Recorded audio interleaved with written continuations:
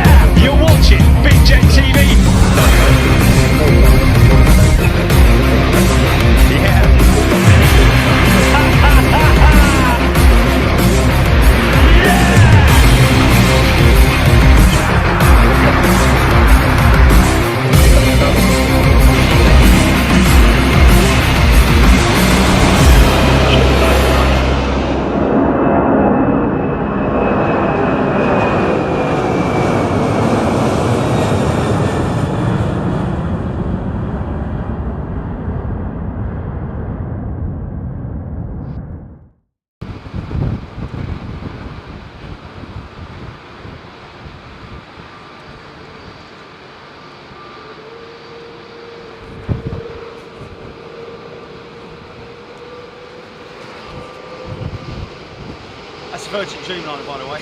I don't know if you can see it. I'm going to get some wizards. Definitely get some intake wizards. It kind of works with that. Wow.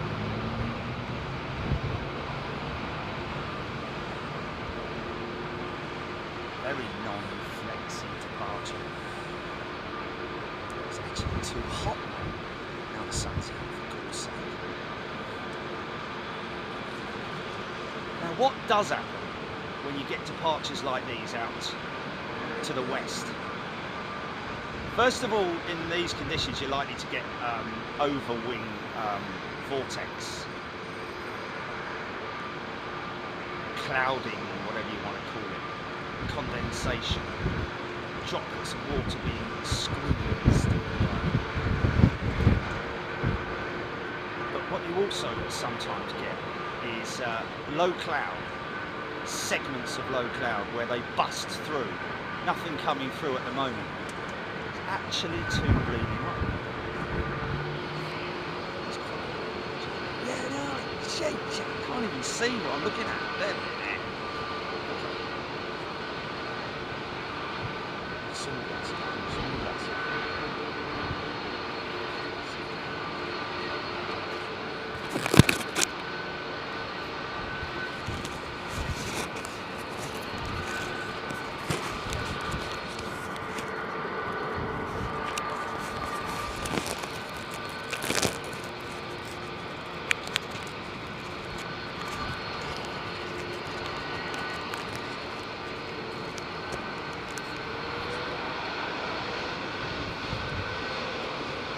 So happy, is it 50th or 100th? I think it's happy 100th birthday to Finnair, ladies and gentlemen. Maybe see one of their jets this afternoon. I'd imagine we probably will. It'd be preferable to see their beautiful A350. Now what we're also looking out for is when these guys power the engines up just to move the aircraft. There's a bit of a ramp there, as you can appreciate. You're going to hear these lovely old engines on this 767, but you might also get some some wizard activity.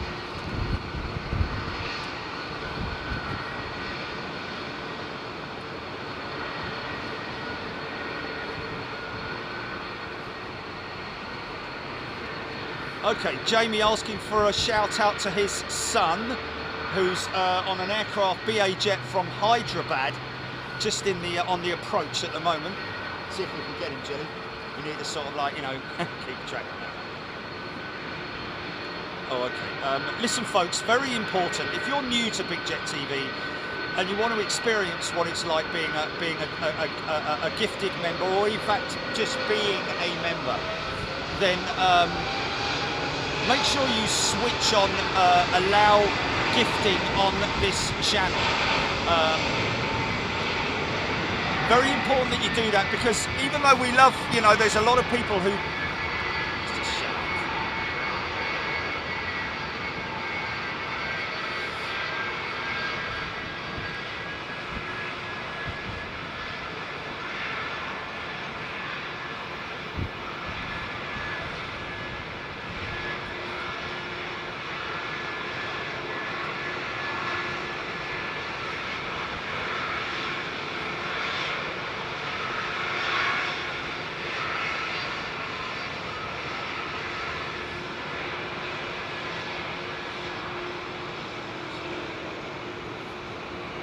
Fire it up.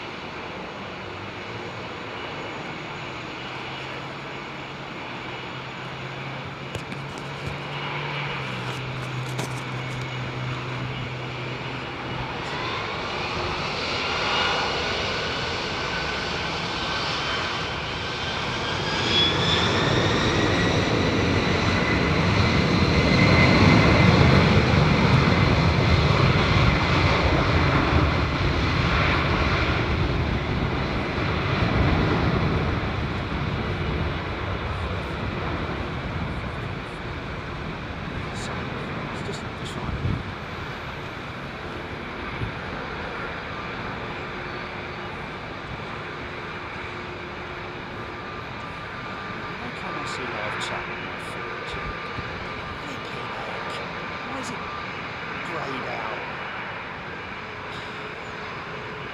Yeah, man.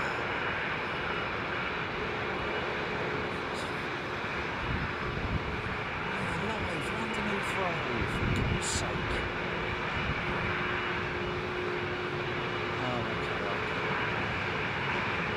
Okay, folks, there we go. Sorry. Brand spanking new member.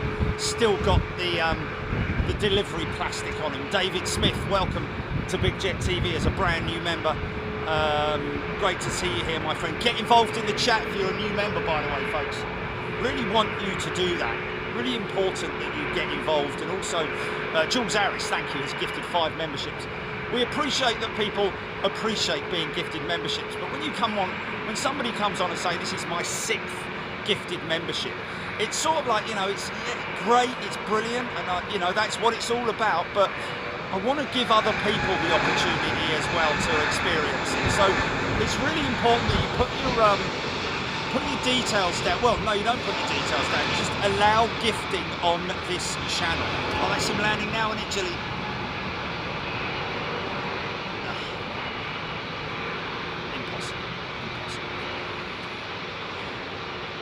No, I saw him, but I just needed a heads up when he was like 200 feet or something. Yeah, I know, man, I know.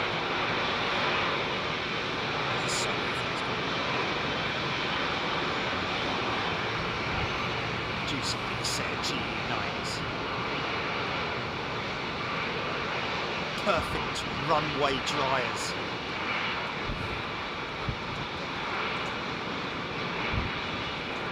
So this is where I want to get.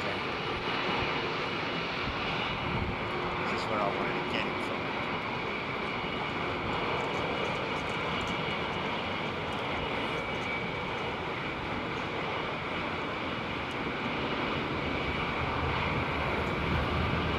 How does that work out, Joe?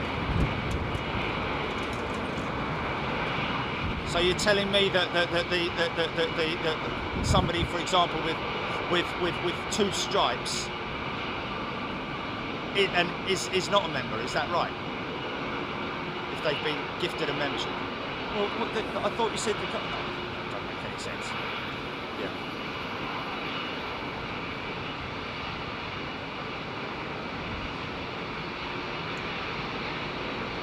Yeah. Not making a great deal of sense there.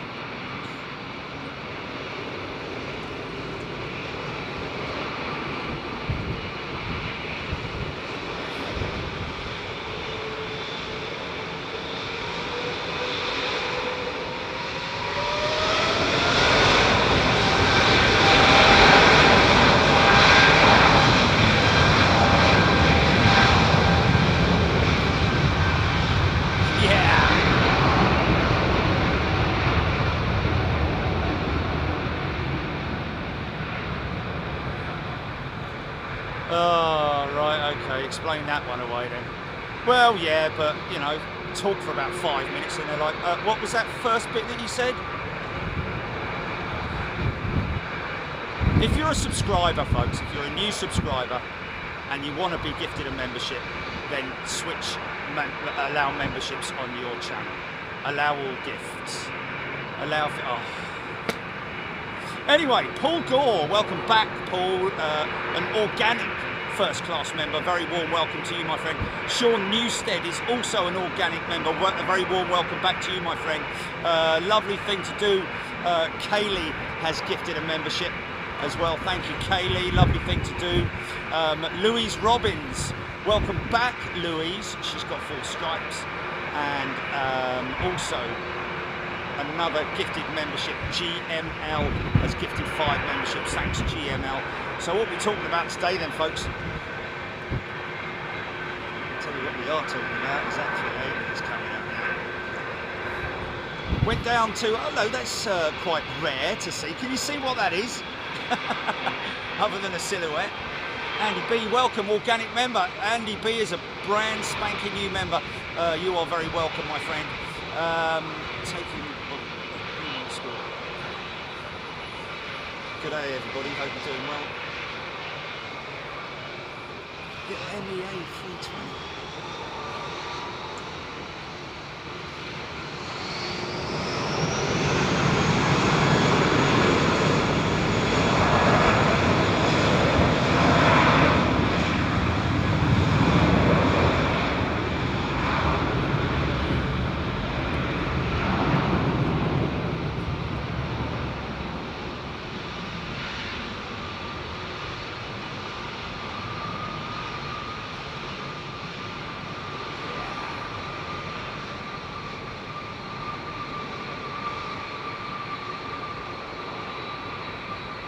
Interesting. I thought that United 777-200s ran the Pratt & Whitney PW4000. That's a GE90, isn't it? Clearly got a GE90 label on it, isn't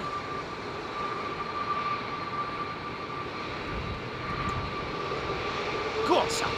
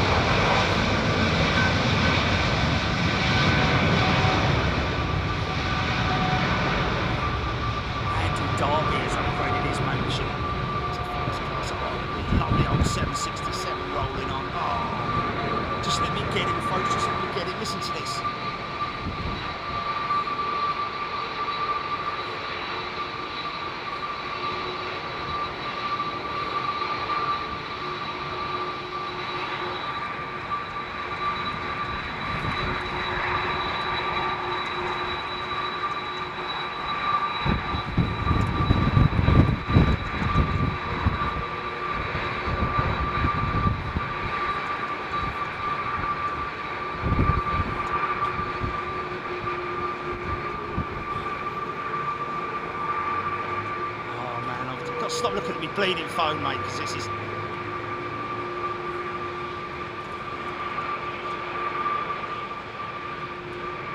Lots of people coming on as new members, gifting memberships. Thank you, everybody. Very, very kind of you. It's going a little bit mad at the moment, folks. Need to focus on my job in hand.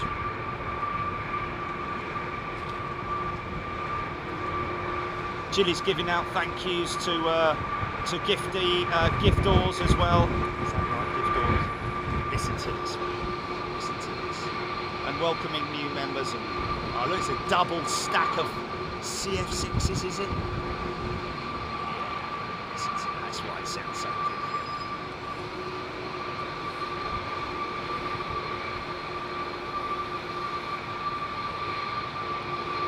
Madison Met Office, a transatlantic flight currently 1 hour shorter due to UK due to 200-mile-an-hour jet stream. Wow!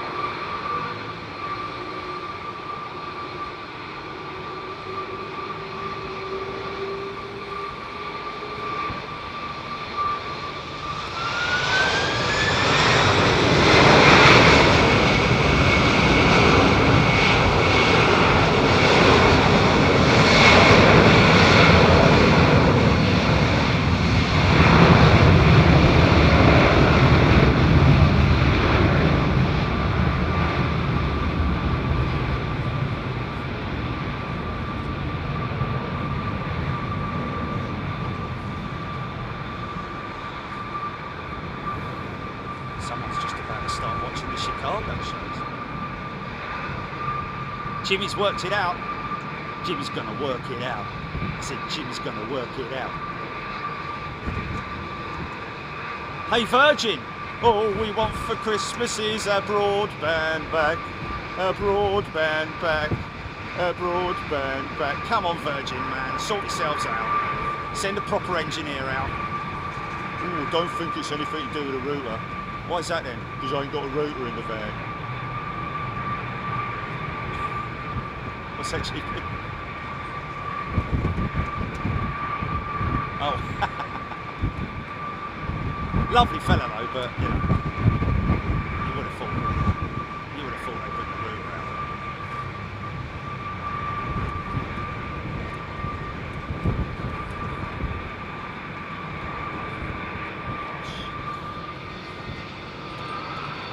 Here we go, listen to this. Little wizards.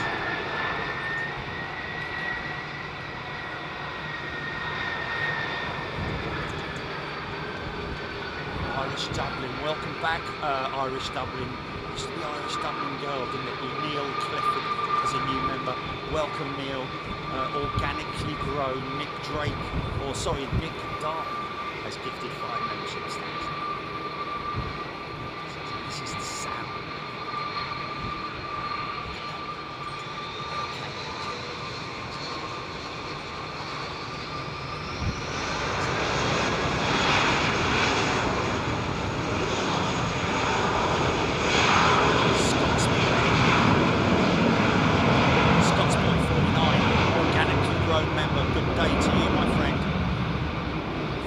Host reviews.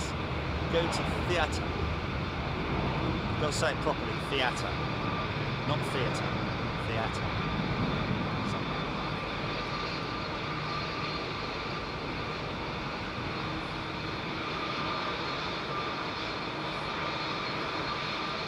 Bethan Heathcote is also a brand new member. Welcome, Bethan. See, look, she's got Pratt & Whitney's. JT, sorry. PW4000s, I just saw the green sleeve, but look at the short stubby exhaust on it. 767. See the rake on it, folks? Look how the seating, windows, pitch upwards. Look at this big lad waiting there. Oi! 787 pointing his nose in. Cheeky lad. 787-10.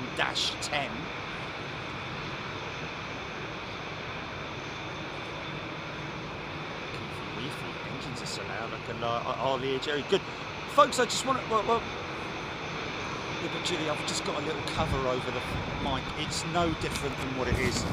No, it's just that it's open. It's completely open, the mic. You should be able to hear me. Yeah, well, that's good. I'd rather...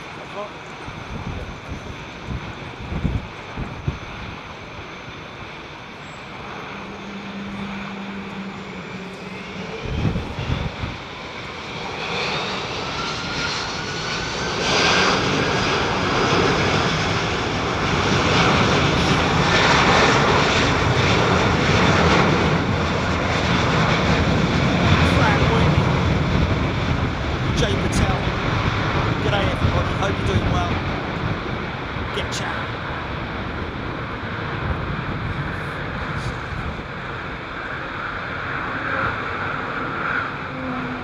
What do you mean before? What do you mean before? I haven't done anything, Jilly, mate. I haven't done anything.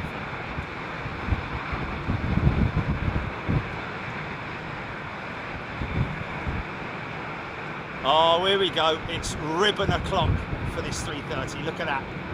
Those beautiful wingtip ribbons there, man. Just a little brief one. Might get some more as she climbs up. There she goes. And we should. Now, there's a cloud coming up here, which they're heading straight for. I'm going to miss this 7, 8, 10. I just want to see if we clip that cloud.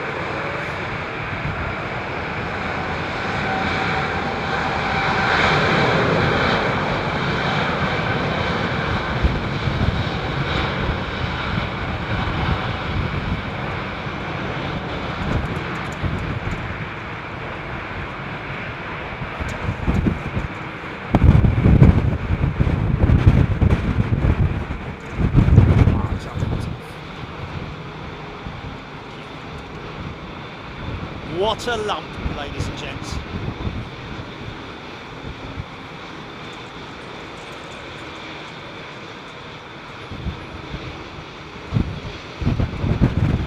Jonathan Beale, thank you. Wow, it's really picking up all of a sudden. Got some rain on the horizon, but nothing with me at the moment. It seems to be a direct southwesterly at the moment.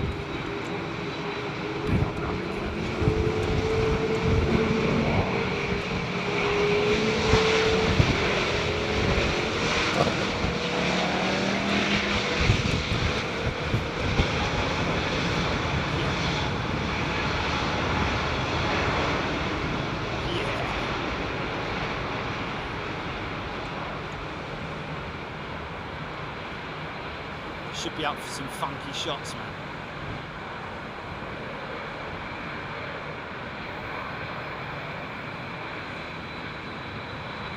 Is that Nick Dark again gifting membership?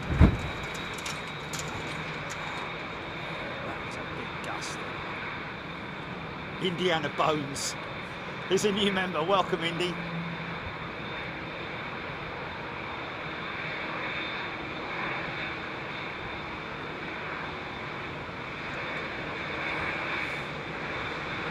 Heaving that 500-ton machine into the air, man. That's insane. Such a amazing feat of engineering. Never say otherwise, really. LFC, the puddles about to get Ian Austin. What's his name, Jimmy? The agent.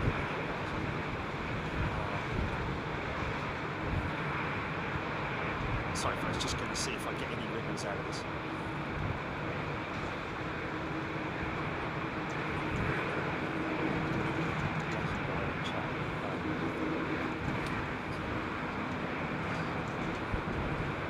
What's his name? Korean, that's it, yeah. Good day to you, my friend. Hope you're doing well. Yeah, a little bit of a funky shot there with that 380.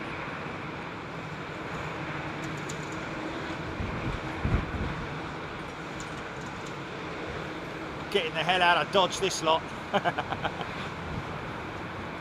Mind you, some of these pilots could be flying back in tomorrow, so. Tavon, good afternoon to you, my friend.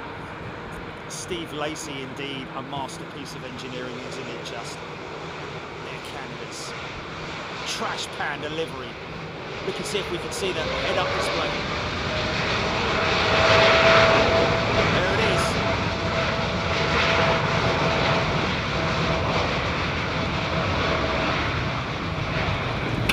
Whoa! Ouija board chairs again.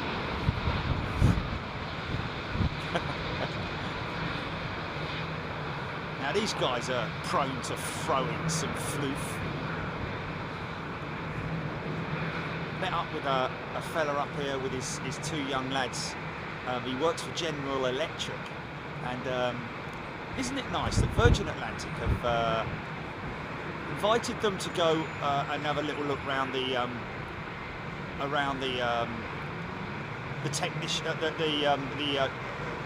hangar at Virgin Atlantic later on today. What a treat for those two young lads, man. I said they're all Rolls Royce, though. He said, yeah. Fantastic.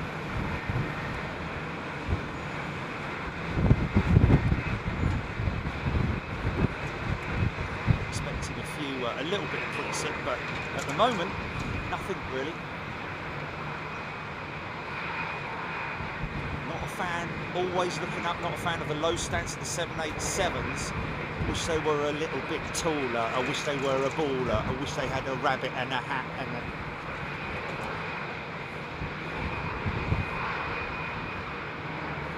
I don't know. I'm quite.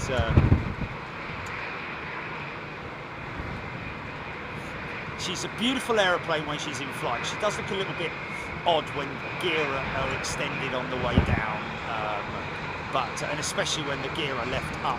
Are extended all the way out somewhere like that. Looks like a test flight. Pretty cool to see. Oh, happy birthday, Finn Air. There we are. 100 years of age today. The lovely old Finn Air. Down at Aviation Retail Direct. Went down to see Paul and his missus and the crew down there yesterday, and the cat. Mia, wasn't it? Loveliest cat in the world ever. Well, obviously, no, not lovelier than Chancey. but yeah.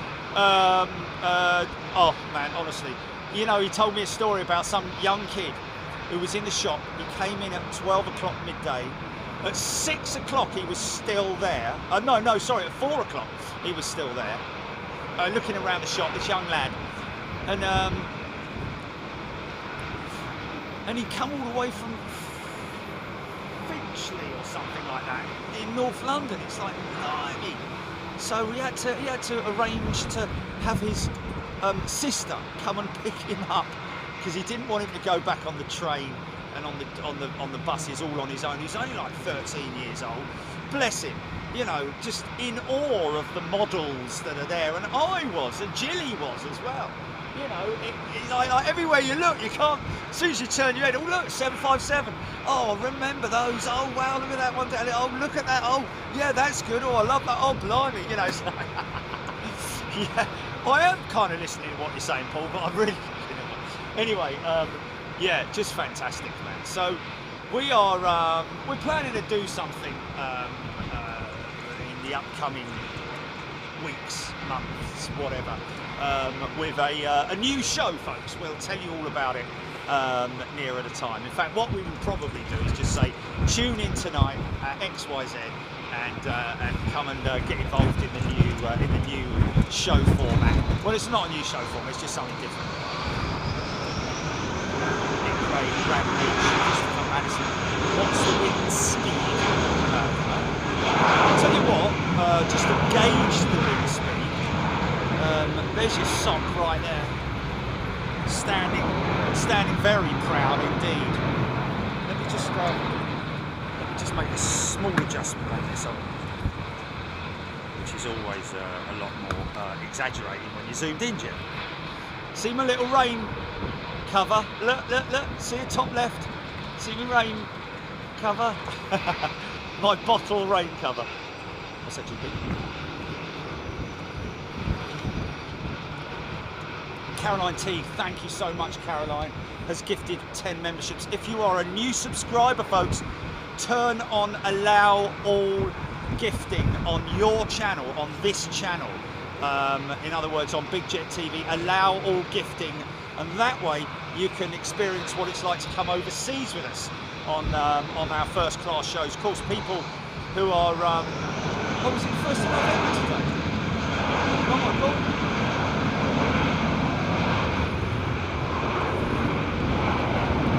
And of course, as a as a gifted member, you can now. In fact, I think we're all up to date with all premium members, first class and super class members.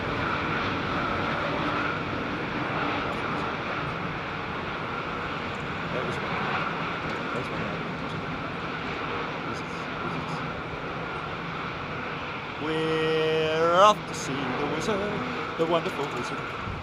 Because.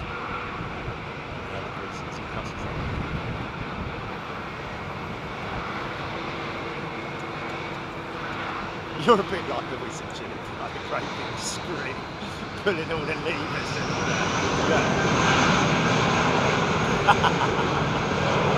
got a big megaphone. No, you can't. Yes. Yeah, thank you, Caroline. Thank you, everybody, for your very good generosity. Amazing generosity. But like I say, let's try and give new people a chance to experience membership.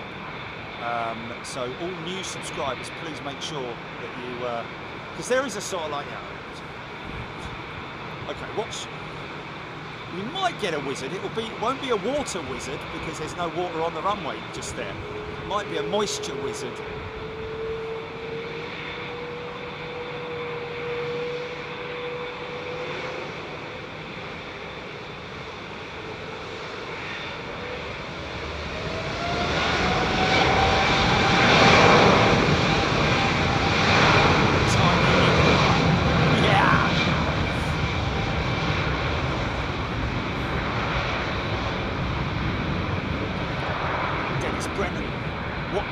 From Sheffield.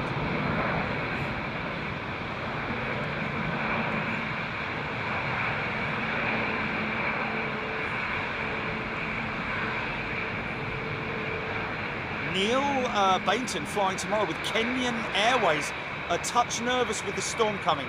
Neil, trust me, you'll be fine. And to be honest with you, you're departing as well.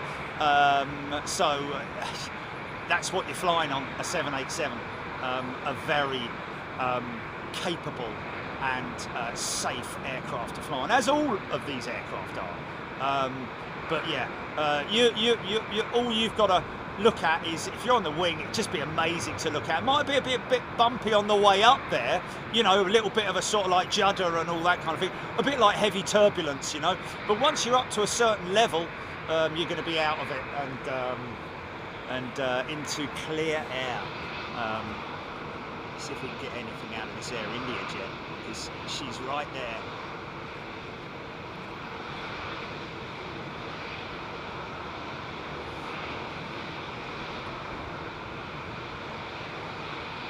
Like I say, happy birthday, Finnair, 100 years young today. Should have celebrated it with something, folks, rather than just posting it on LinkedIn or Twitter.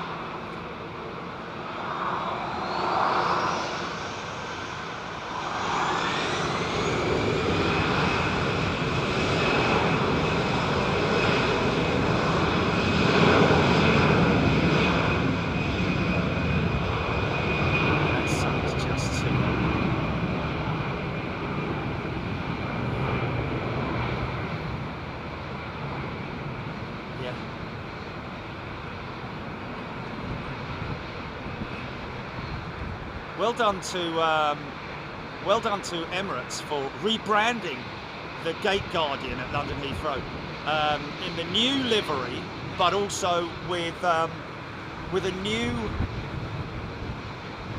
refreshed wildlife livery. Now I'm wondering whether it's just the Rolls-Royce engine that this Air India jet is just going straight out.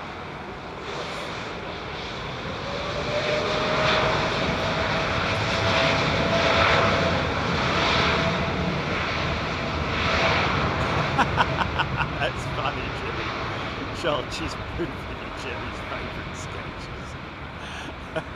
Have some of that then. Yeah, but she was a lovely little chick, Jimmy. Now I want to keep going back to ARD once a week. Yeah, take some coaches next time.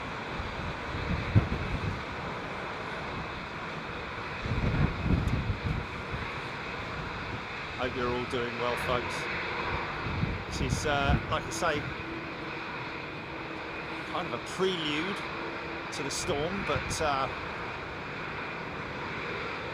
last time with Storm Kira, we were actually just caught out. Was it the night before, Gilly, that we found out, or was it? I think it was, wasn't it? Alison has gifted a membership. Thank you, Alison. With Storm Kira. Oh, sorry, Storm Eunice. Yeah.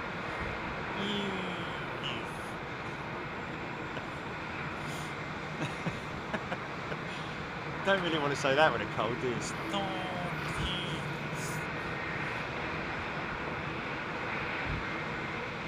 Mycroft Holmes. Oh yes, that's right, yes. It was Amsterdam the day before, wasn't it?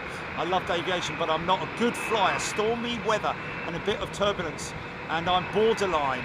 You talk us down. Well, I tell you what, don't be in any way nervous. I know it's easier said than done, folks. Trust me, I know it's a lot easier said than done. So well, it's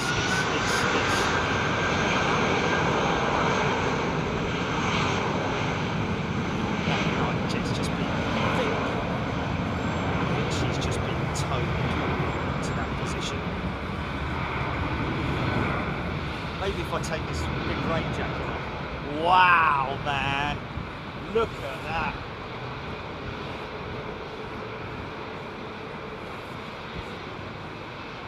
She is absolutely beautiful. Oh, the rainbow on the day. Oh, it's off the glass. Look at that cloud, ladies and gentlemen. Look at that sail. Can I get it all in? Look at that! Look at it! Isn't that beautiful? How lucky are we that we didn't get hit by that, man? Because is it right over the top of us? That is proper, like, you know. There's no place like home. There's no place like home.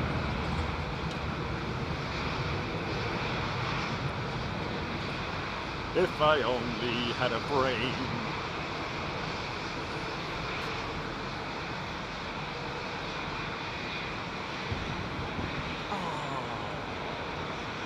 Oh, bless him. Infinite Flight. Jetstream yesterday was unreal. I did a flight on Microsoft Flight Simulator and I had a GS of 650 knots, ground speed of 650 knots. Wow, that's insane. How far down is that? What's his name? Danny, thank you for the wonderful words, my friend. And great to see you back. Thank you so much and welcome back. A lot of people do that, you know. A lot of people get gifted membership and then they're like, you know what, I enjoy this, so I'm going to become an organic member, and they do it, and it is wonderful to see them getting involved. Thank you so much for your amazing contribution and support. And also, the other great thing is that we feel great because we know that you are now part of an amazing community, a global aviation community. So,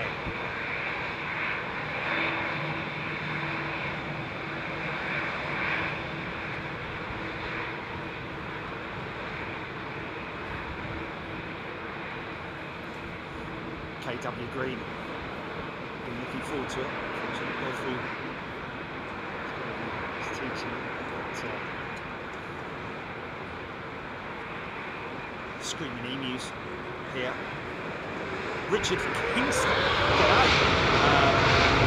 How's it?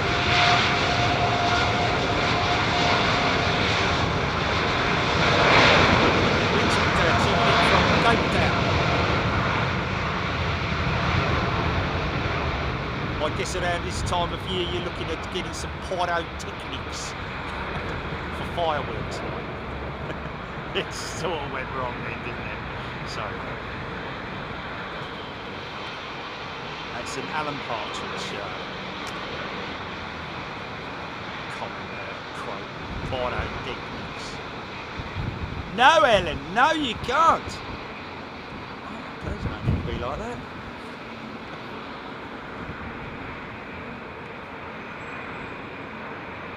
Just a few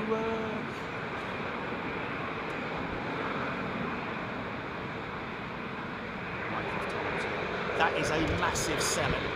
That's not a cloud, is it? It's just a whole selling. Big old lump going out. Go on, son!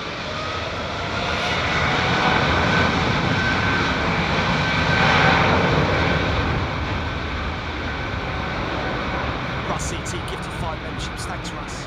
Who's that, GP? Yes, I do. Yes.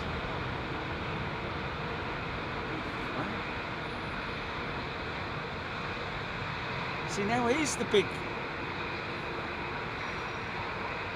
Oh, okay. Here's the big question that, well, actually, I'm not going to really get into it because it's something that we want to do as a talking point. But you know, just interesting that this year no 777-300s have been, no passenger variants of the 777-300 have been delivered, whereas I think 26 or so A350-1000s or a mix of 9s and 1000s, I'm not sure, but very interesting statistics.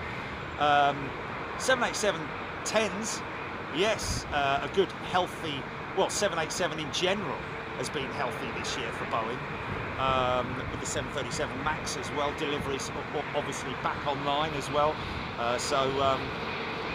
you know, but it's a very interesting, when you look into the whole aviation industry in terms of the competitiveness between Boeing and Airbus. Of course, I know Embraer are there. I know Embraer are there, but we're talking about the heavy jets here, the big stuff. I mean, yeah, even the single aisle market is a very competitive space as well. Probably more so, I'd imagine, than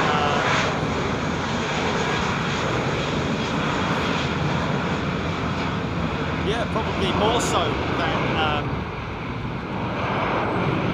the wide body market.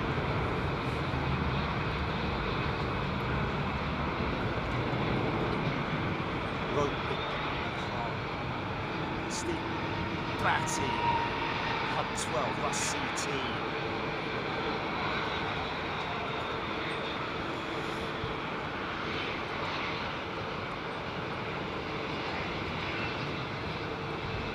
IAE powered Air Serbia 320. Of course, we're going to be in the paddock tomorrow, folks. It's going to be fun setting up, put it that way. Tomorrow, that's for sure. And of course, we're going to have a little bit of a prelude to it by following touchdowns here. Yeah, might get a little bit of shed effect, although it is kind of a...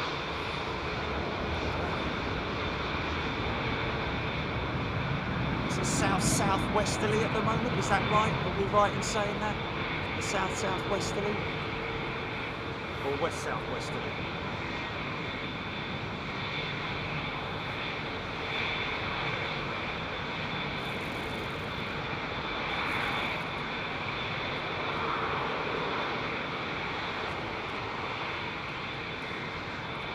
So that's something that we see very often, folks, is where that jet, as you can see,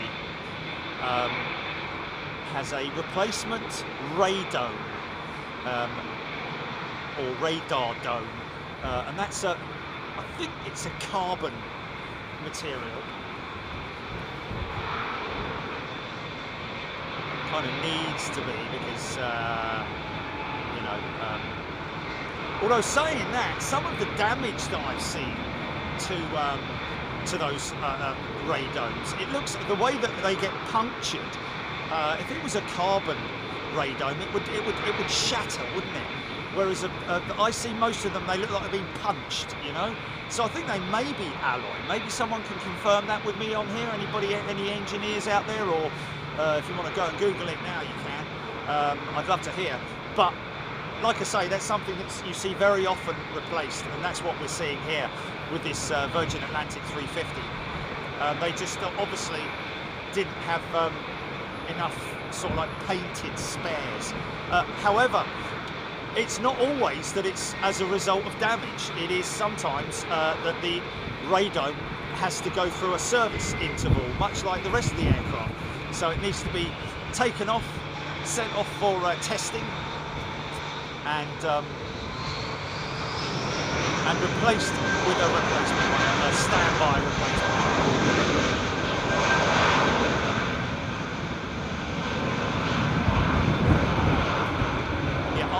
Bear in mind, folks, the first thing is that, well, let's just listen to these XW. It's just a big trailing of it. Big load of smoke. Beautiful. It's a bit out of sorts with that radio. Ronald with Wings has gifted 5 memberships. Thank you, Ronald.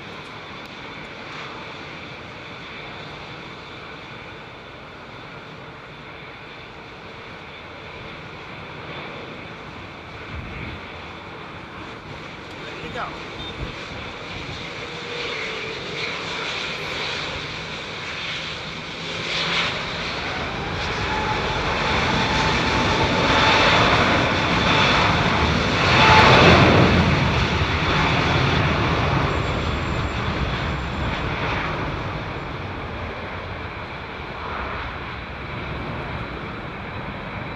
Russ CT, did I say, gifted 5 memberships as well. Thank you, Russ.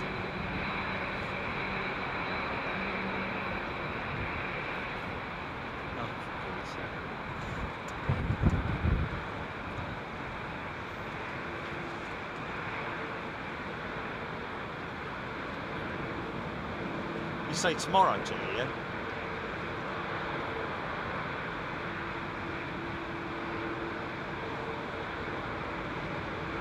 Yeah.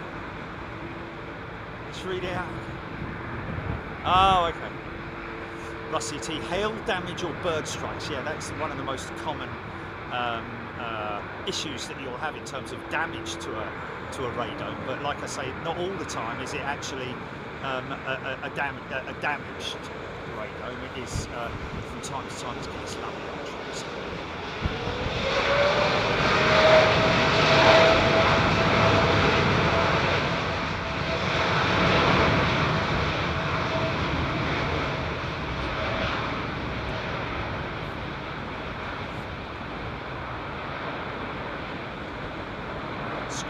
My concern for turbulence is people standing, not the airframe.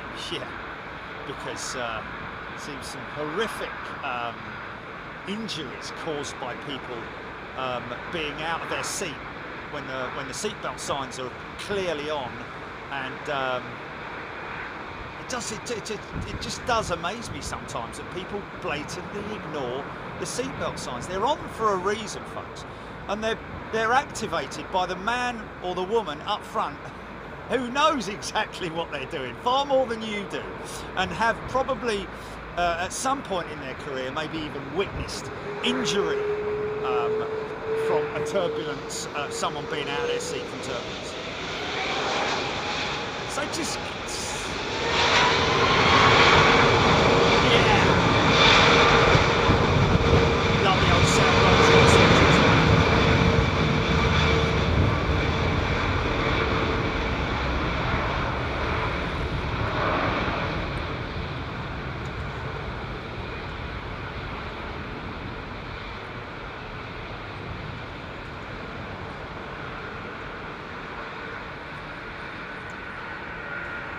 Seeing a post a while ago, I don't know when it was, but the interior, the cabin of an aircraft that had gone through severe turbulence. I don't know if it was like something like Qantas or something like that going down either over sea or land or sea, I don't know, but obviously experienced clear air turbulence, CAT, which is it's not much fun, you know. Listen to this lovely old 767. I'll keep my mouth shut.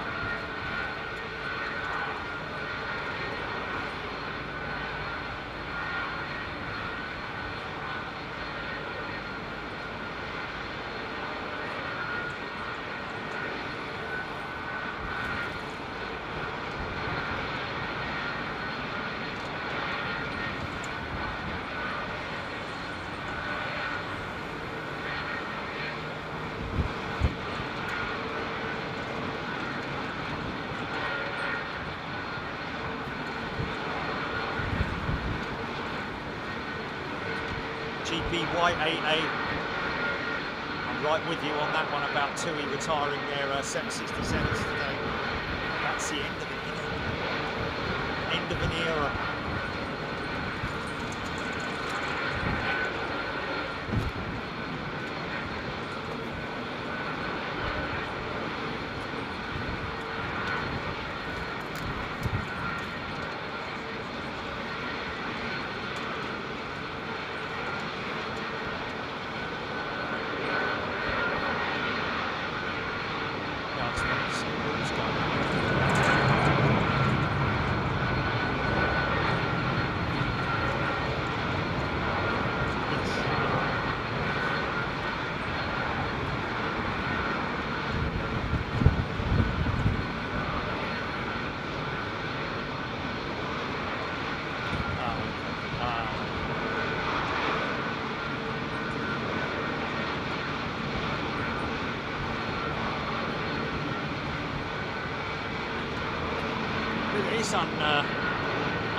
Impatient fella or woman, just on the cusp of being blasted.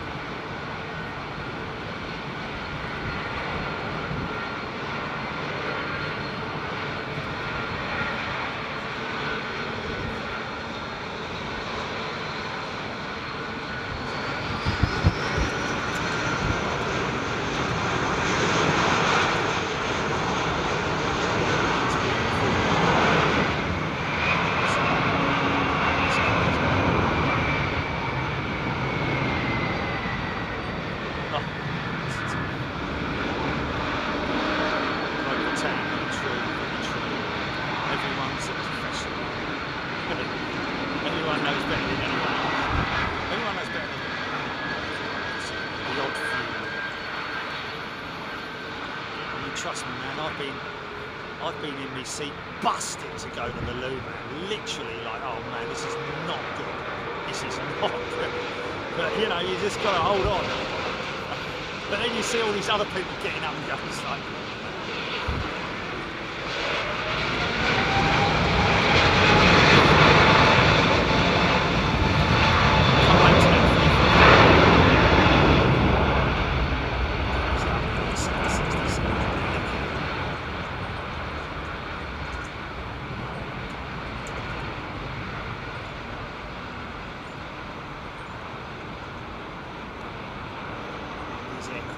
originally developed all analog flight deck originally, the 767, with a flight engineer as well, ladies and gentlemen. What now? Flight engineer, third man or woman on the flight deck. The old analog days where the flight engineer would be looking after the fuel and fuel balance of the aircraft, checking the engine temperatures, lovely old gauges.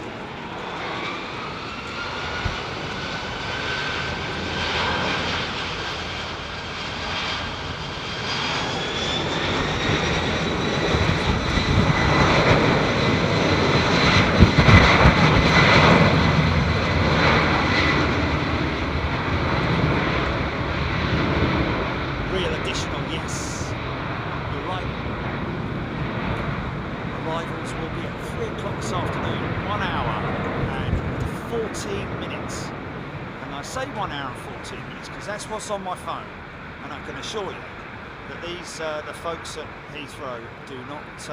You can literally set your watch by the switch over here at London Heathrow.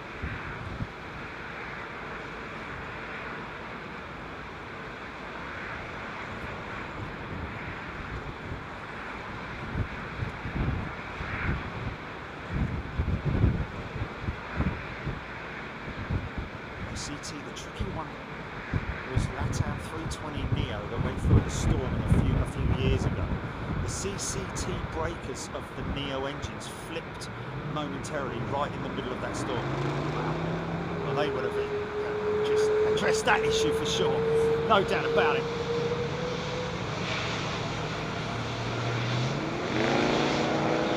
Rolls-Royce Trent 800s.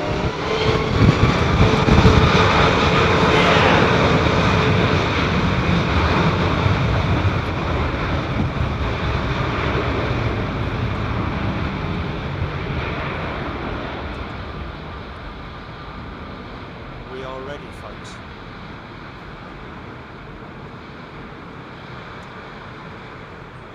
Bruce Fine, nice dirty engines on, yeah, lovely old Pratt.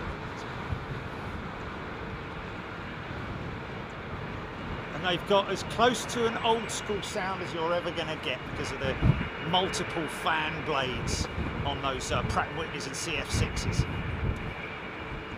course, you close your eyes and think of a jumbo jet, but 4 of them, of course.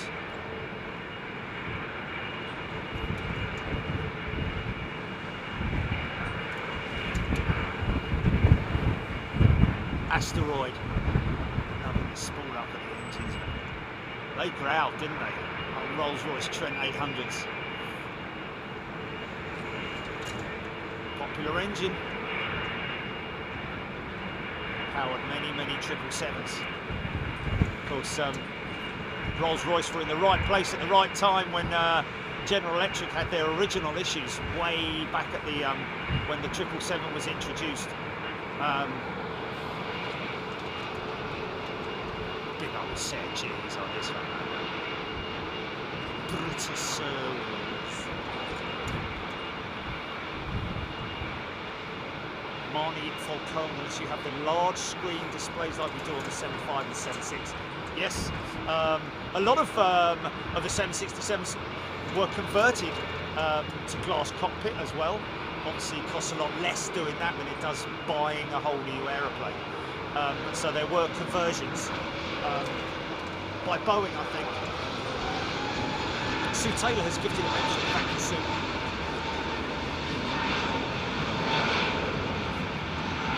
Minecraft Holmes possibly do a reboot. Sarah Lancaster has gifted a membership. Thank you, Sarah. Very kind of you. Plug it 1953 audio. Okay, now must have been background noise blocking it. Okay.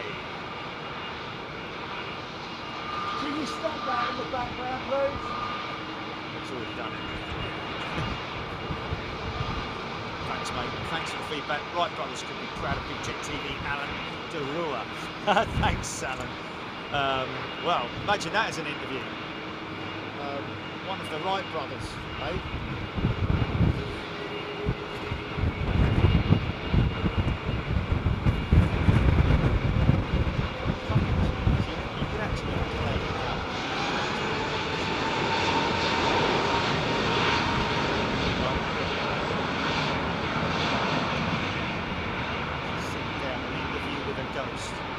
Wow, imagine that. I don't think that's very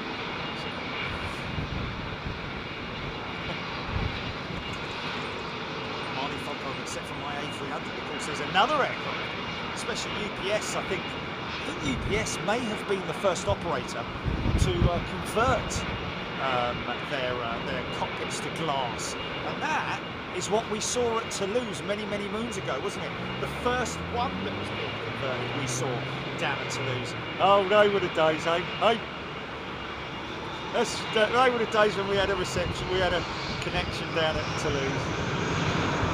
Oh, yeah. Oh, yeah.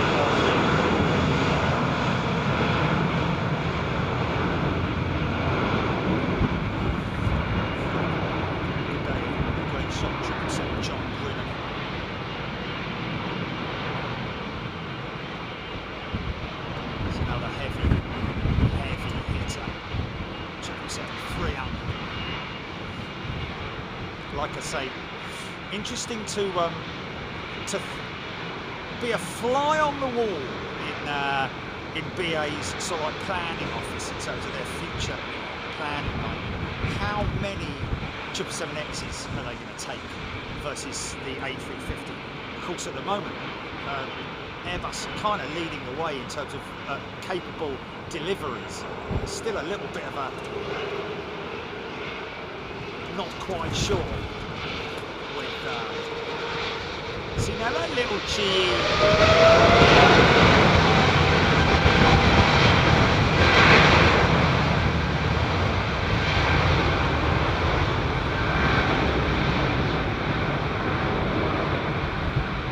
It's quite interesting, isn't it? Because That's obviously a later aircraft than this one that's lining up at the moment. This old one that's, I'll tell you what, that is, yeah, this one that's lining up right now is probably one of the oldest 777s in the BA fleet, a GE powered jet, or maybe it was one of the post Rolls-Royce powered jets, I don't know, but either way, you see how tiny that GE emblem was on the engine cowl on that 300 there. Just have a look at this one, which is much better, isn't it?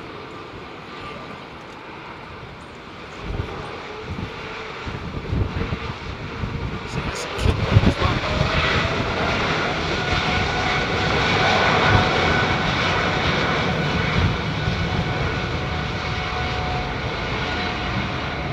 That's got to be one of the very old ones.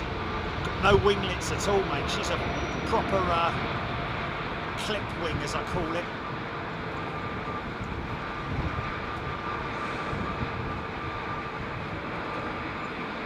David Mead has upgraded his membership to first class. Thank you, David. Great to see you, sir. Thank you, everybody, for your great comments. And your generosity as well. Your commitment to the channel. We love it.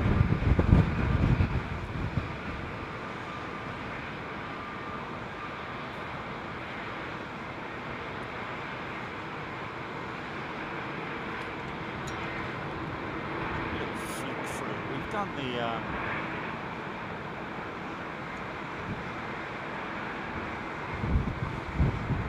got some very interesting factoids.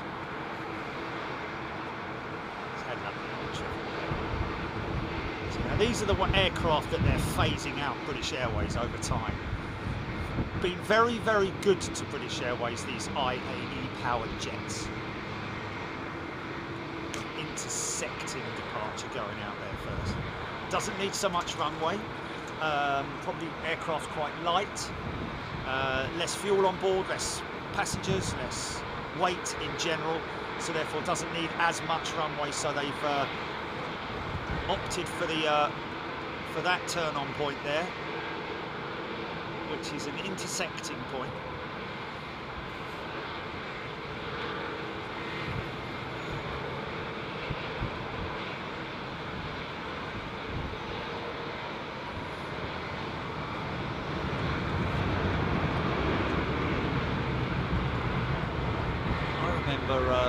I don't know how long ago it wasn't that long ago. I remember seeing the notice of Swoop Airlines in Canada.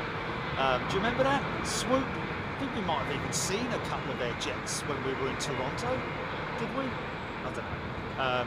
But yeah, they're pink, yeah. No longer exist. No? They've gone up, belly up, haven't they? Great shape. I'm imagining that those air crew and cabin crew will probably find employment pretty quickly with either WestJet or Air Canada or whoever it might be, or one of the, you know, because big cool out for air crew, cabin crew.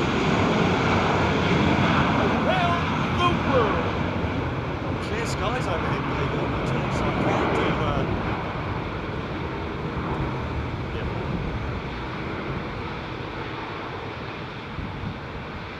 Yes.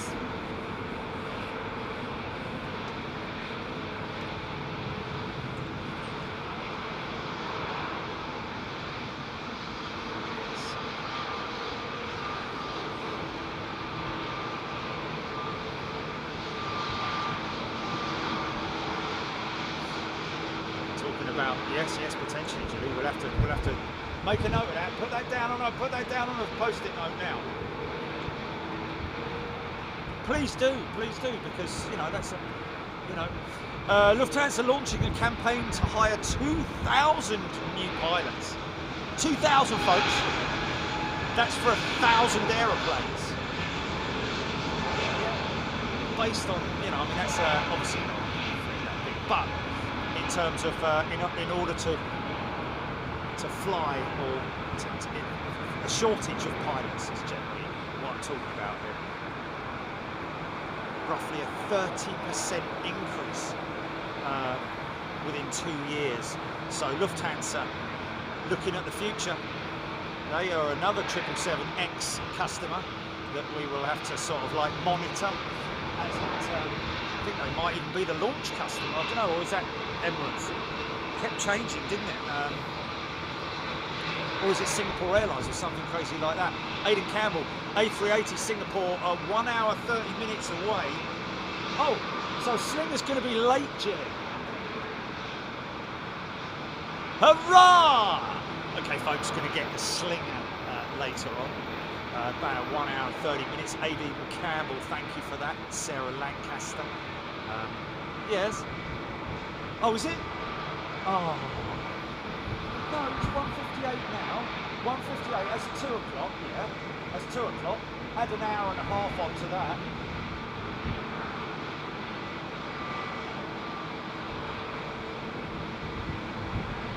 He just said an hour and...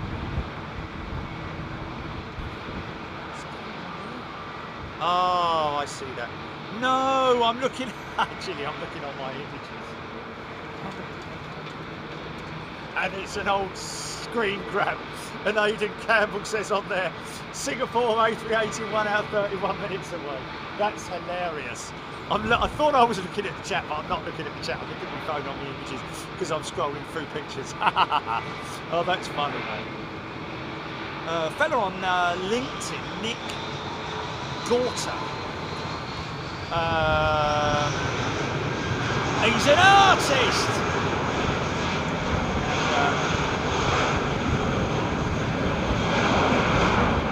He has done a mock-up of the Emirates A350-900. I was under the impression, I thought that Emirates were going with the A350-1000, but obviously I'm not. Anyway, looks very smart indeed. But I think that I think. What do you think, Jerry? I don't know. Hold on. Yeah, the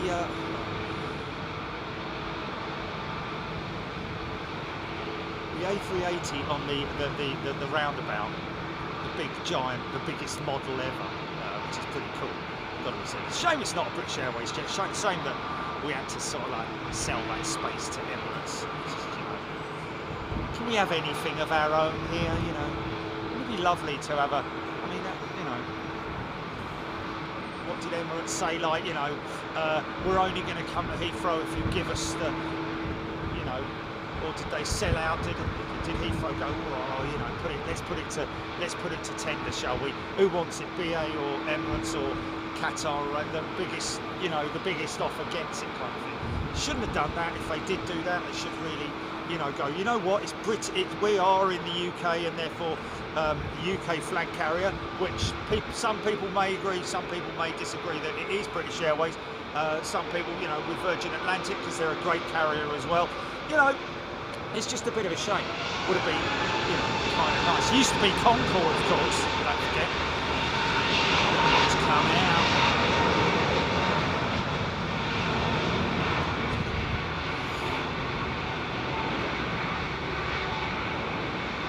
Just constant. Is that coming from like that? Dustin Jackson has gifted a membership. Now these are Pratt wings, aren't they? These are Pratt wings. Look inside the engine sleevelet. See the green there? Pretty sure they're Pratts. These things can make a right old racket. Kind of like the RB211 folks. Here we go! Ooh! Who's that? Who's that making that much?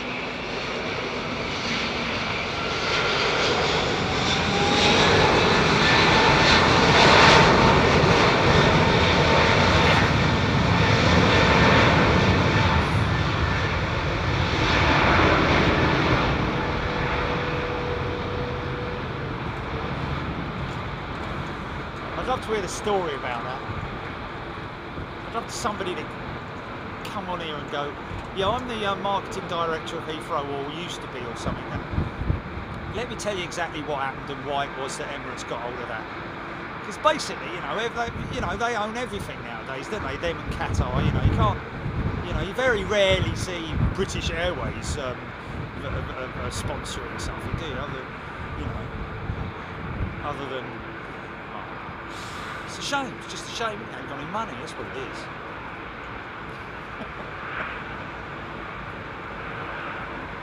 Yeah, 20 million. How much?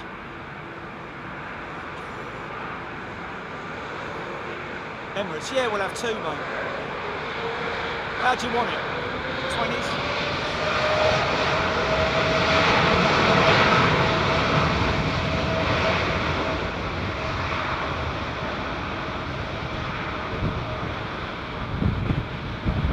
Oh, Mish, sorry about that, mate. Just missed the brand new Neo going out. Say it again. Oh, we'll see her again. Here comes the now.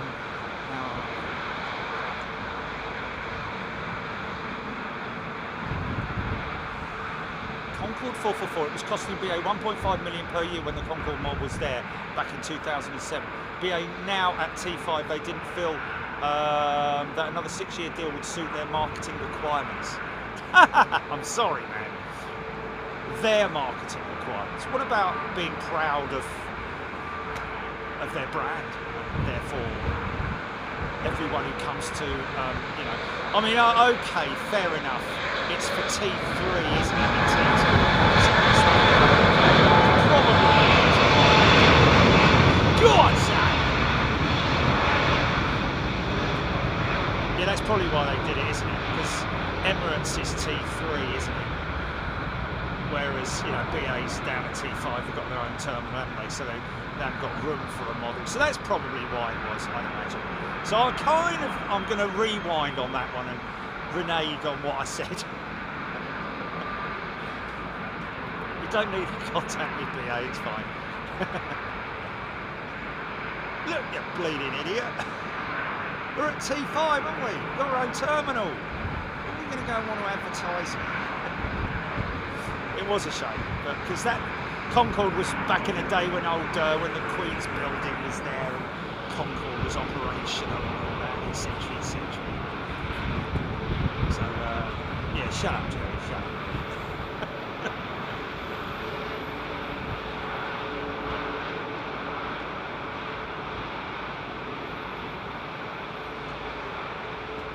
KW Green, I guess the best way to do it is put a K, take the C and replace it with a K and pronounce it like that, Kieran. Although the BBC this morning, I don't know who it was like Kieran. It's like, oh, stop.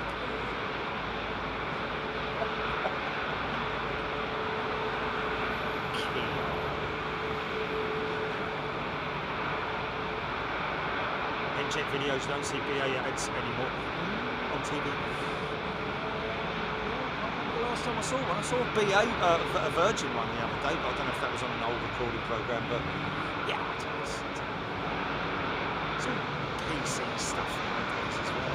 I just go back to the old school days and just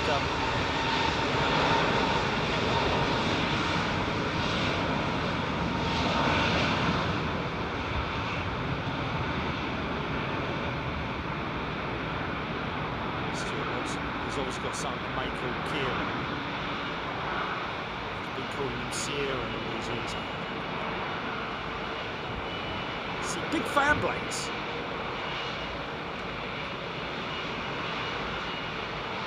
See right through these big fan jets. Kieran. Kieran. Kieran or Kieran? Oh, it is Kieran.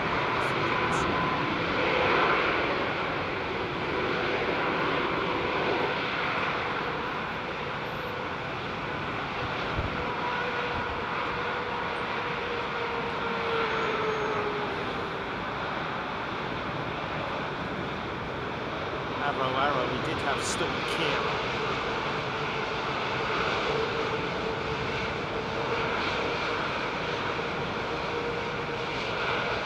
Two Sheds Jackson just got an A380 Haynes manual in the post today. Brilliant.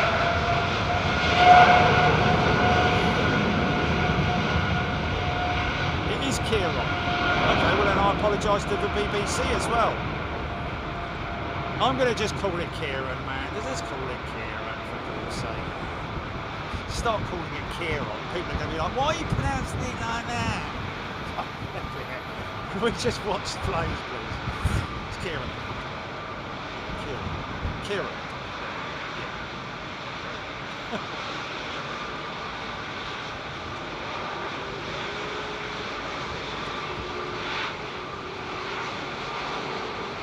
Rolls-Royce engines. Get ready.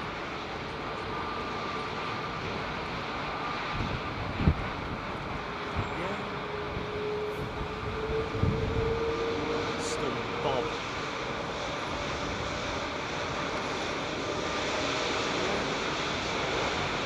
Storm Booby.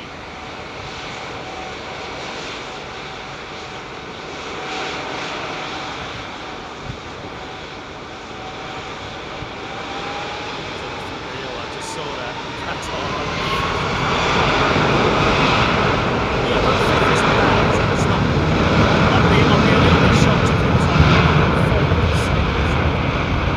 It's not a major shareholder, is it? And the 75% shareholder can boot them out at any time if they want to, because they own less than 10%. So yeah, they do own.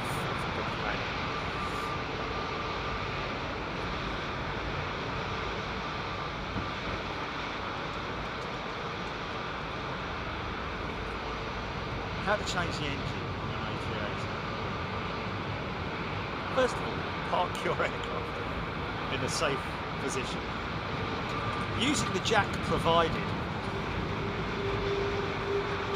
the tools you'll need: 15mm wrench,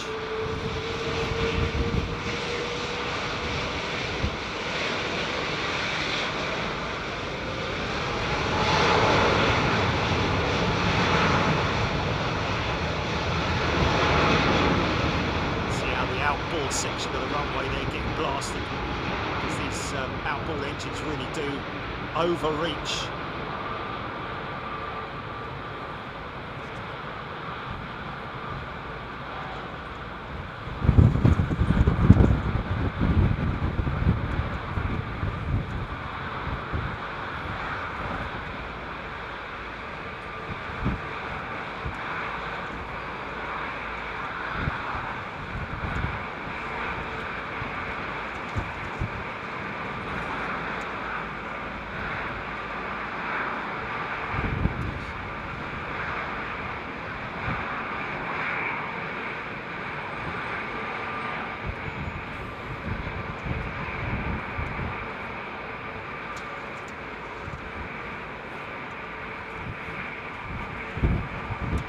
Put it this way. Fine.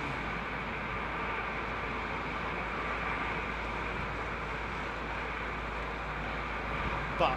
Oh, listen to those Rolls-Royces humming away. You hear that vibration, folks? Those engines.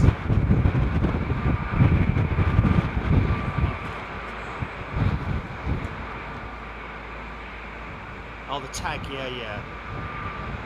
The Angolan, isn't that Angolan Airlines out of beautiful 777? That's an Angolan 777-300 that goes out of Lisbon daily. Listen to those engines vibrating.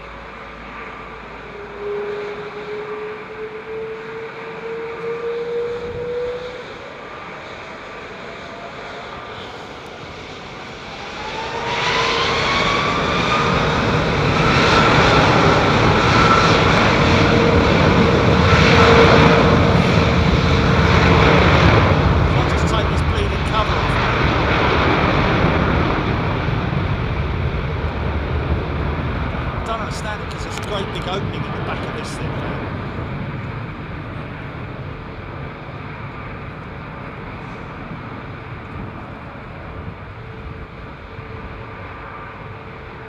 Why are we discussing the hand going on, Julie? Is she going over the top or something?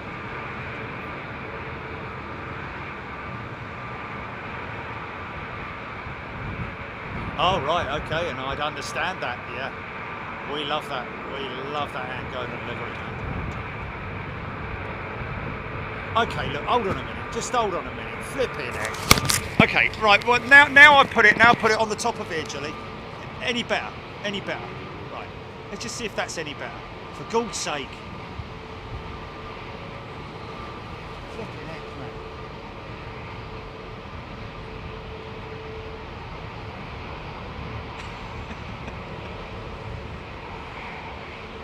KW Green, off to class. Take care. All the very best to you. Have a good day, I'm guessing.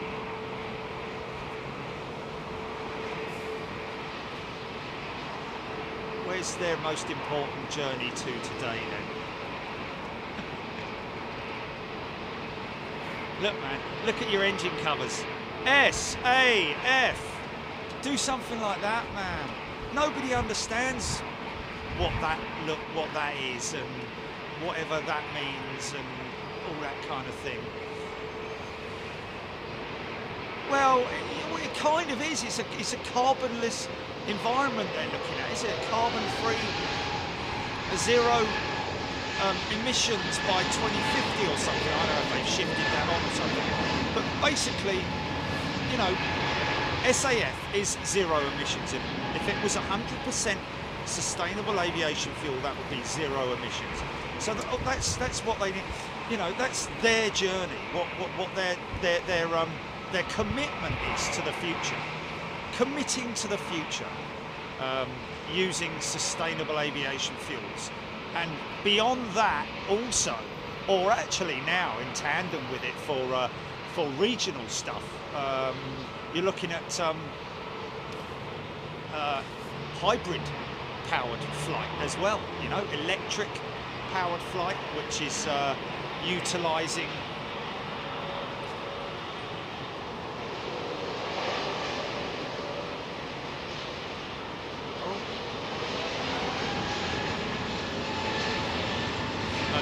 utilising hydrogen and electricity, and that would be on regional prop aircraft, not on these kind of jets. Not yet, anyway.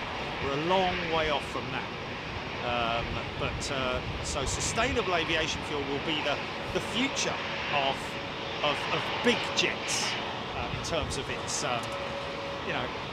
All I'm saying is with that BA livery, it's all like, oh wow, looks really nice, yeah, great, good statement from within. People understand it from within, but it's not very clear to those people who may be looking out from Terminal 5 and looking down at it. It's like, you know, it's like, because they're not going to bother going online and looking at that. I'd say, you know.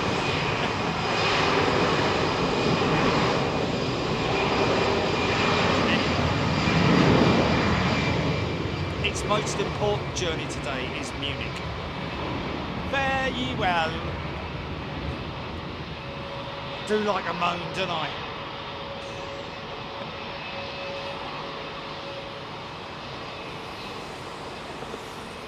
Oh, I give up then.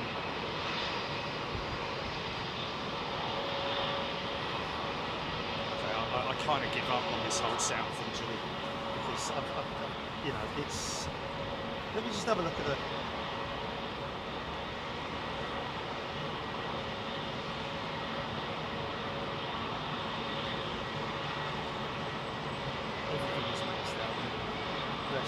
Everything is maxed out. Everything's maxed out. I can't turn it up, I can't turn it down.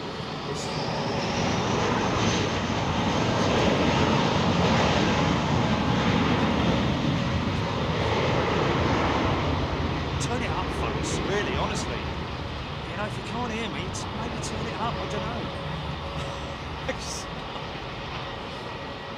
I've moved the mic to where it, because I've built this little enclosure for the mic for tomorrow, and also for rainy, wet conditions, to save the mic from getting waterlogged. One of the mics has already gone down, which was the result of the which is what we witnessed the other day. Can I get a witness?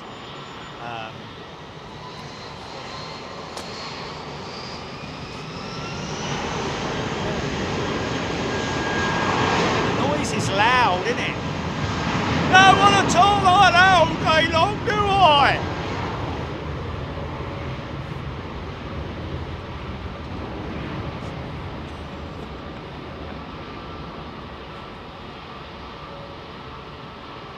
Screaming at you, it is a microphone. I put some straw in there for him and a little bed so he can have a little sleep in that night. And when he's woken up at 6 o'clock in the morning, what's going on? Got to go to work, mate. Got to go to work. Oh, it's fast asleep, mate. I'm sorry, mate, but you know. Okay, Parker. Alf Garnet.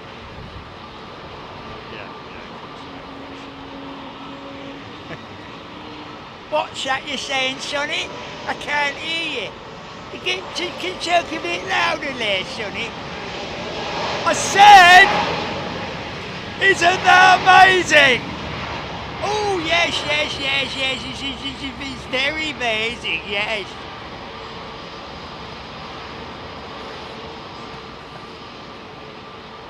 I can't hear you because you're playing to make a lot of noise. Oh. Always remote.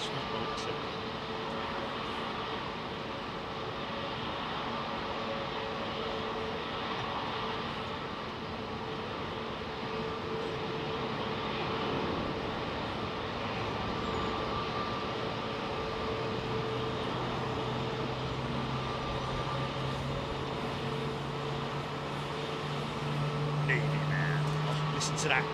Got to hear that.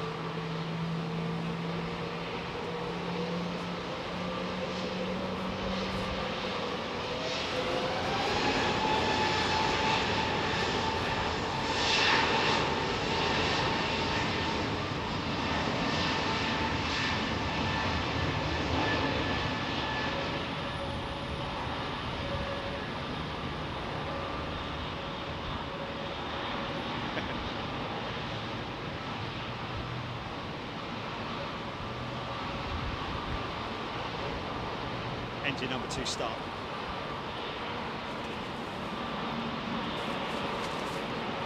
I said engine number 2 start.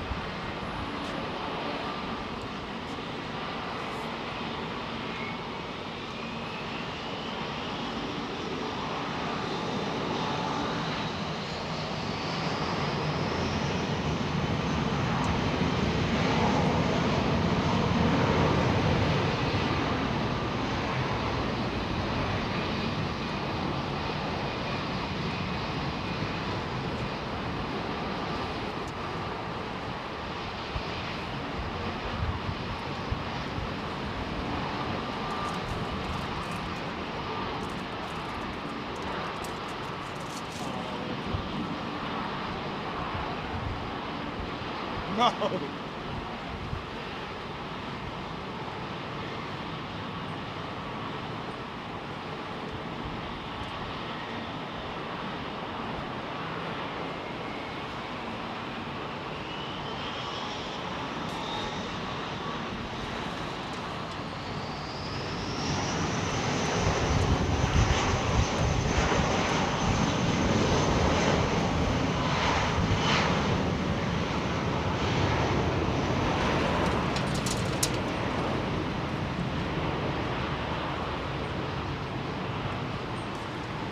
Hey, that's quite nice, isn't it? Eurowings Neo. I know we've probably seen God knows how many of them, but normally quite a new jet as well.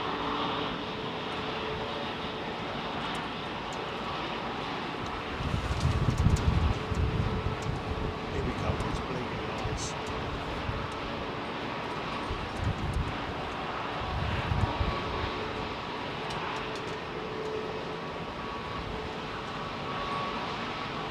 When's that new company flying the one who bought the 380s Breeze 1470? Yeah. Your guess is as good as mine, mate.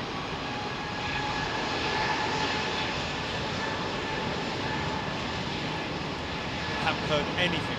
Wow, how quiet is that aeroplane?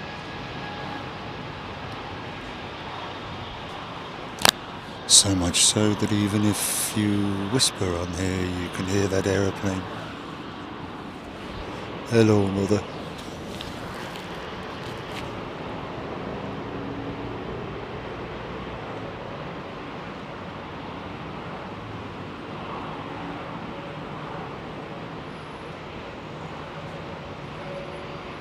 Steph, take care, Steph. Is there something you let me know about that? 320 near.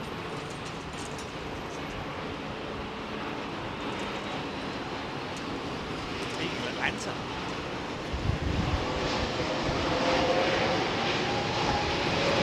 Got Dr. Martins on, Julie. Yeah.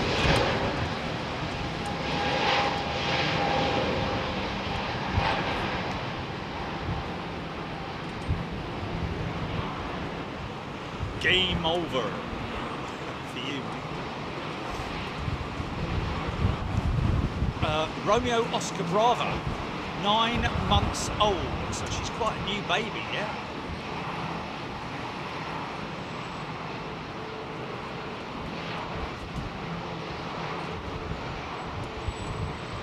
MA. Sorry, MA. On the Virgin Atlantics.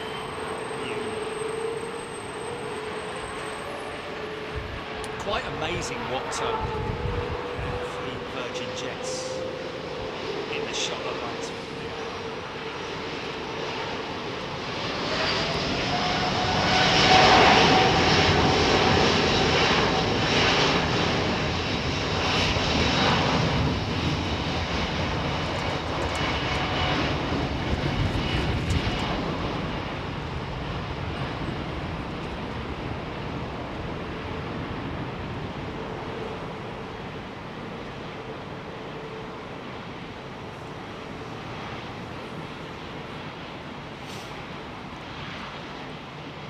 Yeah.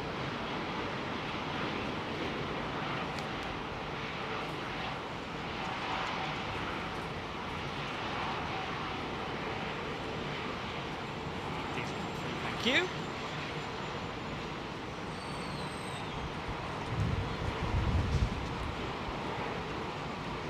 Of course, one must appreciate, depending on where we are, will determine how clear my voice is. Right here, I'm right opposite the turn-on point. Lots of noisy engines, you know, and so on and so forth. When I'm down at the LFB, a little bit of traffic noise, but other than that, very, you know, apart from when the aircraft comes screaming past them, you know, it all depends on where we are. But people, 99% of people are all cool. They understand that.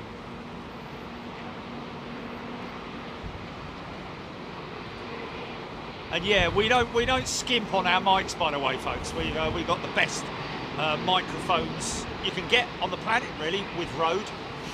And trust us, over the years we've been through all the different types.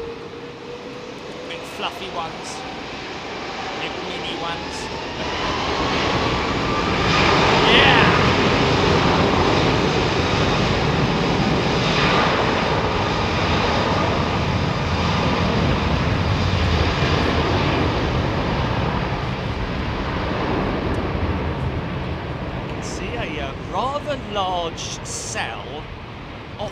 distance from the west, Chile, which I think this is what we're feeling this wind from, because whenever a front comes in, you always get it. It is always preceded by a very strong wind.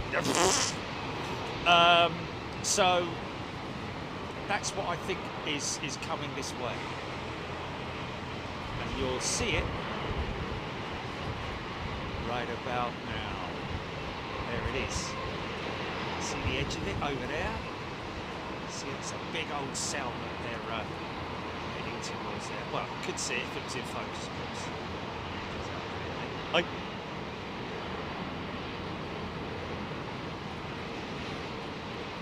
Zoe Wilson is a brand new first class member. Welcome, Zoe.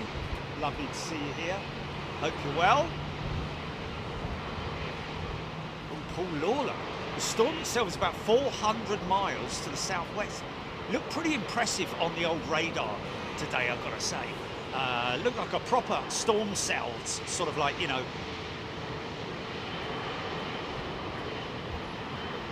And of course, please appreciate the fact that I appreciate it's not fun for a lot of people.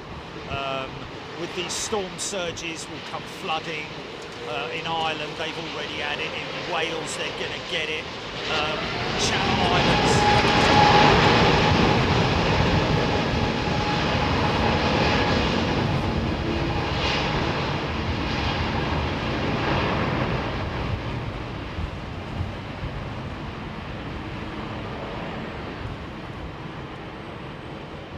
Yeah, a lot of places and a lot of people are going to be going through quite a lot of hardship. And it's not very pleasant for them, so you know, our hearts go out to them, literally. We've got to carry on doing what we're doing. The show must go on, and what we are doing is appreciating the skills of these pilots and these amazing aeroplanes when it comes to handling them during stormy conditions. I believe that the what's the airfield down there, closing the airport. I think Jersey and Guernsey, one of the airfields down there, is being closed altogether. Oh, there we go. There's someone who really appreciates it, and I know 99.9% of our people do. From Zoe B. Gilly, you're doing an excellent job at communicating from the upcoming show alerts, descriptive show names. I get involved in that too. I do write a lot of those. Okay, and the graphic overlays. Yeah, I get involved in that too.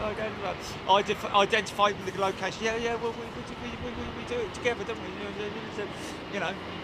There's the future of flight in terms of. Yeah, but Gilly is the mastermind in terms of, like, you know. She's the wizard from the Wizard of Oz. Just think of that. It's the best thing to do. Hydrogen-powered flight, folks, or electrically powered flight, whichever way you want to look at it. Electrically stored systems. Big, burly jets.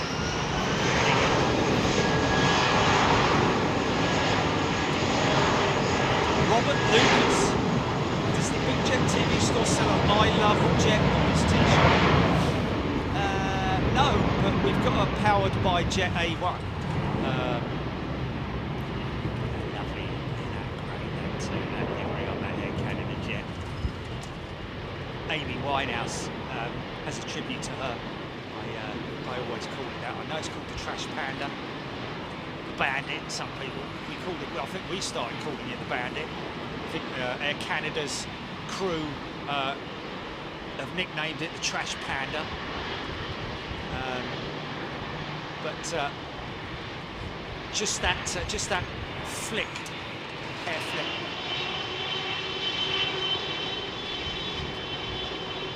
Turn it, burn it, son.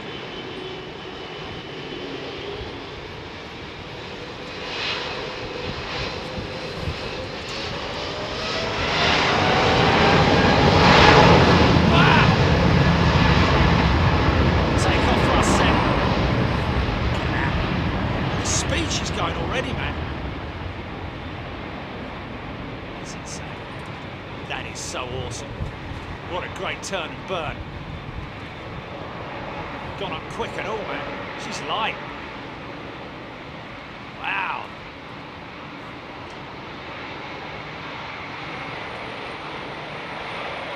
Could have gone intersect, mate. Oh, look at the climb rate on it. Look at that. Look. Flipping air display. Wow. What's the climb rate on that? Feet per minute, folks. Look on your flight radar app.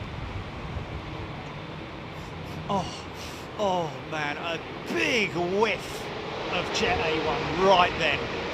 Wow. 5 or 4? 5,700 feet per minute for that 777, man. That is insane. He wants to get out of here, doesn't he? Or she, or they, or it.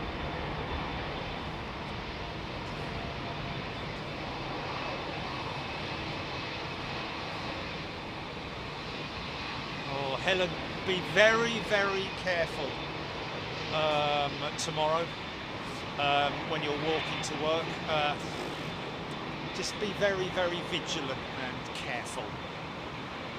Maybe if your friend's got a skateboard helmet that you can walk. I know it sounds stupid. Stop it. Okay, I've got a skateboard helmet that I wear to put the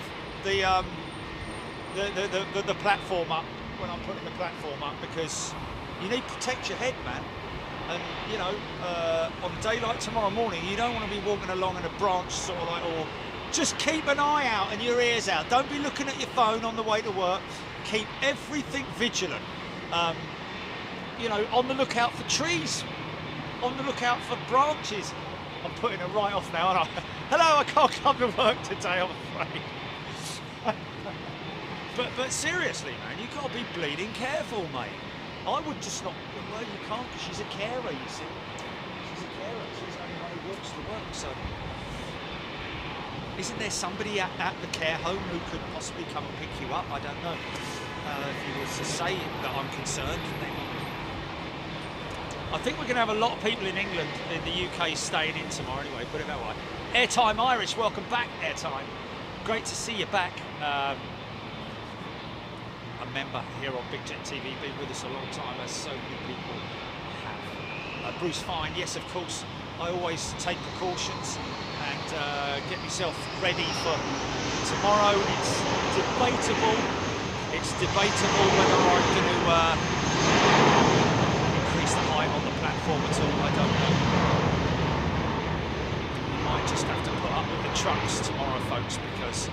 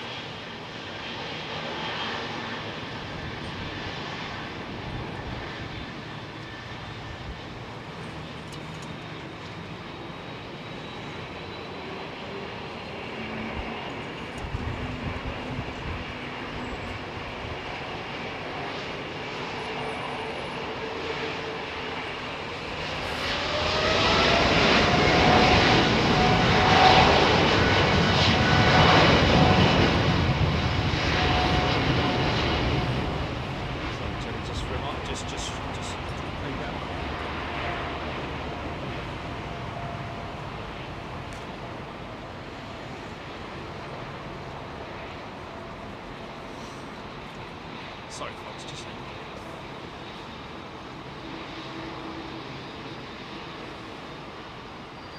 okay.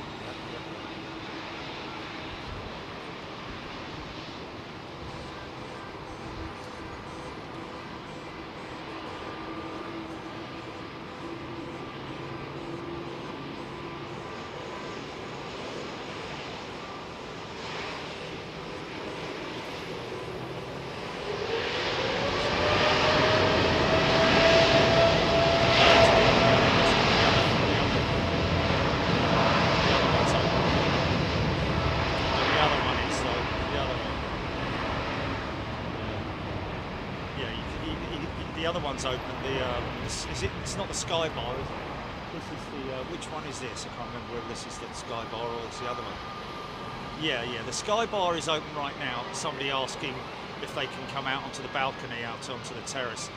Not till 5 o'clock this afternoon. Obviously, if you're a resident here, but also.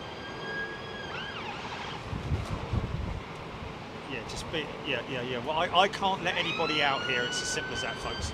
I don't have the authority to do so. You know, it's tough because, of course, I'd love to, you know, love for you to be able to see it. But you can see a good deal of stuff going on at the Sky Bar. But then at 5 o'clock, you can come out. Got a bit of sideways movement on that Dreamliner. See the edge of that anvil there. See the anvil starting to become more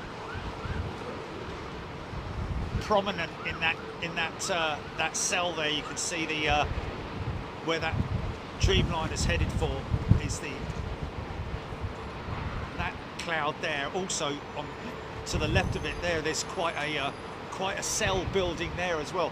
Keeping an eye on that cloud there, or on that cell, should I say. You see what I'm talking about there, folks?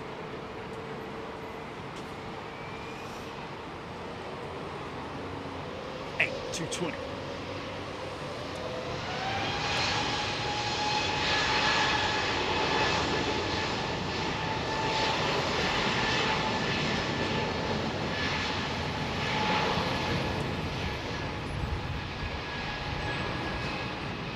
Oh, okay, brilliant, okay.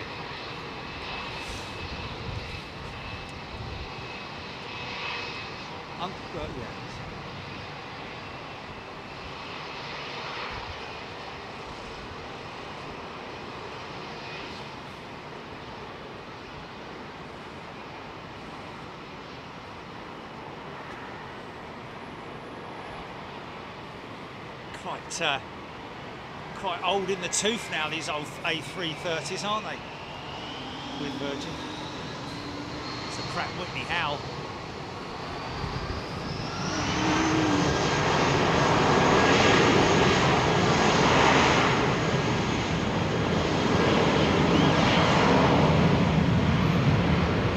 That's interesting, Christopher Madison saying that the anvil points in the direction it's going. Well, that doesn't make much sense. Well, it might be it's pointing at us, but that's just the right-hand side of the anvil, potentially.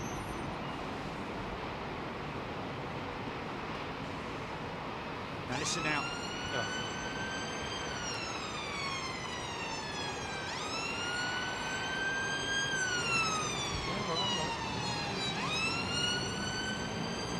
Interesting when I saw the Royal Jordanian Dreamliner model at ARD yesterday. It is clearly grey. It is.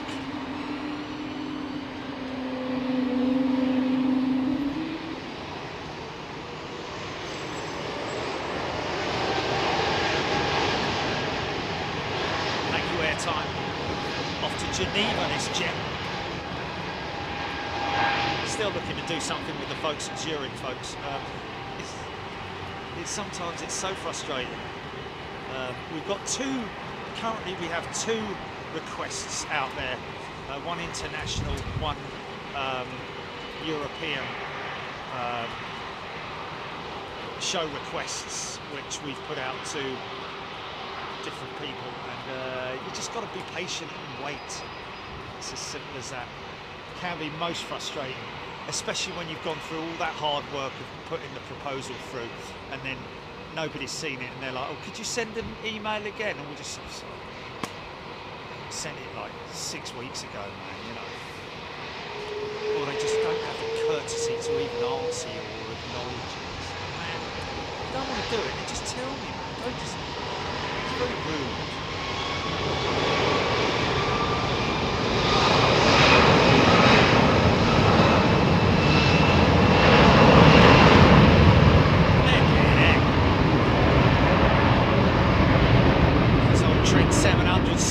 Still spooling up. They get up to N1 very slowly, I think. Which is the sort of like point at which you can literally open it right up, take off thrust, etc, etc. Yeah, a lot of people mentioning Arrow mentioning there about Frankfurt last time we were there. It was a great show. There's another very annoying. In fact, I gave up with him. In fact, I told him, you know what, don't bother. One particular individual that we spoke to a little while ago. I was like, you know what, I'm just going to leave it, mate. Good luck to you, and I hope it all works out. You have to be very polite, of course, but you know, when you just may as well just stop communicating with them, because you're not getting anywhere, are you? Because there's a lot of people in this industry, folks, in any industry, who they might have a title, media relations or whatever it might be, but they're quite happy to. Their job is to put a post out once a day, maybe for their company, that gets 43 likes or something like that on their LinkedIn or Twitter feed. It's like, really, is that what it is? I mean, if the MD was to see it, it'd be like, what's going on here then? Aren't we doing stuff, proper stuff? You know, well, I'm too lazy, sir. I can't do it because my mum's toe fell off.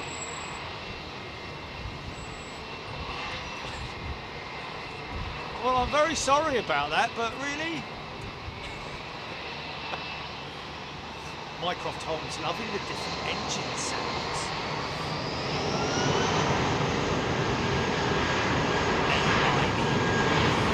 International Air Engines. A combination of saffron Rolls-Royce core in it, I think. I think it's a Rolls-Royce core. That's definitely coming this way. That cell, mate. I think that's definitely. I think that's literally, if you looked at it from above, that's the right-hand side of the cell, and it's because it's definitely coming in. Okay.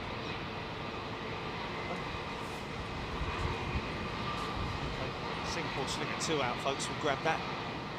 Nice Turkish jet.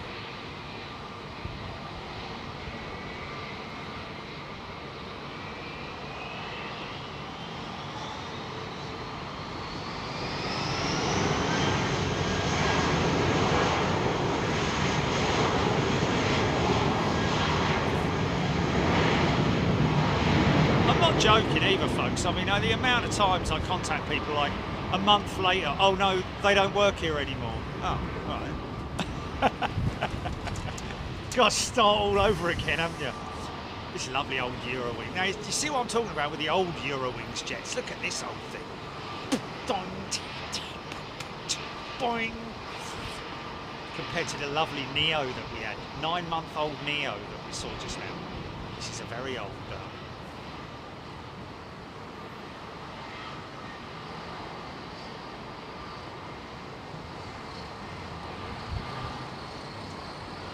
had the emergency slide cover replaced.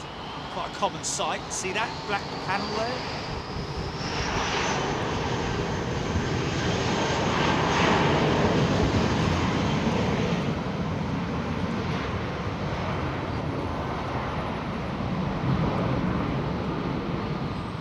Tony River, why? It's like your old granddad singing.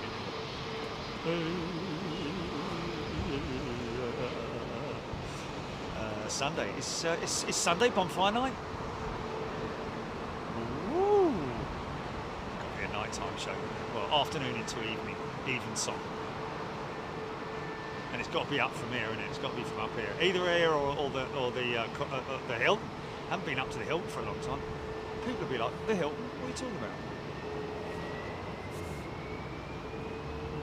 Well, it'll be departures when it departures in the afternoon.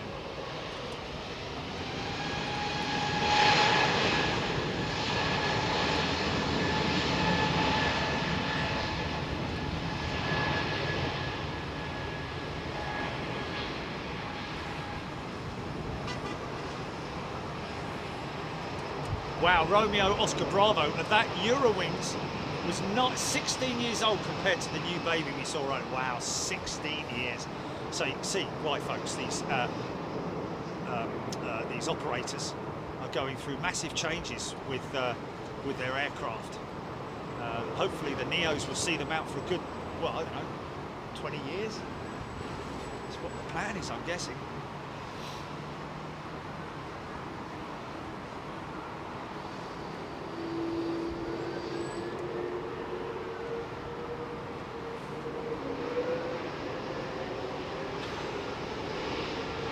See that? Andrew Goodrich.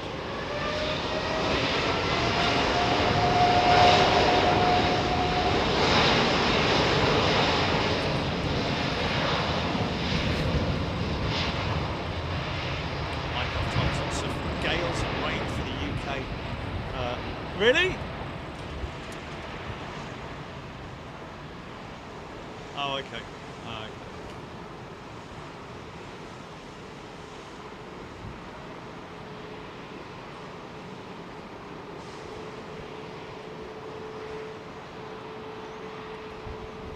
Chirpy bird, not heard fireworks this year.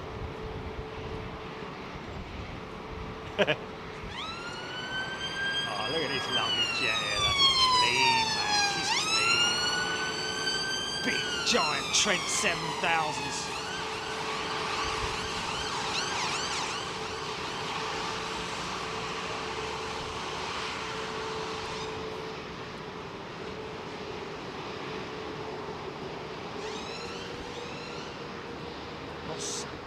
Ross Pentegat. I flew that Singapore Slinger in Delhi in Sweets last year. Incredible experience.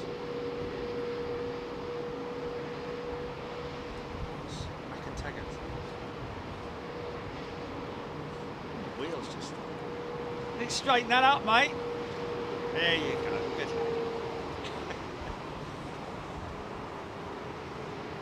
Not flipping Lewis Hamilton on the grid, mate.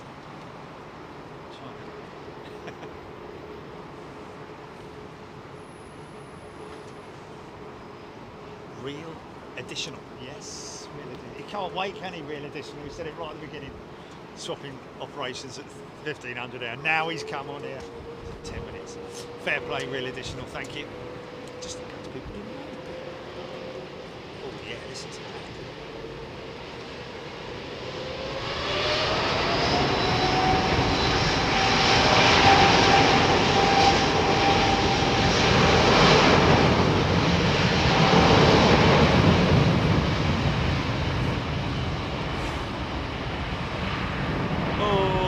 He's not going to make it. Is that 380 going to make it? He's taxiing up this way and he's changing his taxiway routing as well. That looks very much like a 27 right departure, that 380.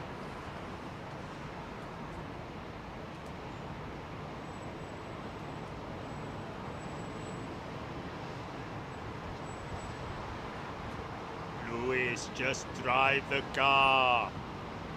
Sorry.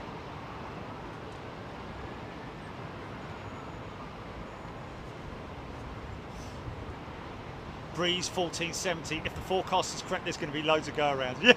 Yay! Well, yeah, but we need to celebrate, ladies and gentlemen. Celebrate these amazing aeroplanes. It's definitely moving up north, isn't it? That cell. You can kind of see all the way across there. That weather there, and that's that cell that we were looking at just now. So.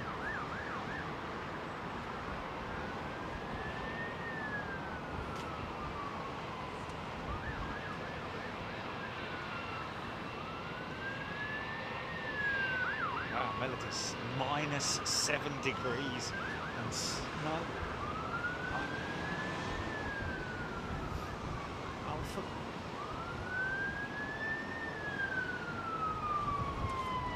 Come on, mate. Come on, out you come. Come on, Sam. Come on. Hurry, hurry, hurry. Nice warm 27 right for you right here. Come and get it while it's hot.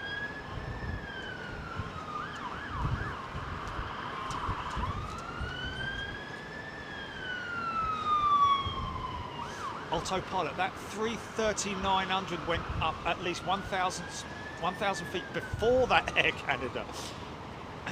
Okay, I don't know if that's from here or what. But,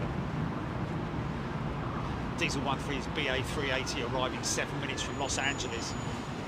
Well, that's going to be right on the cusp, isn't it? Because it's 7 minutes to go till the switchover.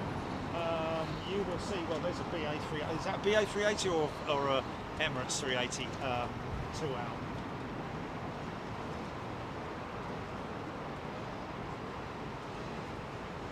Paul Skilling, American 777-200 to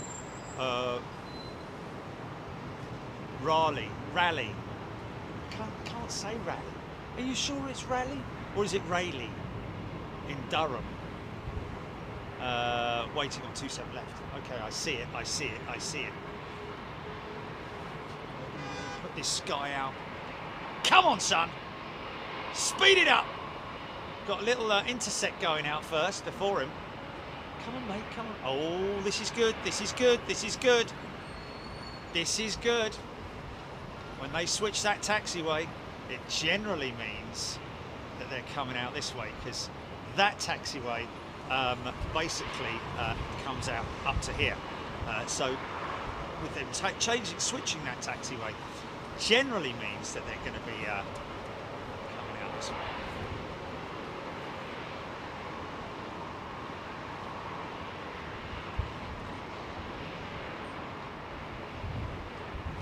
Okay, Stuart Watson, as a former Raleigh.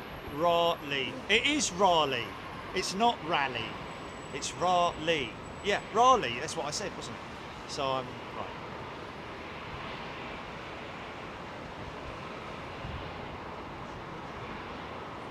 Yeah, but I know, man. I know, but you don't call it Raleigh, do you? I mean, it's a little bit lazy calling it Raleigh. You know, it's.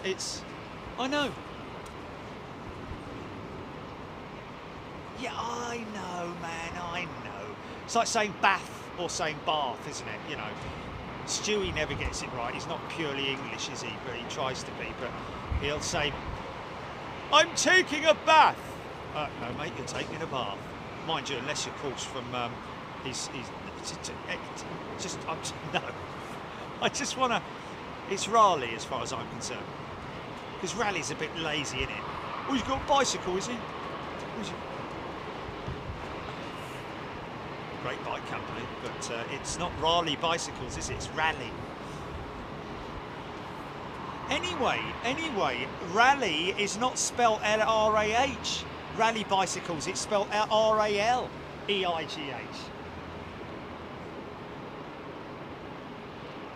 No, Raleigh in the US in Durham is called. It's pronounced. It is spelled R-A-H, is it not?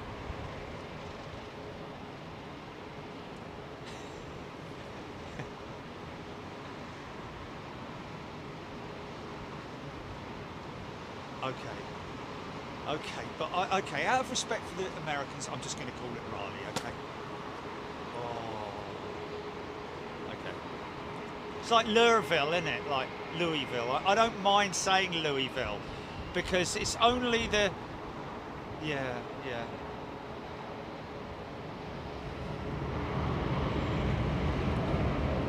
Be nice if that Qatar 380 came over here, but I don't think he's going to. I think he's going to.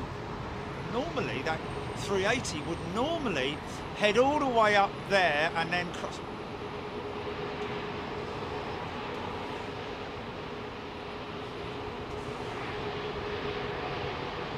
Raleigh. Sir Walter Raleigh. It's not Sir Walter Raleigh. It's Sir Walter Raleigh. Sorry.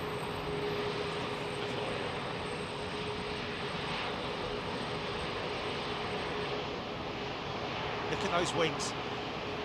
How bowed they are on the outside, folks. They are happier in flight. One of the technicians who works at AIRBUS used to work on the fastenings for those outboard wing segments, and said to me quite rightly and understandably so that those wing tips are at their happiest when in flight, because that is more stress on the wing there than when she's in flight, because it's like having weights on the end of your arms and holding your arms out as long as you can. Go on, son.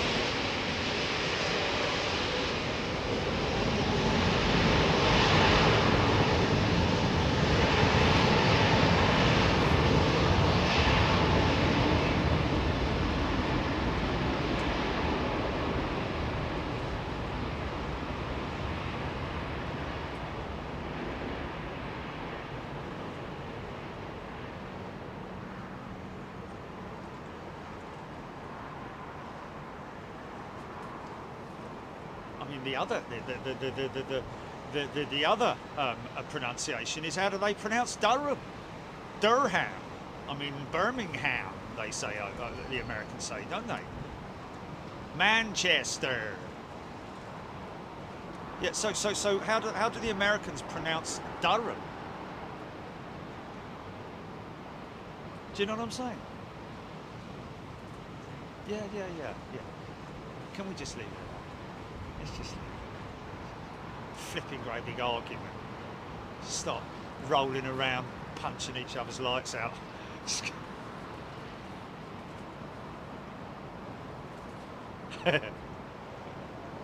Anyway, Rally make great bikes. Well, they did. They're still active. I've got a Raleigh bicycle. I've got a chopper. Good for you. Yeah, folks, completely changing the subject. Aviation Retail Direct, when we went there yesterday, some great stuff in there, which, and interestingly, Paul said to me, the owner, he said, we had some bloke coming from America with his wife, came all the way here because he saw the show that you did here, and so he's come, couldn't wait to get here, was really impressed. Awesome, mate, awesome. It's just nice to be up. Right, there you go. Right, okay, so there's the big cell, ladies and gentlemen. Can you see my thing now? Right, while we wait now. What's that? What's that? What's that above me? I can hear something. Is that somebody on the approach to? Who's that? Zima. See, I can't show. Right. So what I'm going to do now, folks. What I'm going to do now, quickly, before this all kicks off.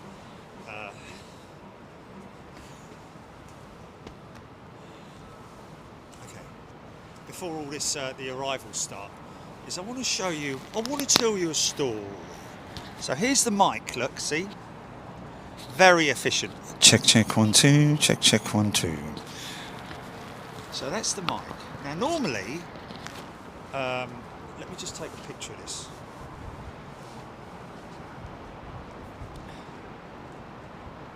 Right, normally, it sits up there like that. However, I have manufactured as well as this cover, rain cover. Well, it's a rain deflector, shall we say, to sort of like potentially improve or reduce the amount of times I have to wipe the screen. But this, I have created this little cave, I guess you would call it. Somebody called it, what they call it? A something or other. So let me just show you here.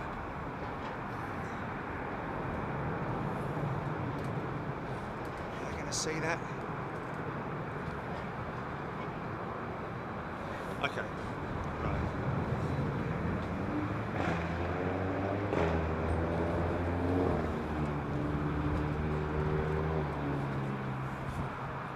So there's the microphone attached to the top of the little cave that I've created for it. Yeah. And here it is inside this little cave. Okay, so that's the reason why. Can you see that? I don't know. Can you see that? Anyway, I don't know if you can see that, but that is what I've created for tomorrow's conditions, of course, and hopefully it'll work. But you know, if the old the only time you see this this little thing on the screen there is because I'm zoomed all the way out. If I go in a little bit and stand a little bit further back, it's gone. See, that is made from an Oasis bottle, and the top one's made from washing up liquid bottle, sticky tape and everything. Proper Blue Peter. Anyway, whatever. Not interested. Shines the plane, where's the plane? So anyway, that's why it probably has gone quiet again. Have I gone quiet? See, if I talk normally like that, right? This is how I'd normally talk if I was... Oh, start up. Oh, look, Saudi Arabia's jet. So now it's going to be a lot quieter down here. Isn't it? What's that? Mike Hutch. Martin Smith. Is that the 787 or 777? That's 787, isn't it?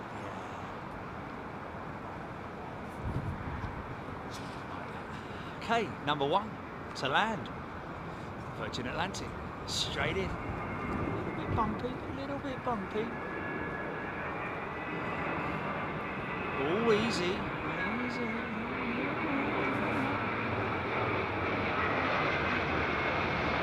We've got direct west of it. Or is it southwest? No, it is definitely a crosswind. It's definitely a crosswind now.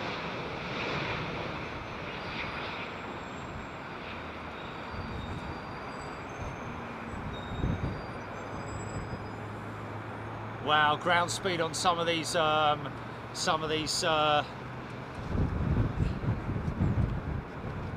well, I tell you, some of these flights arriving.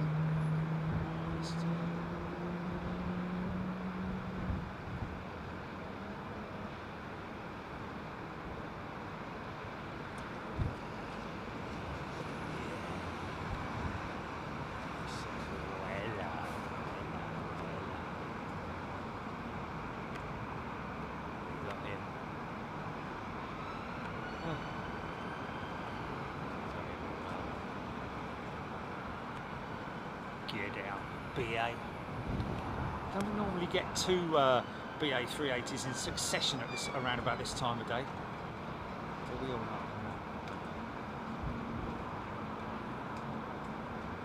Oh, Mick, send the dimensions of lens cover and microphone. I may be able to 3D print you one. You know, that's what Arif used to do, wasn't it? Oh, Jilly, I wouldn't know how to work one.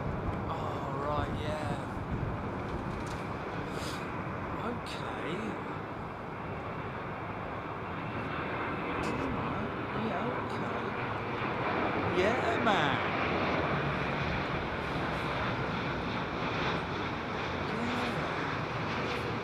Of course. Yeah. Oh, I'll tell you what, strong smell of tyre smoke wafting across here, folks. I'm right in the firing line for it.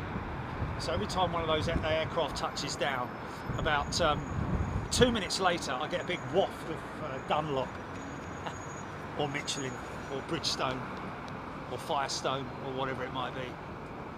Goodyear.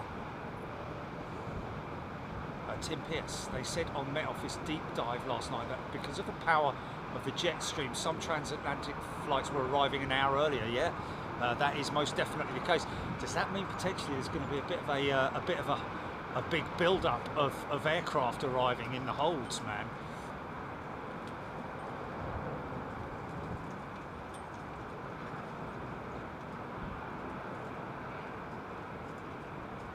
Pat Murphy. Yeah, it's going to be tomorrow, Pat. It's a bit of a breeze here right now. There's a decent southwesterly,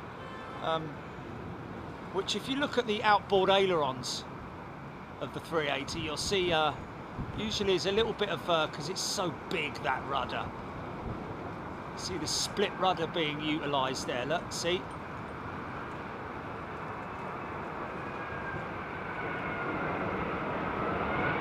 building on power.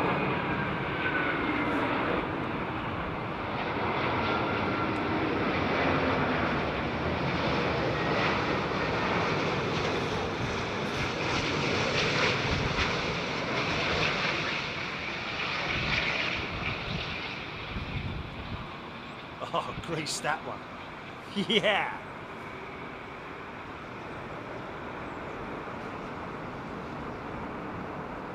Gotta be honest with you. Yeah. Oh, beautiful.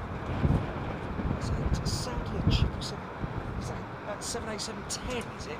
Their new old livery.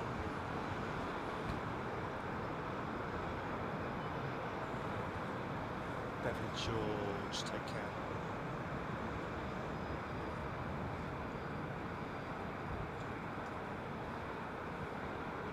Jerry's Camera Solutions. He's right there, he's right. About the old 3D print. Because do you remember that? Do you remember that switcher box that Arif made? It's amazing. You put the logo on it and everything.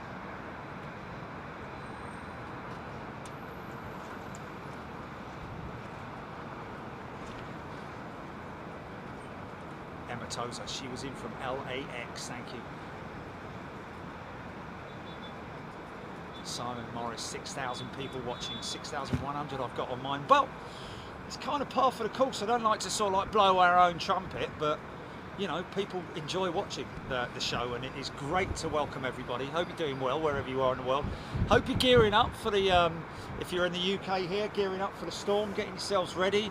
You know, panic buying, I heard. There was some panic buying, which, you know, you won't really need toilet paper, but you might, you know, might want to, well, I don't want to sort of like, you know, preempt anybody rushing out to go and buy, you know. See, there's that big smell of smoke now, that's tyre smoke.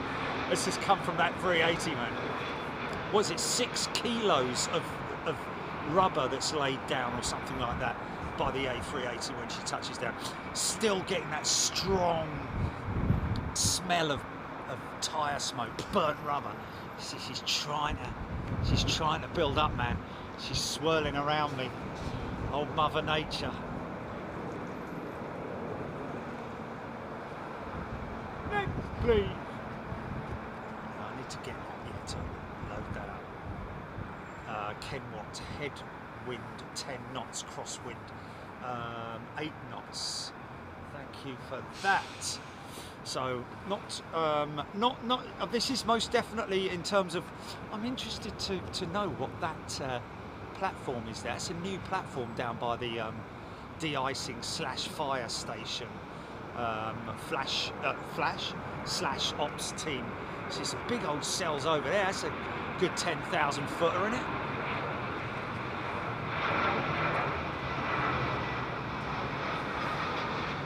Might be a new fire station they're building down there, I don't know, or something to house vehicles.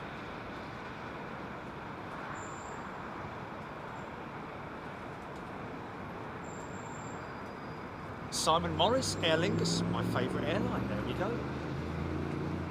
They are a great airline to fly with, aren't they, Simon? Flown with them a couple of times. The one time I flew with them to New York from London via Dublin, my luggage didn't arrive, and it didn't arrive for 2 days either. And I'm not putting that down to Aer Lingus. That's purely down to the airport operations, due to let's just say a misunderstanding in terms of, like, they thought I wasn't on the plane, but I was on the plane. A mysterious cloud there, you see. Nice little bit of iridescent. Is that iridescent? Do you call it that? There's something forming over me here. Come on now. Yeah, cool. That's so cool. Get a food. What's the price of food? Get them on Amazon. Oh, for crying out loud.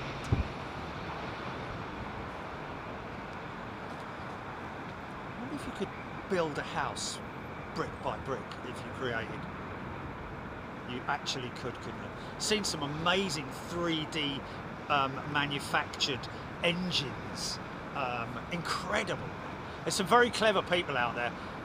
Large-scale radio-controlled aircraft now you can manufacture using 3D sort of. And of course, don't forget that in these engines are 3D printed components. Oh look. All that on a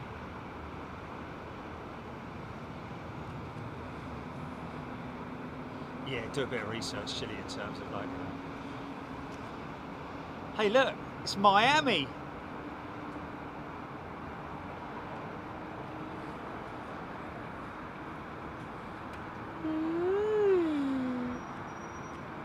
Or is it a race? It's the new Heathrow racetrack. And sorry. Try and take him on the inside. Go on, son. Outbreak him. Just throw a pass in there. Block pass him.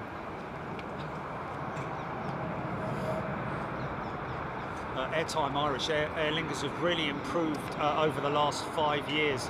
I've been flying with them. That is great news. Great airlines fly with. Lovely flight crew. Of course, they're Irish, aren't they? So the Irish are great people. Lovely people. Very unique in their own way, aren't they?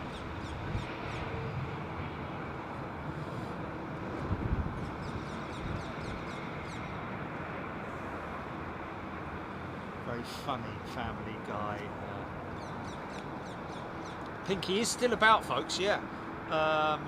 But she, unfortunately, in this winter light, I can't remember to do it. Just,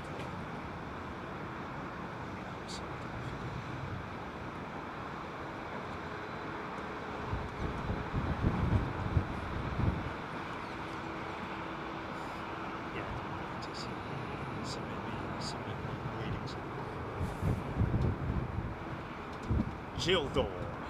Yes, no, exactly, that's what I want to do. BA350 from Vancouver just joined the stack, Ian Matthews. Thank you, Ian. Keep me posted on what's coming in, folks. Autopilot. Ariel, not the Little Mermaid. Top PC deliveries. Mac Cat Lady. Pot noodles are ready. It's quite a nice sort of like warming sort of like thing, isn't it? You know, nice bowl of soup and some nice warm bread that you've just baked in the air fryer. Baked in the air fryer, I say, not fried, baked from frozen, 6 minutes. Oh, suits you, sir. Tastes so nice, man. Big smell of Jet A1 coming over from, I'm guessing, that Dreamliner, having just disabled their APU, possibly, or starting one of their engines. John Grinham, the 87 Storm.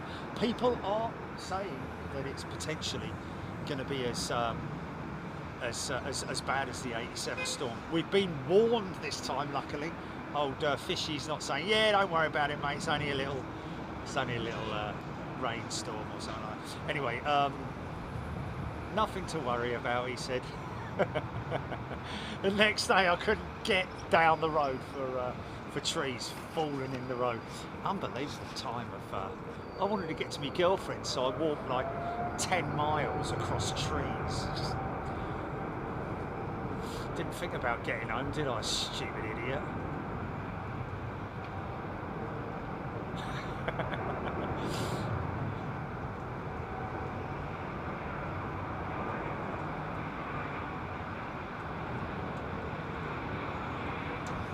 Yeah, really, they are advising, unless you actually need to leave the house, you're better off staying in, folks.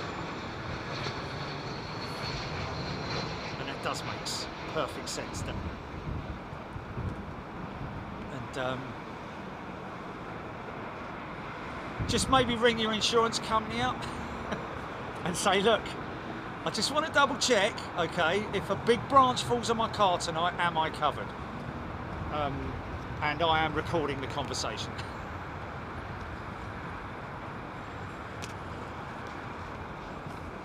We're talking about a write-off here. or even major damage to the vehicle, because I'm guessing that this is the kind of scenario that insurance companies absolutely hate in it. They're battening down their hatches and all. Oh, nice shot in the backdrop there. You see that plane that's cutting across.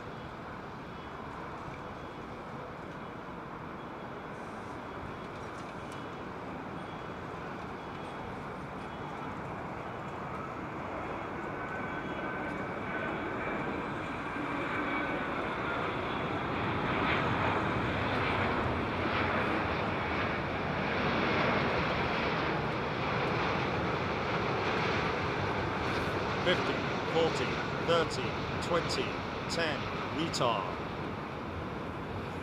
Just drop those throws. See, I've put the mic back in its little hutch, Jilly. No one said anything. It's great, isn't it? It's because there's no ambient noise, is there?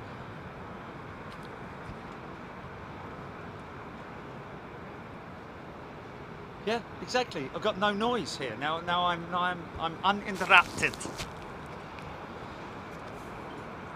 Yes, yes, yes, yes.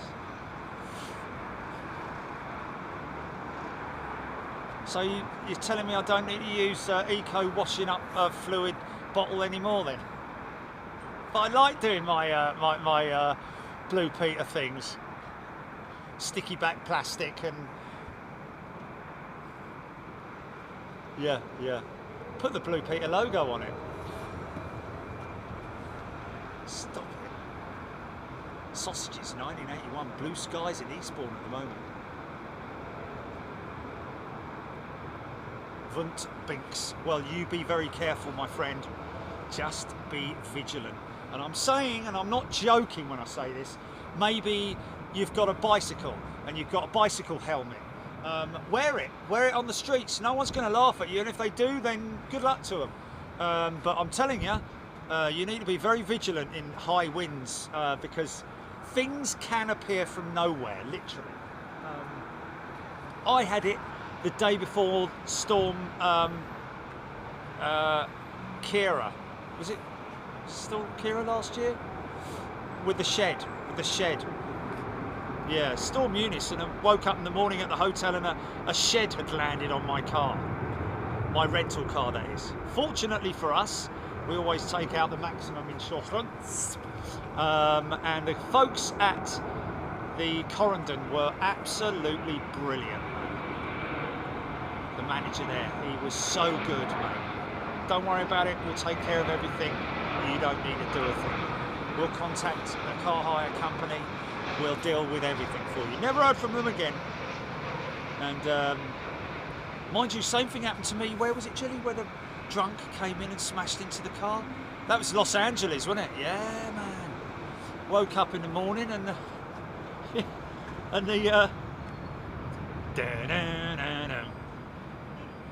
there was well, basically the bumper had been torn off.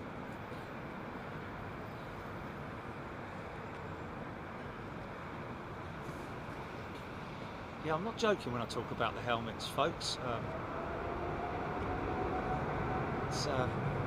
If it's there, use it. I shall certainly be, when I'm setting up tomorrow morning. Although, like I mentioned earlier, folks, it may be, I know we've got that new extended platform, but it may be tomorrow from the paddock that I have to use the standard height of the truck. I would imagine that there would potentially be less vehicles on the road tomorrow, high-siders that is, as a result of those high winds. Potentially. Because I seem to remember, Julie, when we had Storm Eunice,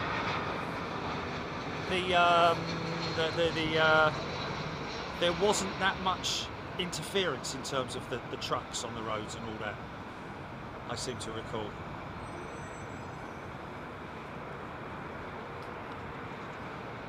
Yeah.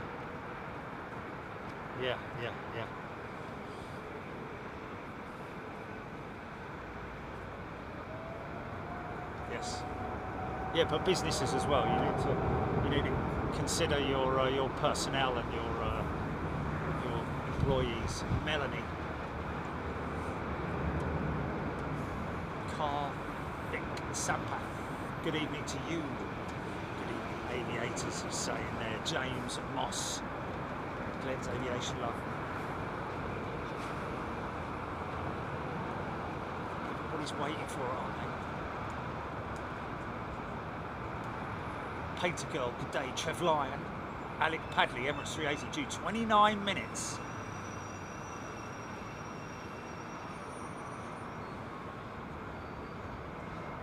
Oh, Deb Butler's got a huge oak tree.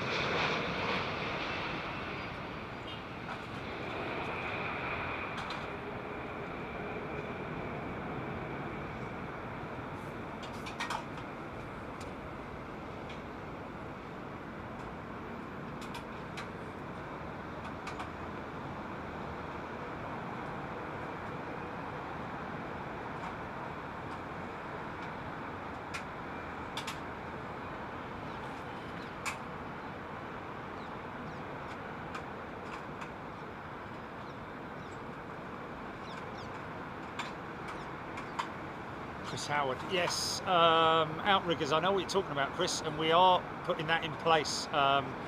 However, that's not coming yet because we've got a third party bringing those.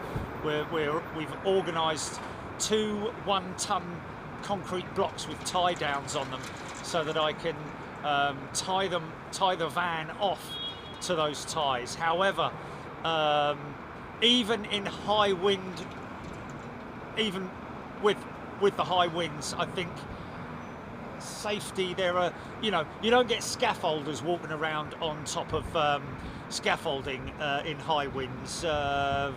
Film crews only, there's a limitation to what you can do, and I think that I feel quite secure, like I did with Storm Eunice, on the normal height of the platform that we've got there, with the grab bars and with all the security that I've got up there, and now kicker boards as well. We're in good hands, but we're just going to have to obviously not do the full heights for tomorrow. Still get great views, don't get me wrong, man. I mean.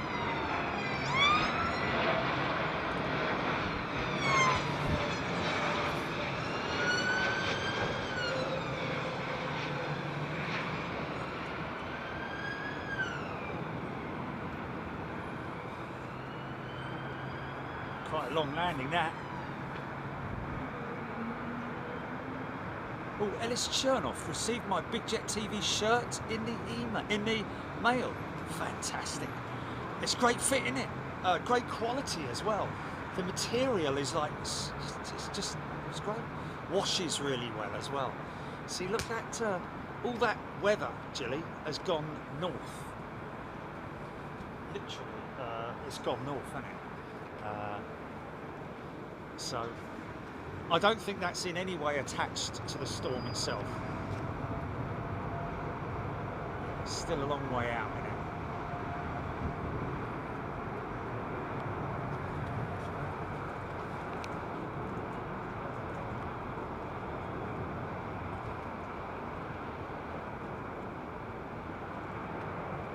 it? Is someone flying out on this tomorrow, aren't they? One of our members.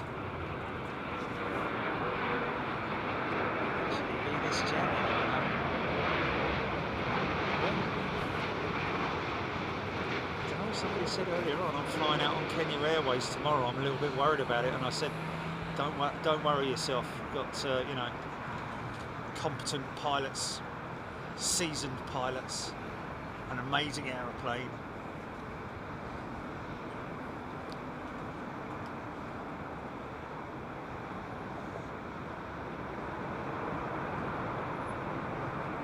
Planespotting.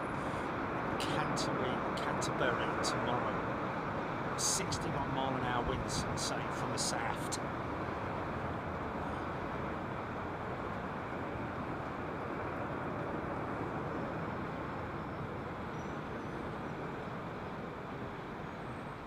Deborah Speller, it is the quiet before the storms,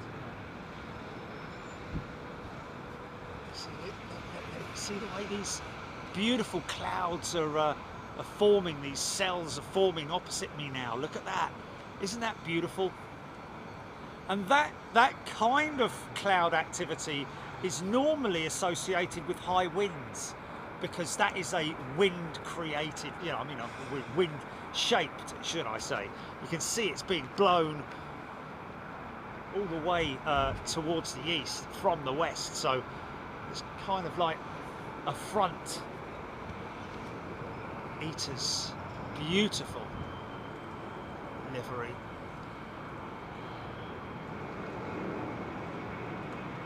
It's getting a little bit blown around. Great looking Neo, mate. Great looking Neo.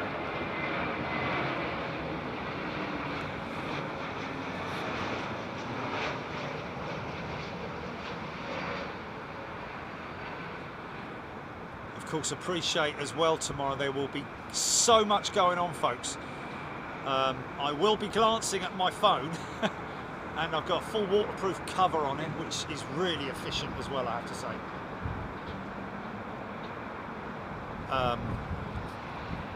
Another Amazon product, not Amazon, but another Amazon purchased product. Amazing waterproof, full waterproof case. Put your phone in, works brilliantly. Swiping it, moving it, navigation screen, everything works absolutely fine. Yeah, it's a great compliment.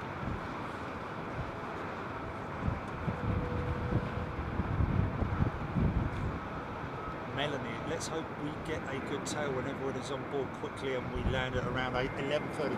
It's 11:30 tomorrow morning. Happy birthday, Finnair!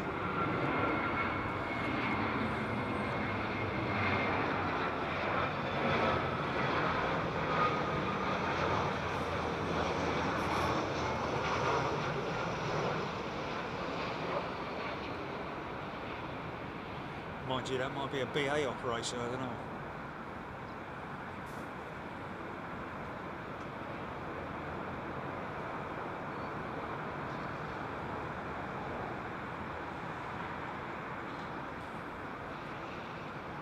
Steve Owen, as a truck driver, Jerry, I can assure you we will be out delivering as per normal. We do it cautiously, but we still deliver. Thank you. Yeah, of course. That is great to hear. And yeah. Obviously, just be careful, mate. Depends on the size of the vehicle that you're driving as well. Some of those big, 18-wheelers have got some seriously high tops, high sides to them. It may be all right around, roads like this that we are down here, because obviously you've got a lot of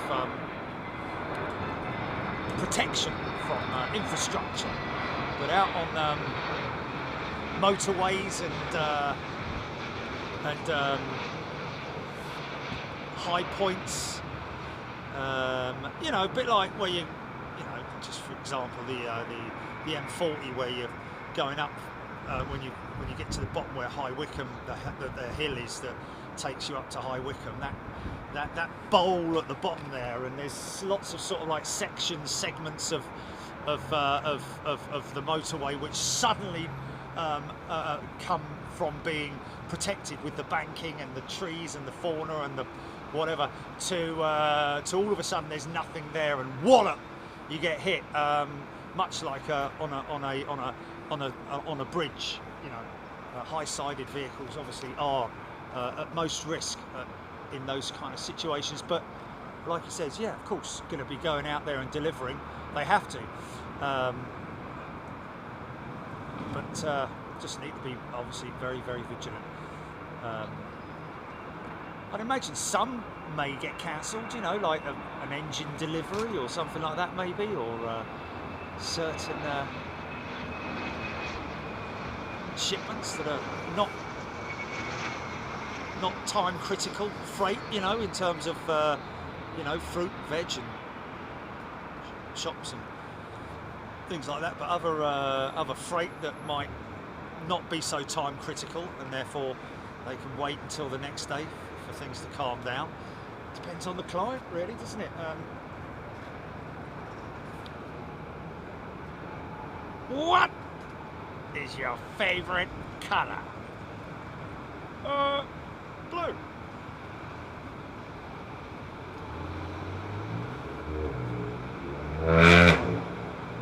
Really? Nigel Armstrong, thank you, Nigel. Gifting 5 memberships, a very kind thing to do. Thank you so much. Strongest winds tomorrow, Danny Coltrane, at London Heathrow from 2 to 7, maximum 50 mile per hour, possibly gusting 70 west southwest. Latest met today at 4:30, from 2 p.m. to 7 p.m. Gilly.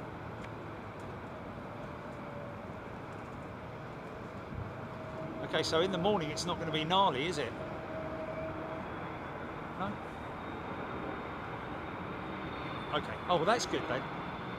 Yeah, that's good. That's good. We like that. Yeah. No. Oh, I'll be up at like 6 o'clock. I'll be up at 6 o'clock and opening the window, opening the curtains, like a tree right outside me bleeding window, isn't there? So it's like, you know.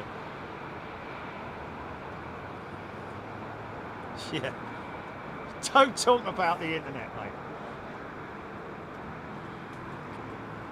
Nobody expects the Spanish Inquisition.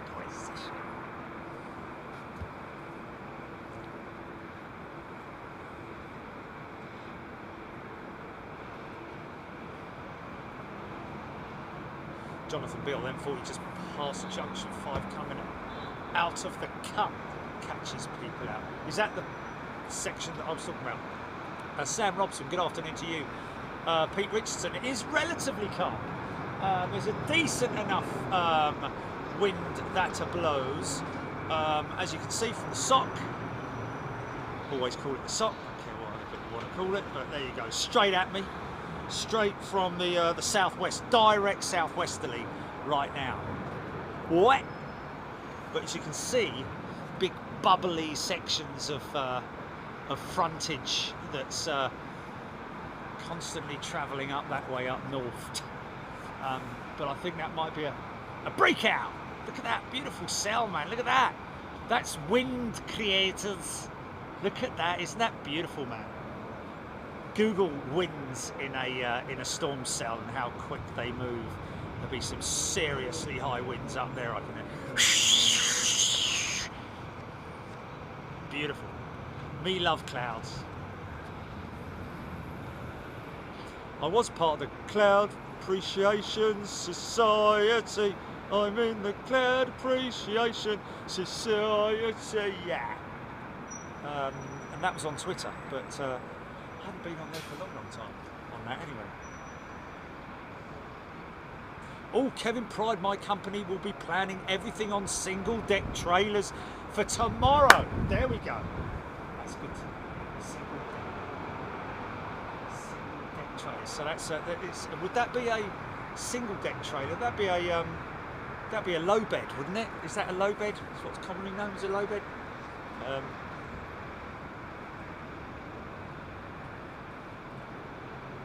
Ivan Reed, my camera is a Panasonic VX-F1 Foxtrot 1.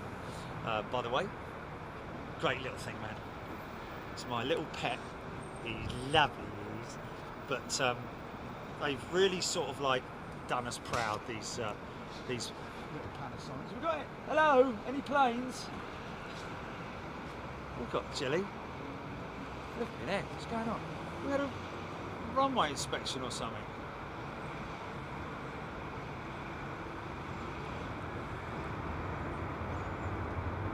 Wow, Rachel Van Zeller, they were forecasting waves up to potentially 40 feet out to sea. Yeah, the Wales is going to get a bit battered, isn't it, in terms of the Channel Islands and all those guys. Apparently, it's coming up the channel like a.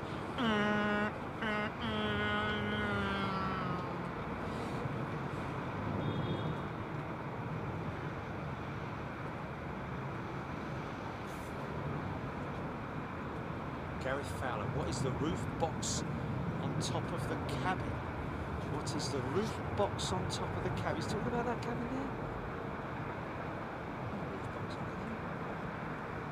Roof box on top of the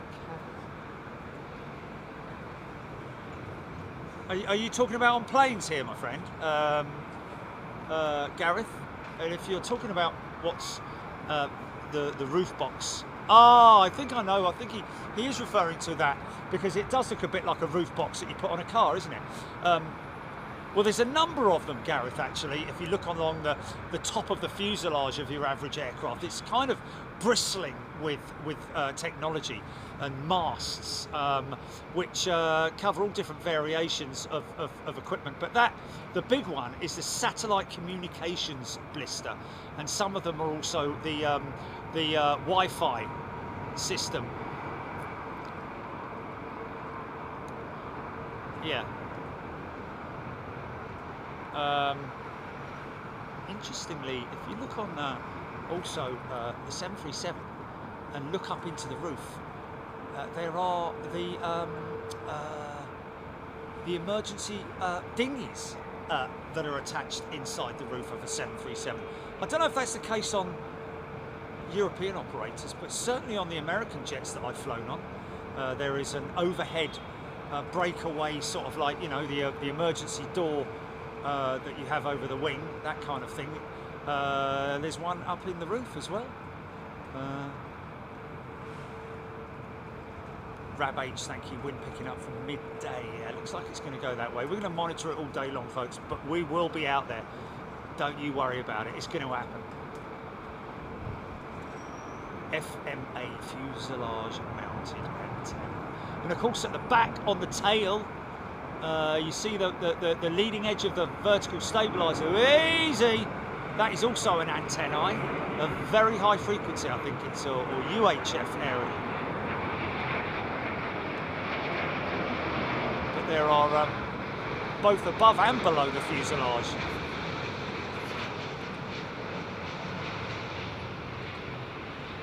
And if you Google masts and antennae on a commercial airliner, you'll be quite surprised to see just how many there are on there. Sensors and weather radars, as well as, you know, all kinds of things. Nick Gray, thank you. Nick gifted 5 memberships. Wonderful thing. Thank you so much, Nick. Great to see everybody here. Still got 5,700 people tuned in. Great to see you all. Sarah Joe. Well, Sarah, just stay safe and stay healthy as much as you can. Liz Donaldson. Oh my God, here comes the first reach out from Freddie at the BBC. What do they want?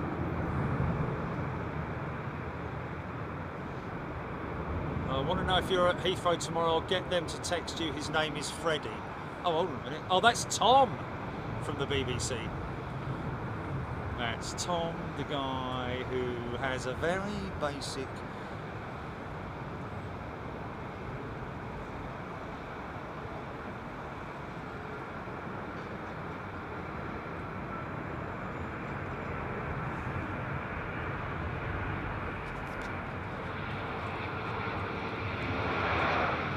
one of the reports for the BBC here in the south.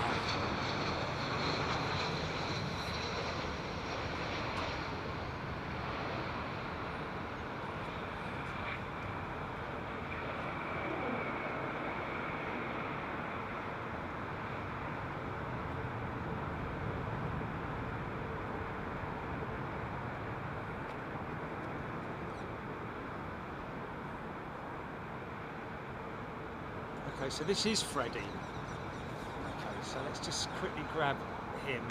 Hi Jerry, how are you? Well, it's Freddie at the BBC London.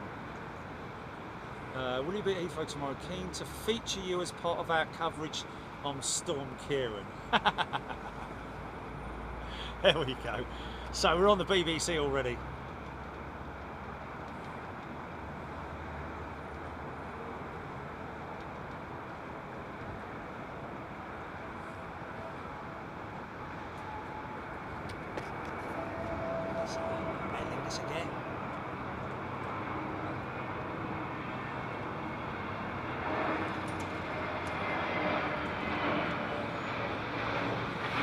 one thing you need to appreciate, folks, is this is an open airfield. So, you know, even on the calmest of days, you get the wind whipping up from across the airfield, but also hitting the big terminal buildings, creating big sort of like swirls of dirty air that's rolling across these big maintenance sheds here. Virgin Atlantic shed, that huge, great big, they call it the cathedral, that one with, it's amazing how big it is, and of course the terminal buildings.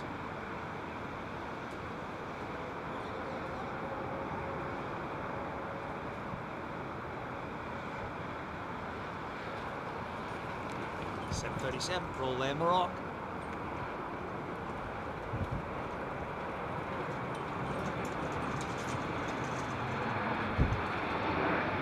So even though it might not seem Freddie from the BBC, Jerry, they were Jerry? Who's Jerry? Tom. You know Tom from the BBC? The reporter from BBC South. I'm here at London Heathrow, and we've got a very exciting moment to bring you. Very, very exciting, this. It's an amazing... Anyway, he's asked Freddie to call me. So we got Freddie on our case, so I said I'll call him up.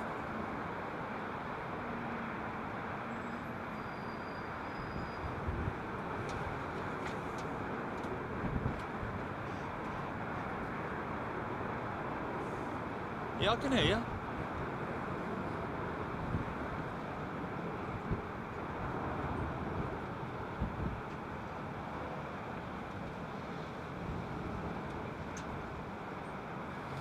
All right, Freddie. We got you. I'll just ring back then, Jilly, mate.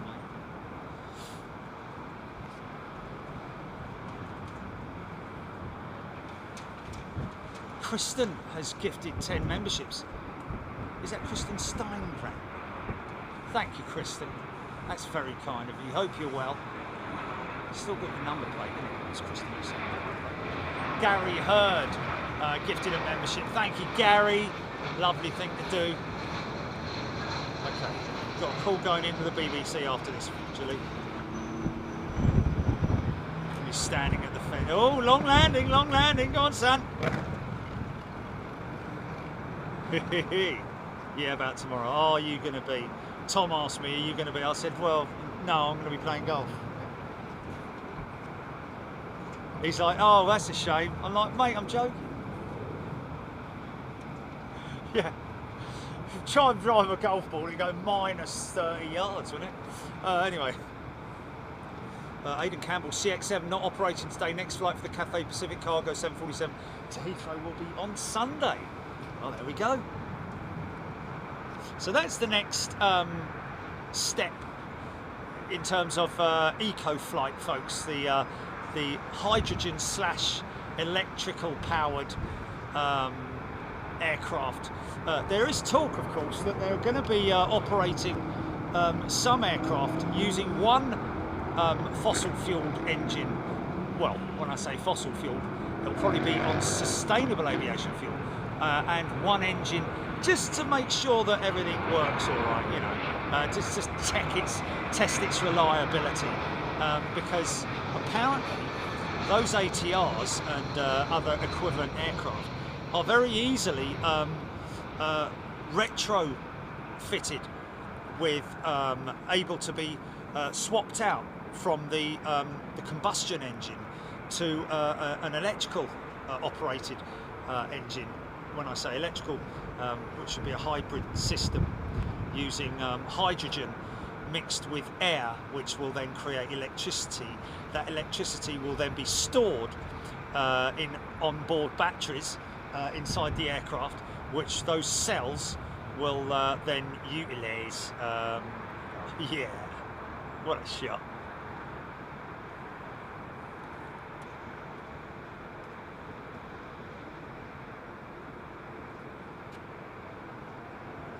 I don't know, is that 350 going to Phoenix? Can anyone tell me? Did I get it? I got... next to land.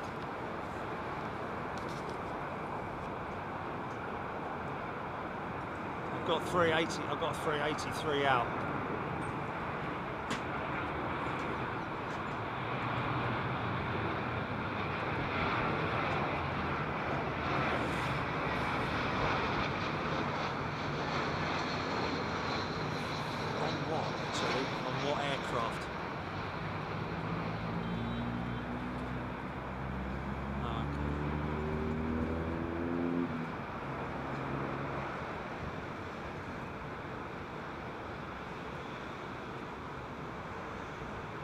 Andy G.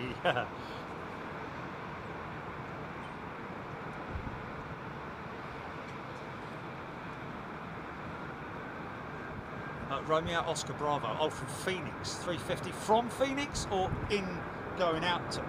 It's funny, isn't it, when your watch says time to stand. I've been standing up for 4 hours, mate.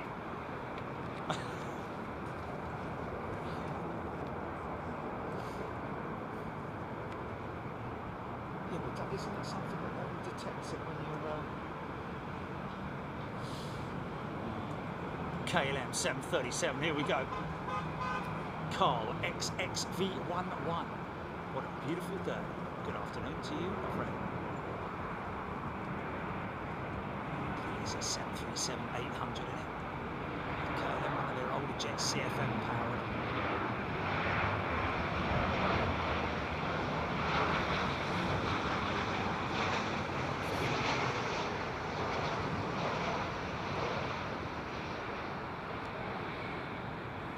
What's that? Charles D.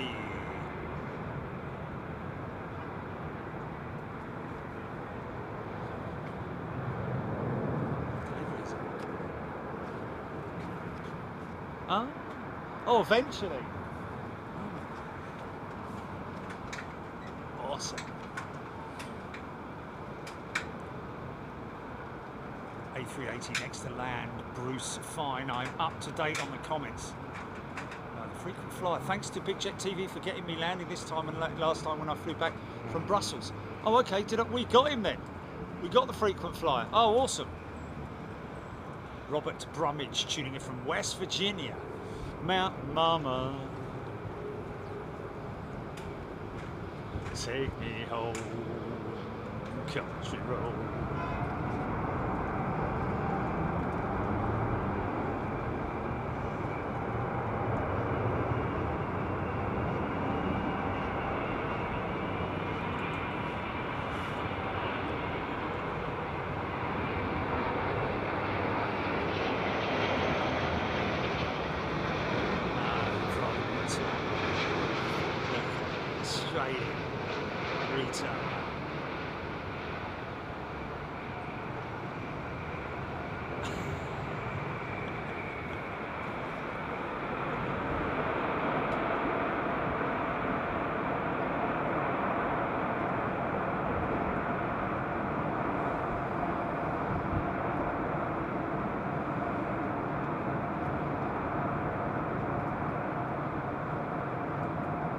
Steve's just back from West Virginia, Mountain Mama.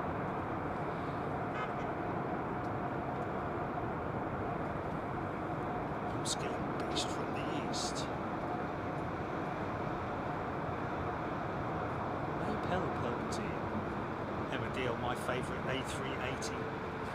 Diesel 1 free Japan Airlines 777, 8 minutes out, thank you. Pang, nice, liking it. It's a nice lorry, look, if you're a lorry lover. It's a nice lorry, isn't it? It's probably one of the, because they're doing quite a lot of surface works and possibly drainage and other stuff out there, as well as, of course, the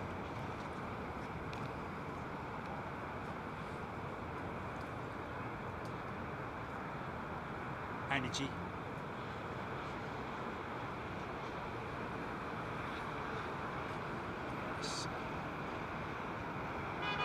Lucia, you're absolutely right. No plane is ugly. If you're a true aviator, there There is no such a thing as an ugly plane. You have to engage with it. You know, you have to appreciate it. You know, aesthetics are one thing. You know, sometimes when you see architecture, you know, somebody designs a new, you know, town hall or something. That is sometimes when you look at it and go, ooh, I don't know about that. It's a bit of a sort of like not very aesthetically pleasing. But you know, an aeroplane, they all follow the same principle, don't they? Fuselage, wing, tail, that sort of thing. It's just how big they are and what they're, you know, how they are designed. I mean, obviously the A380 had to be designed in such a way that some people they don't like it, and I respect that. But personally, I love all aviation. I love all aeroplanes. You know, like yesterday when I was down at ARD before I walked out, I was like, oh, look at that, IL-76, like an old VC-10. There's an idea. La-di-da. Off we went. Avro, Croatian 319 in from Zagreb. 8 minutes, thank you, Avro. YT, there are some interesting aeroplanes from history, yes indeed. Especially from the Russians, I have to say. But you know, embrace it is what I do.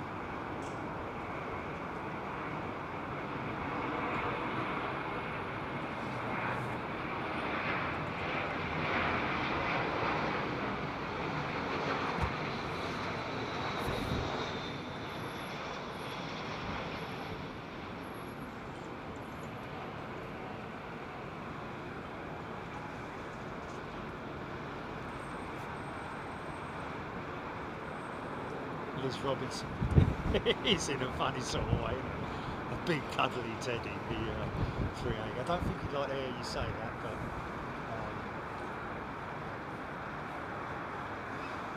but he is, I think. Roger Knott. YT. Not so much for airliners though. They're universally okay or even pretty to look at. YT, yes. I just love all the aeroplanes. Is the bottom line. I think my love for the A380 is more so my appreciation of it, of having sort of like come through all the adversity and the you know, negativity. She's still flying. You know, everyone was like, oh, that's the end of the A380 during the crisis and all that. Look at that big old cell. Look at that. It's like my hair in the morning. Isn't that beautiful, man? Fortunately, none of those have hit us here, because then we could have really sort of like stepped up the game, couldn't we? Look at that scale difference there, man. That 320 is probably, what, 60 yards away? Well, 70 yards away from that 380. Insane, isn't it? Romeo Oscar Bravo, JAL 2 out after Monster. 15 HR hop from Japan over. Oh, 15-hour hop from Japan over Greenland. Thank you for that, Romeo Oscar Bravo. Pang Army Virgin 350-1000. What have we got? Is that the one going out there, Pang? Rattling away those big XWBs.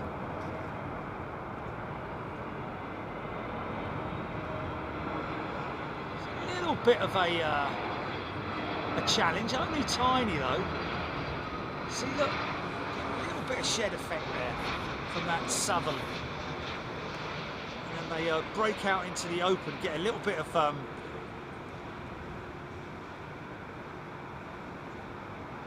it's quite a lot of adjustment there.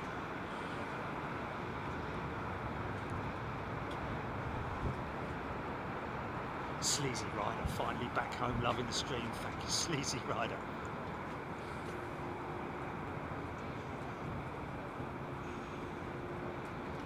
Karen Brakefield, Jerry, I have to say, I've seen the Dream Lifter up close and personal.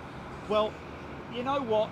I think you have to also, yeah, in terms of curvature and all that. The Dreamlifter is just it's a brute, isn't it? It's like, right, mate, don't look at me for my beauty, look at me for what my capabilities are, because that aeroplane is, if anything's going to be like a Frankenstein, it's literally the Dreamlifter, isn't it? But a beautiful aeroplane all the same. You have to kind of look through it in a funny sort of way to appreciate it. And when I was over at ARD yesterday, I had a great model of the Dreamlifter, and that put next to the Beluga is also another amazing thing to look at. Of course, they didn't go for aesthetics with the Dreamlifter, that's for sure. And the bolts, the nuts and bolts on the Dreamlifter are something else, man. I can feel a very cold wind behind me, man.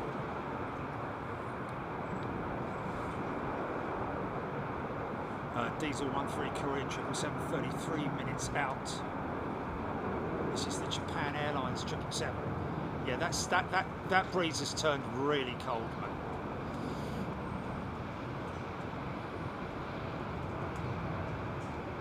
Yeah, the Beluga's, yeah. Oh, let's not get on to...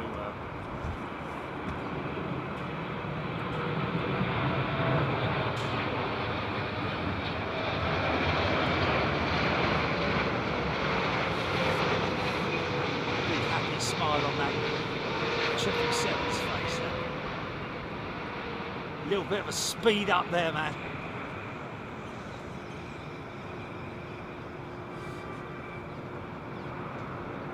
Yeah, I mean, in terms of curves and lines.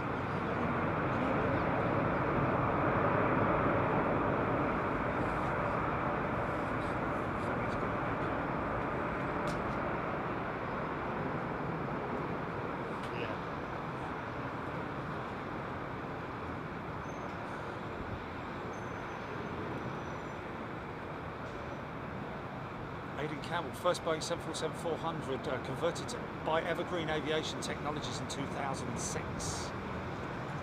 Ronald Pungowi, 777, my favourite sounding aircraft when they spool up the engines. Donald, right with you there, my friend.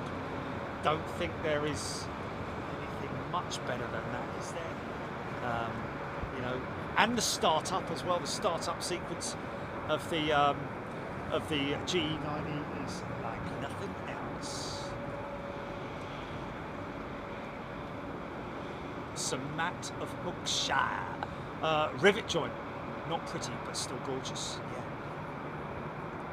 I mean, you know, the AWACS aircraft, of course, with the big mushroom on top of their, you know, big rotating radar.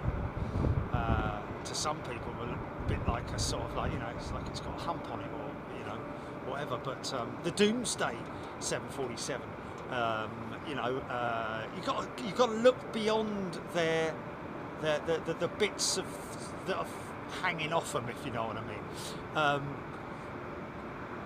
But open for discussion, of course. YT, they have stopped production of the 747. Good year ago now, isn't it? Maybe even more, I don't know. BBLLB, good day to you. I'll be on tomorrow for sure. Yeah, you've got to be up for it, BBLLB. I hope you're doing well. Look at that. Look at that cell, folks. Isn't she a beauty? You definitely want to navigate around that, I have to say. And there'll be winds above that cloud that will be quite treacherous as well. So you need to be way above that cell. Mr. Big Daz, good day to you. Roy Clayton, Trev Lyon. Aidan Campbell, think the Dreamlifter looks quite nice like the 747 as it goes to the gym. Or has it eaten something very big. Excuse me. A bit like a python that's eaten a deer or something, isn't it? Did you do 319? You did. No. Is that 319? 319, isn't it? Let's see from the tail sometimes. Just CFM engines, man.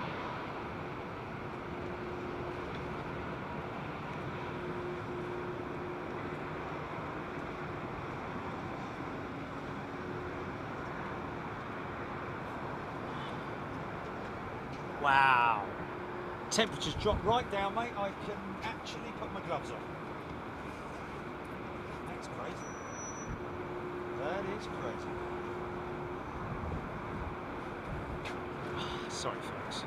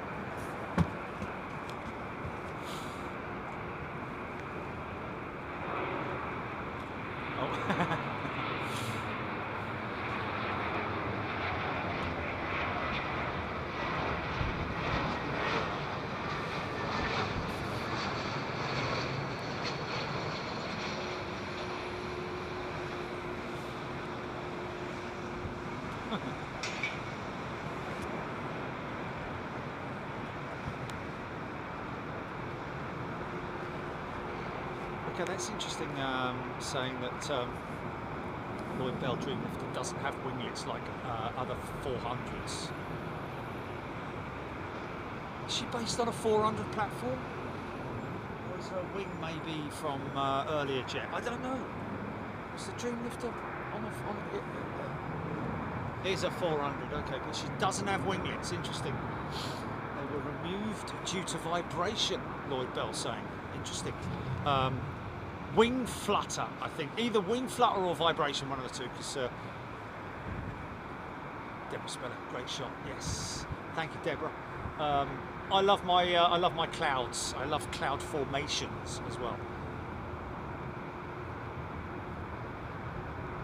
Karen Brakefield, yes, we know Karen. Andrew Watts, we will be at the paddock. Paul Marriott, there is a strong jet stream at the moment. Yeah, aircraft arriving from the United States, they're arriving around about an hour earlier.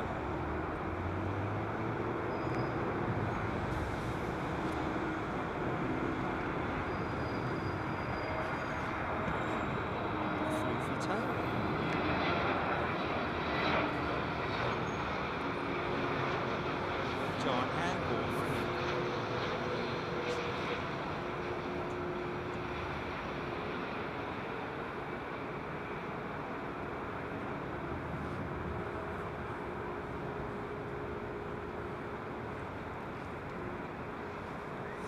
Ryan Crossfield, Letty Hat 3.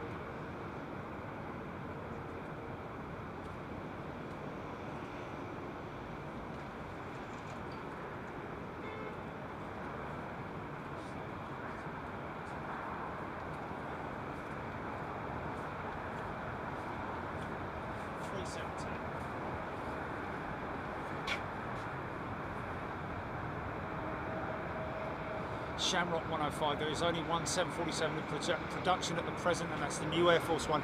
It's not really in production, Shamrock. It's in a state of being converted, shall we say. She is the new Air Force One, of which I believe there are two. Are Russian aircraft, believe it or not. I think they were originally destined for Russia, but because of all the issues, they ended up in the American hands, which is quite ironic, really. So sorry about that, folks. Oh, Lloyd Bell, Saudi at 777 in the new livery, the new old livery, 10 to 15 minutes out.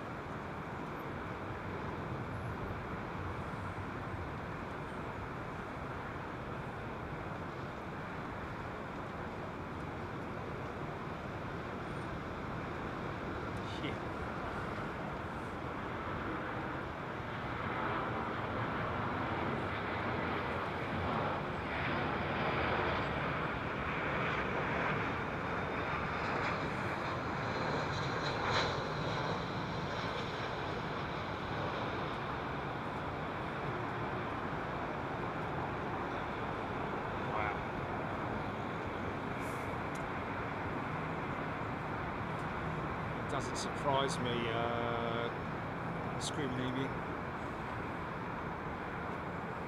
Jay Allbow, sorry. Is it James Allbow saying that Turkish have IT issues? Cancelling all flights out of Istanbul between 7 and 10 tonight. Wow. That's not good, is it? Kitty Cat Chat.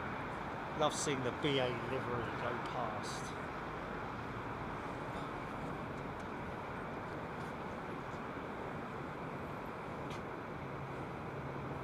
Clive Clark loving the sunset. Oh, EGPX, they were built for Transaero, who went bust before they were delivered. The airframes are being repurposed at massive cost, and yes,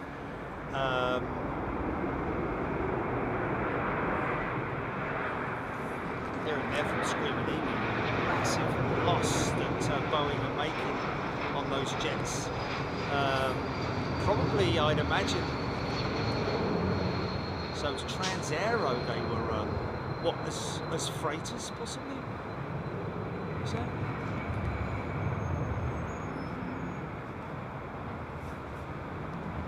Transaero is a freighter. Airliner, isn't it?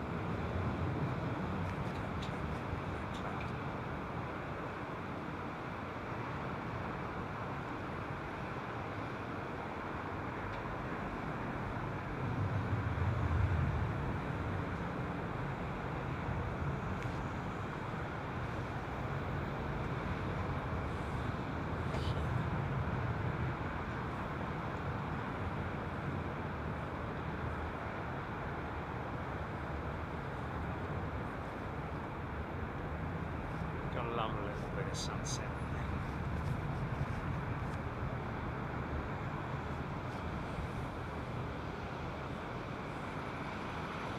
Another 220.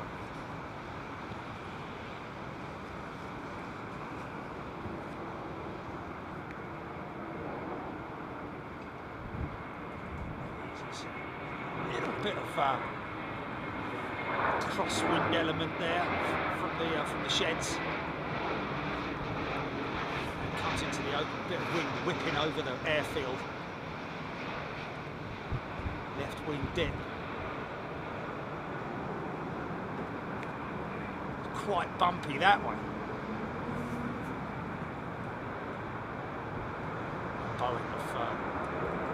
Boeing have made huge losses in their NASA program as well.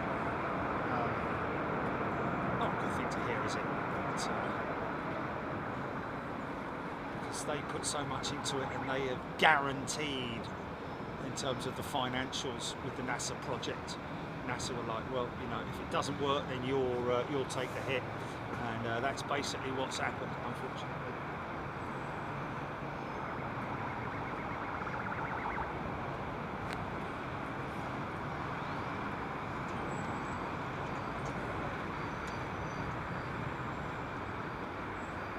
Chat Fredio, Sharon Heffernan, Claire Bear, loving those shots, thank you.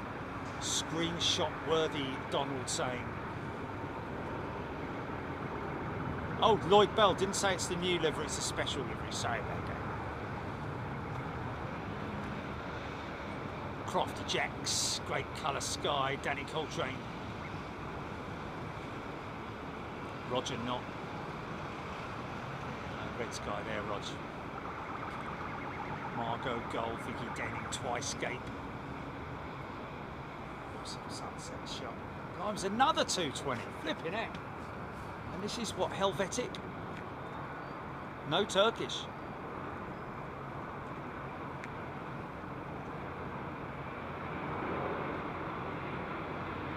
No, it's 321, sorry. 321 now. Easy.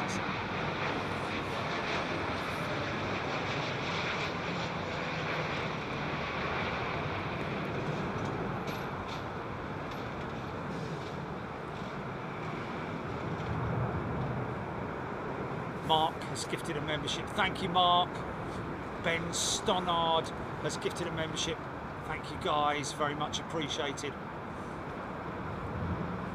Aviation in for a kill. Let's get somebody's climb out shot, folks. Hope you don't mind. I think you'll appreciate it. Beautiful. Oh, well, maybe not for the ticklers, but thank you, Ben.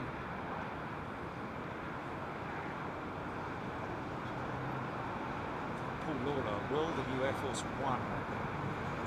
Someone hasn't entered service yet, so we'll be 25 years before something else. Well, the crazy thing is that, you know, it's going to be, I think Trump designed, now this is a 220, or is it a 320? No, it's 320, sorry. Sometimes they do, well, it's my little monitor, that's all I'm going to say. Got a little monitor. I'll just scroll past all of it. It's a 320 bit. Hello, GP.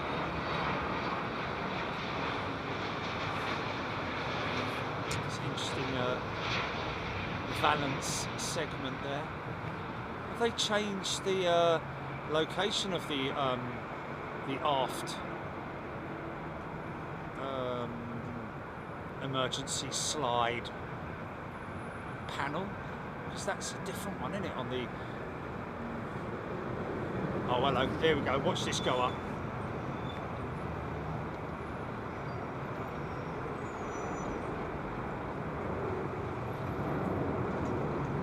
It's not going to rotate more than about 5 seconds now. 1, 2, 3, 4, 5, and there she goes. Up above the streets and houses, rainbow climbing high. Everyone can see it smiling over the sky. Paint the whole world with the rainbow.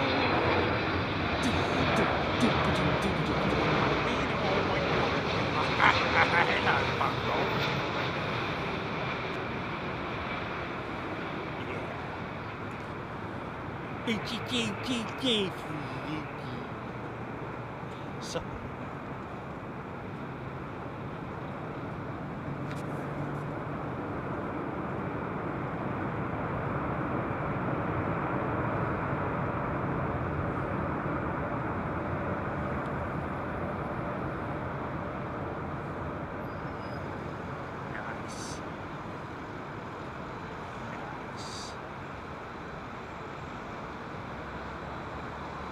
Class twist, 3,600 feet per minute. Well, I have to say, steepest one so far today has been that 777 that went out at 5,700 feet per minute. Insane. Who was that? Which operator was that? Oh, mate. Look at that in the distance there. Look at that beautiful cell. Damaging, a damaging unit that is. Building up all the way around me here, look.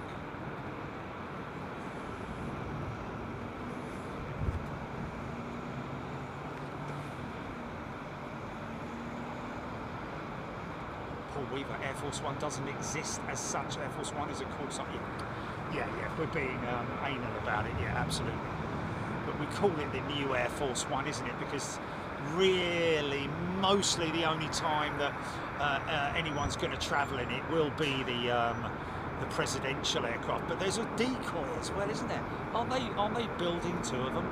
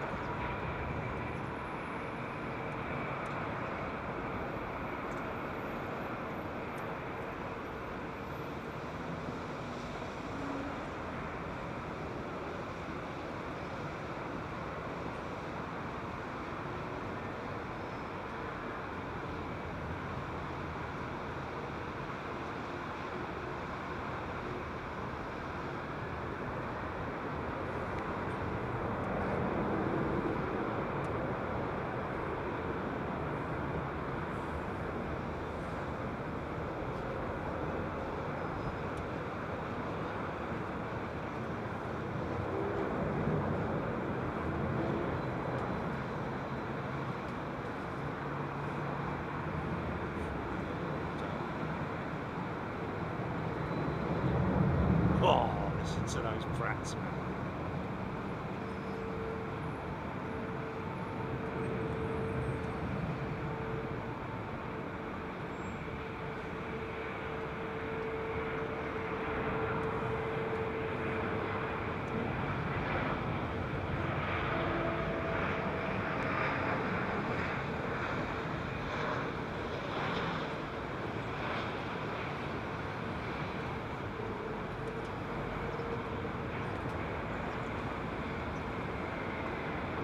Shipping case.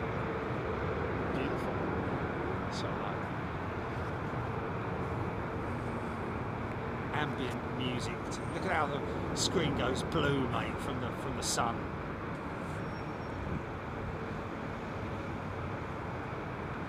People loving it, man. Well, I love you. Peter Phelps looking forward to tomorrow's entertainment. Brilliant. So am I.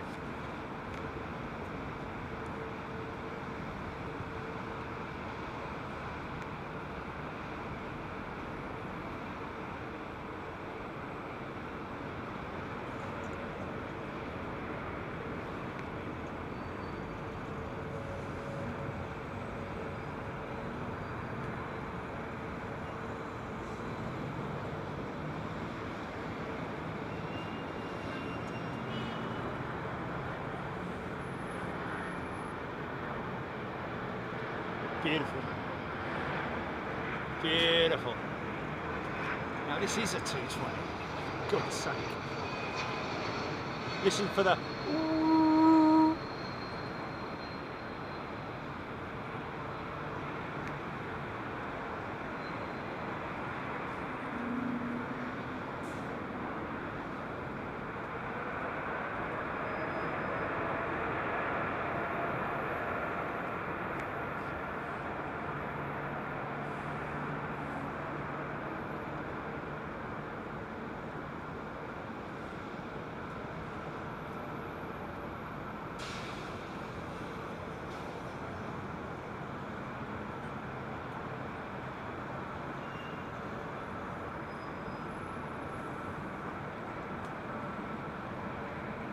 funky.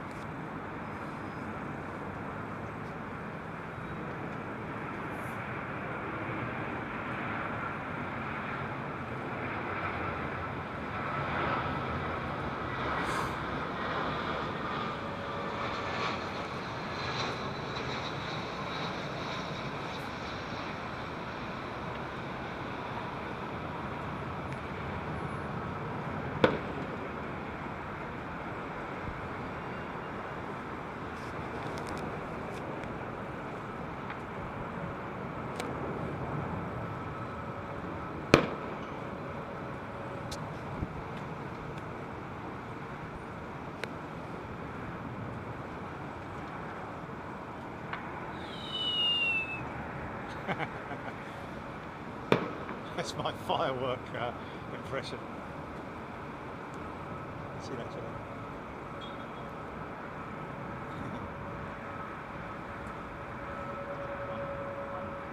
Loading it up. What's that?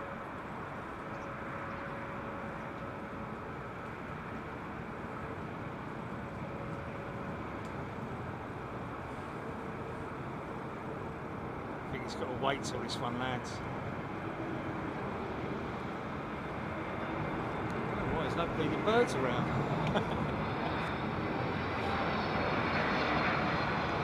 Bird in sight.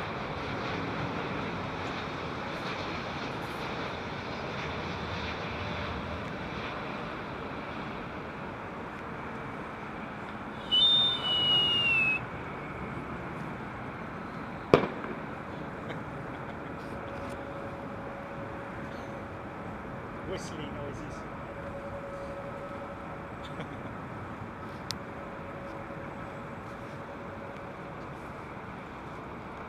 He's best not aiming your way.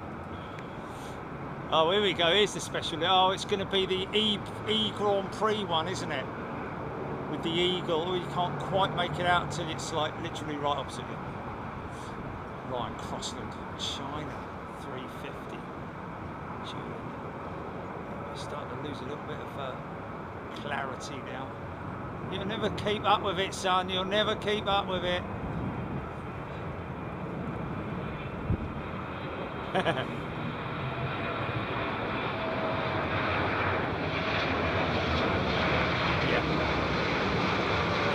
Big old smile on his face, look.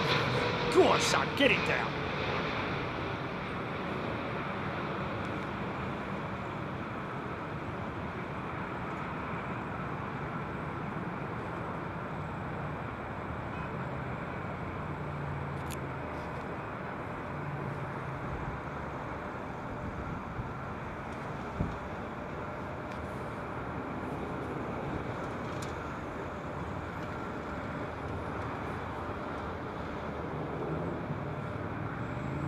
Sun's now behind that cell. Cell has overpowered the sun. See that?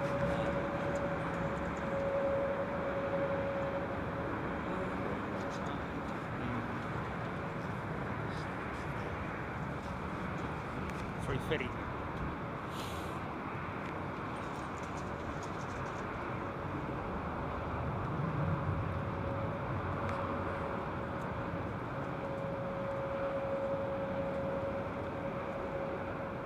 That's hilarious, man. A nationwide lack of productivity.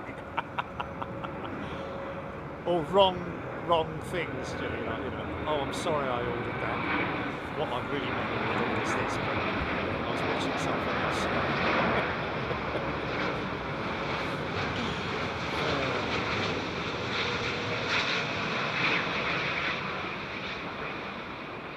Greased it. Big carbon speed brakes.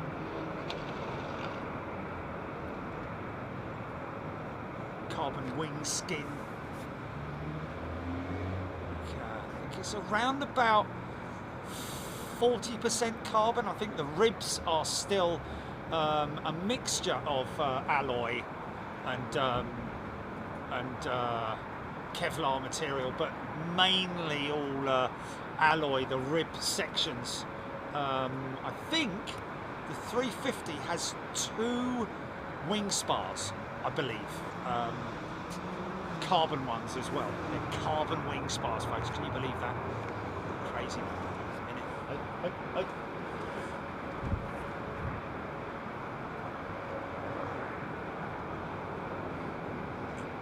Grant Ecosonic and the Centenary BOA7 BOAC livered 747. Yeah, we lost her, didn't we? She's been broken up, I believe. That's just terrible, isn't it?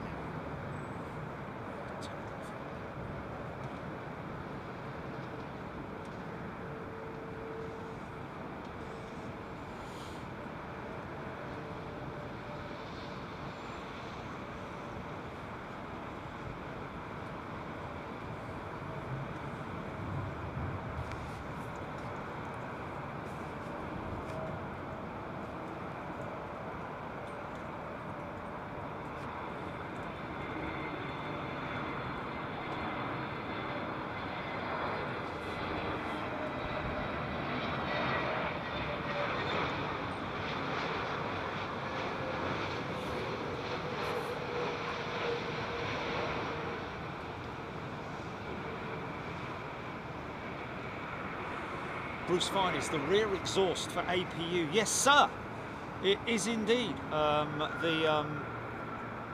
there is the auxiliary power unit exhaust outlet, and the APU itself is not very far in front of that.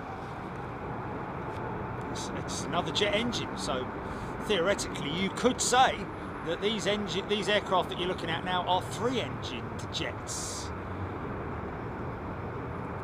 because they actually use an APU. However, the APU is only used for the purpose of keeping the aircraft live whilst it's on the ground, and also for using for engine start.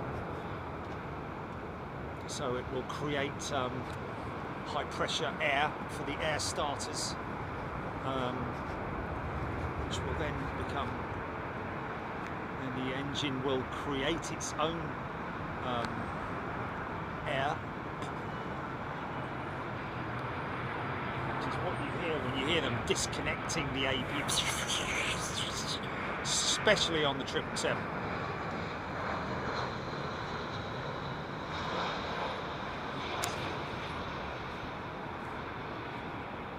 Avoid that cloud.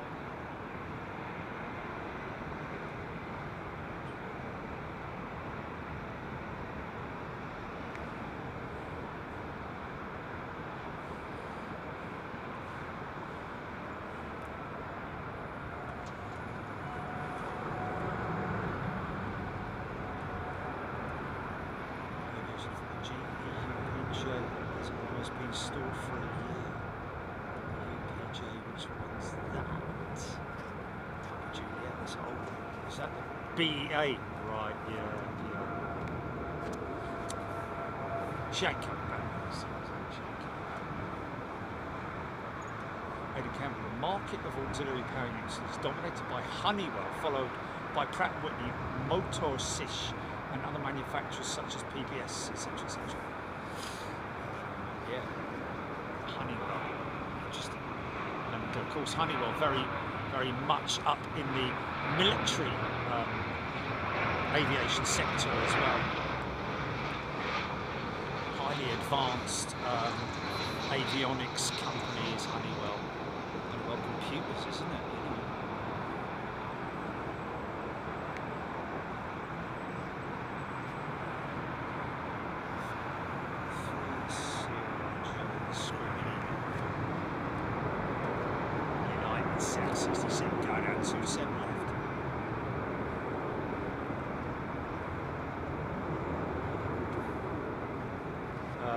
Yes, that's very true actually. It's more or less the same size as the auxiliary power unit motor is about the same size as the type of engine that would power a turboprop aircraft. Dinesh.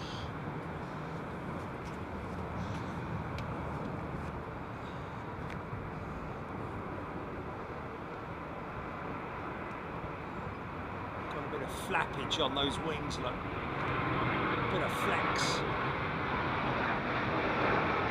Synchro.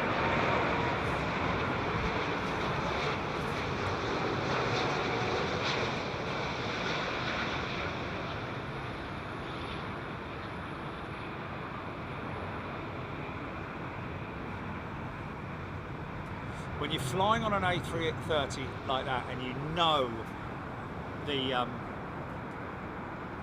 layout of the undercarriage, you know as a frequent flyer on the A330 to wait for that second set of wheels to touch down.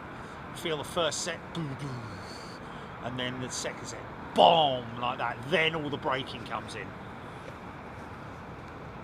Great sequence, man. Great sequence.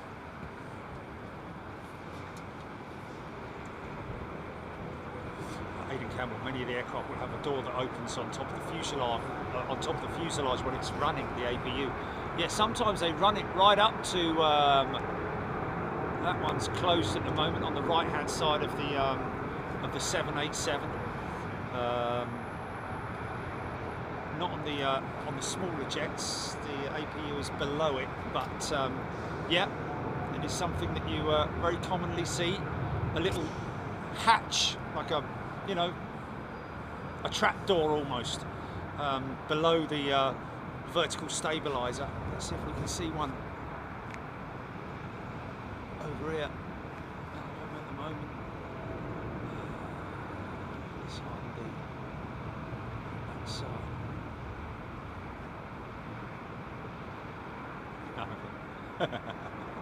Not a single one.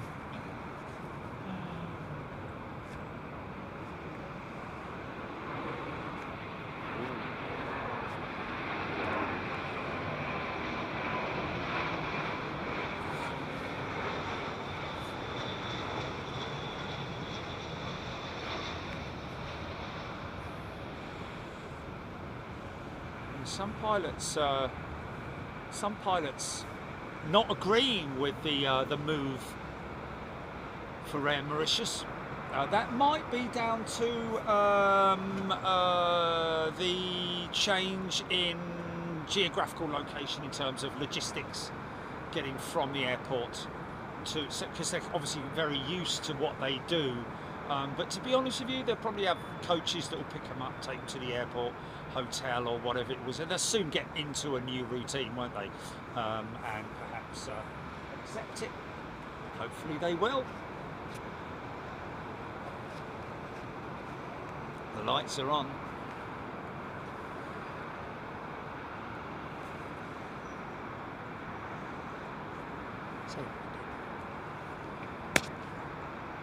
Simply having a wonderful Christmas time. Sorry. The lights are on.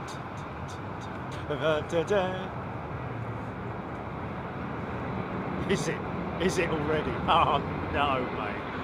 Oh, that's insane. Sorry, folks.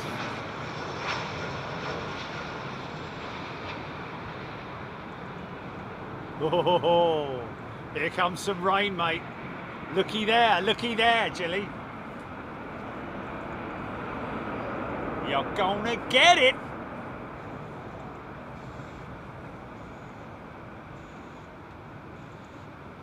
Deborah Speller, the Turks have an awesome fleet. Cool. What? Oh yeah.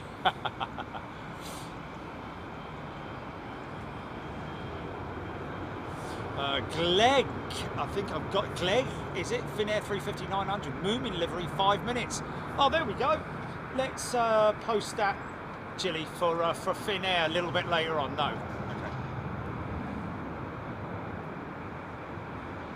Jono Godley, amazing seeing the planes flying off as dusk falls.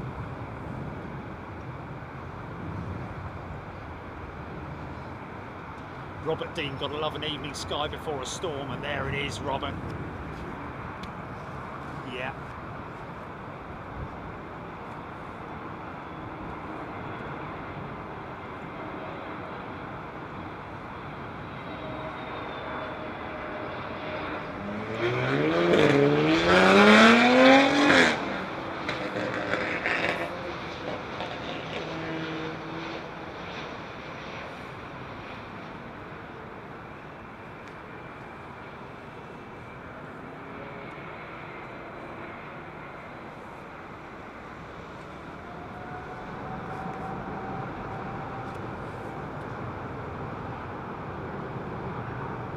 George Taylor, thank you very much, George. Darren Nichols. Hamo 19.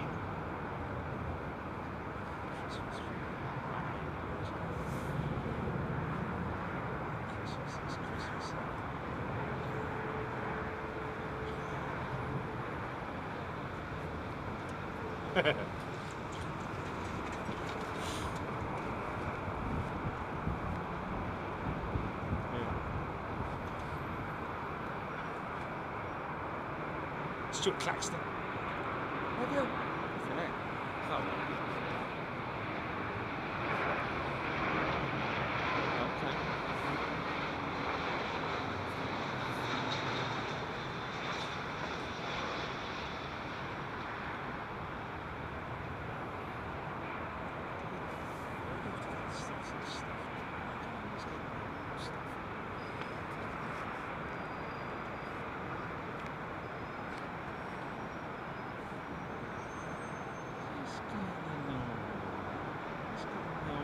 Traditional stuff like or nut stuff like big bouncy sausage.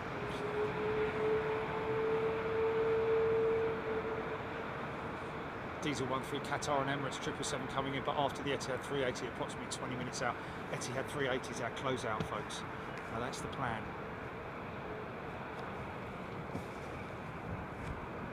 Because we're running out of light. Here's your Korean 777. Shamrock 105, Trent 700 engine. You know what?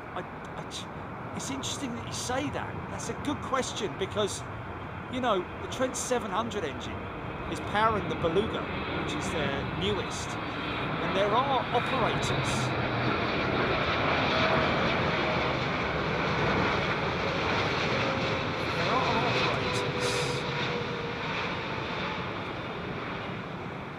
Nice. There are operators in that we've seen in Toulouse, like military operators and some other aircraft with A330s with the Trent 700 bolted to them. However, whether they are just old orders, I'm not sure. But you know, the question is why did Airbus not fit the Trent 7000 to the Beluga? Probably because when it was conceived, the Trent 7000 engine wasn't actually in production. Maybe it was on the drawing board, I don't know, but has he got a plaster on? He's got a plaster on the...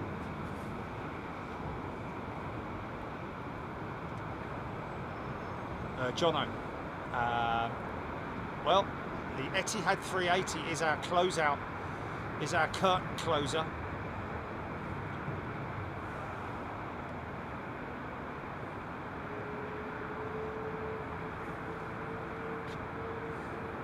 Clear for takeoff, 27 left, speedbird.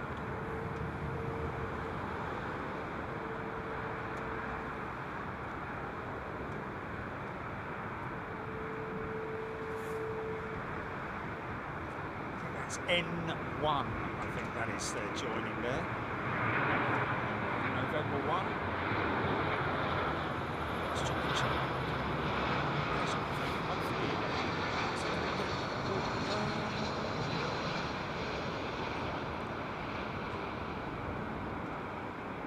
Interesting discussion point.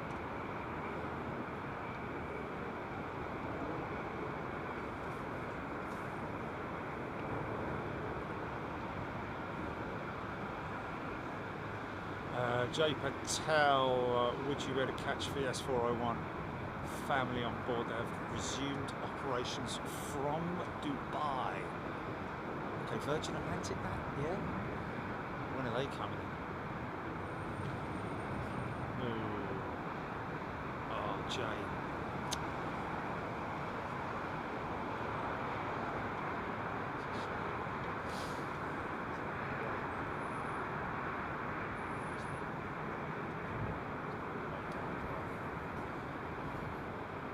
Jay, I'm very, oh, that's a shame.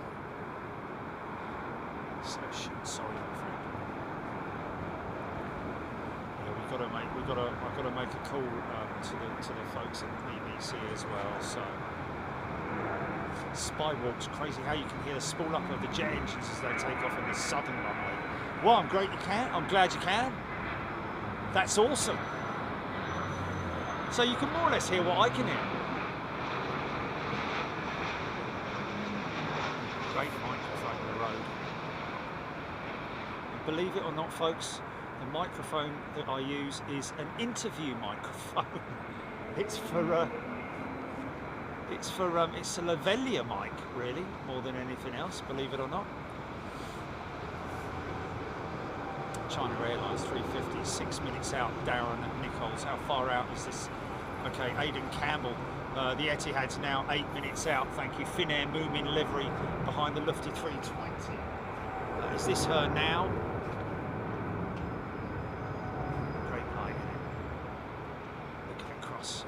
see the Virgin Atlantic Freight Terminal right over there with the blue lights, purple lights.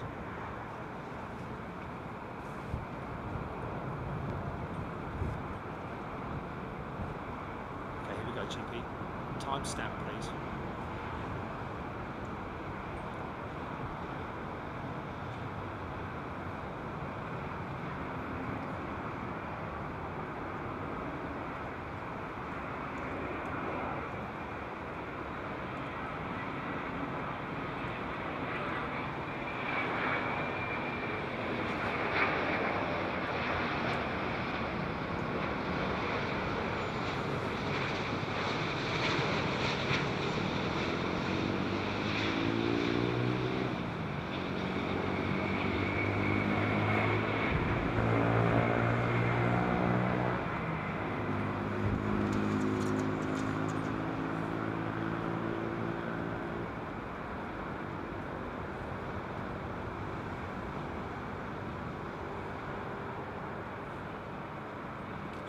Danny Coltrane, 747 freighter, 3 months out.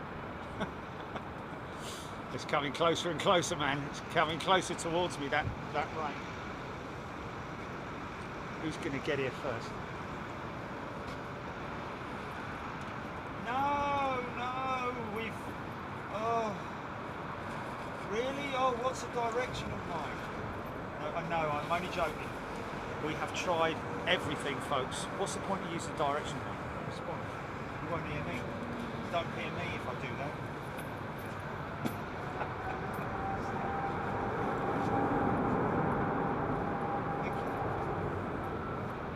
Thank you. Thank you.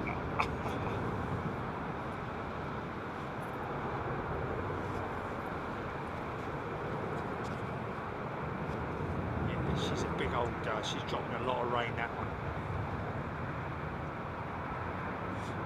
Fuzzball, what is the difference between the two fin air livery? Well, the Moomin livery is a difficult one to see, really, folks, to be honest with you. What I call the connect floor. Connect floor is a little easier to see. This looks like Eater. All lit up. Look, oh no, it's sorry, it's KLM.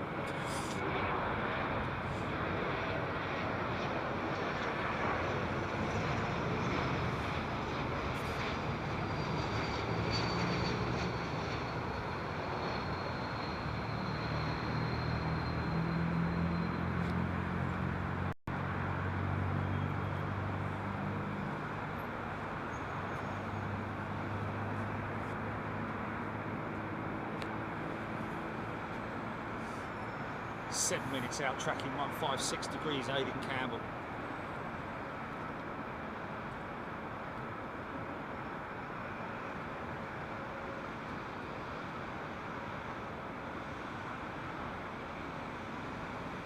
Annunciation on the PFD. Pilot's flight display. Oh, okay, it comes up on the pilot's flight display, does it? The call, the retard call, as into like retard, as in drop the throttles, dropping.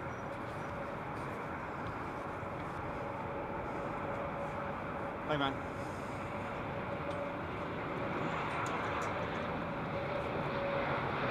Who said that? What's up? It's all a bit much, isn't it?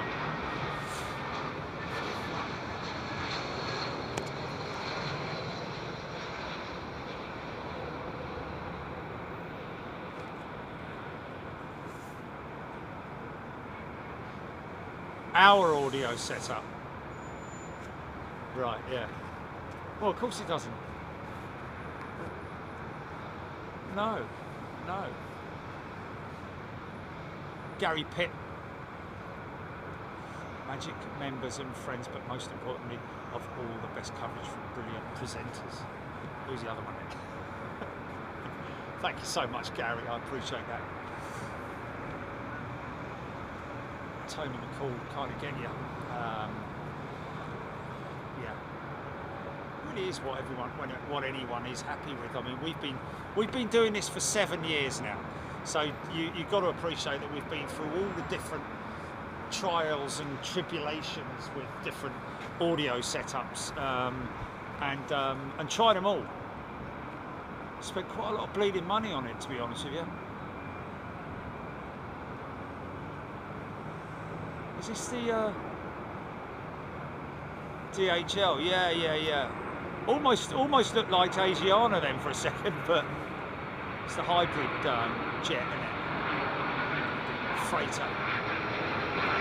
Big old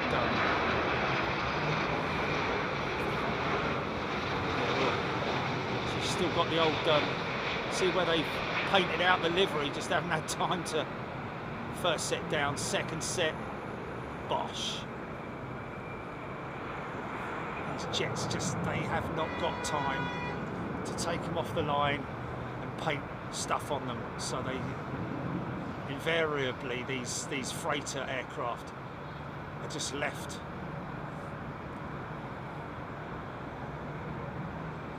Oh, I'm going to get. I need to make sure.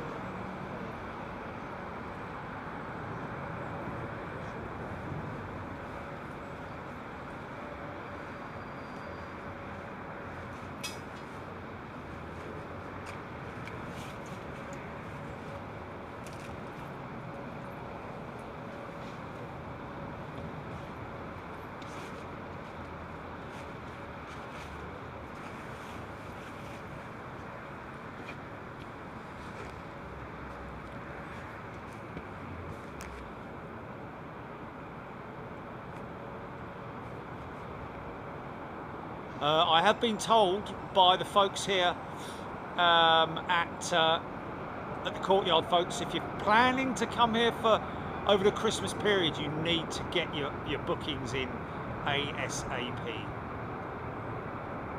And there is a system of discount as well that we work with on these guys here.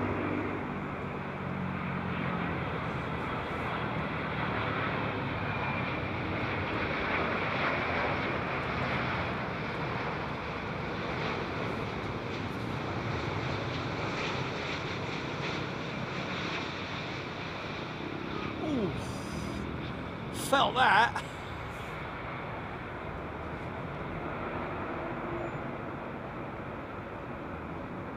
See, now there could be a training captain on that flight, and the note may go down in the book. Quite heavy-handed on touchdowns, or at least on that one. Maybe a reason though, you know, you've got to give them benefit of the doubt, haven't you?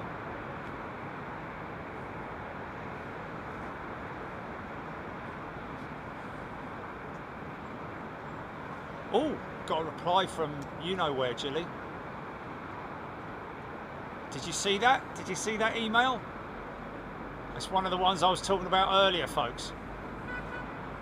Well, hopefully it's positive. Yeah, go on in.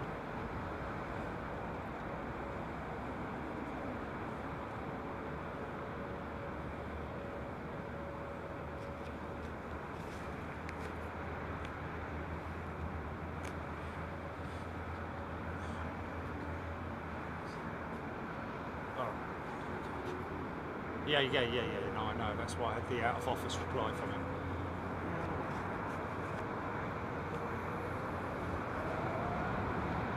It's okay. It's not brilliant, but you know, it's okay. It's positive they've got back to us anyway. So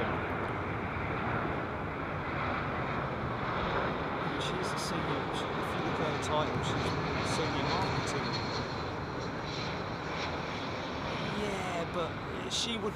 I would have thought that she would liaise with him to say, this sounds like a great opportunity. I know, but you know, well, yeah. Well, I always do, as you know.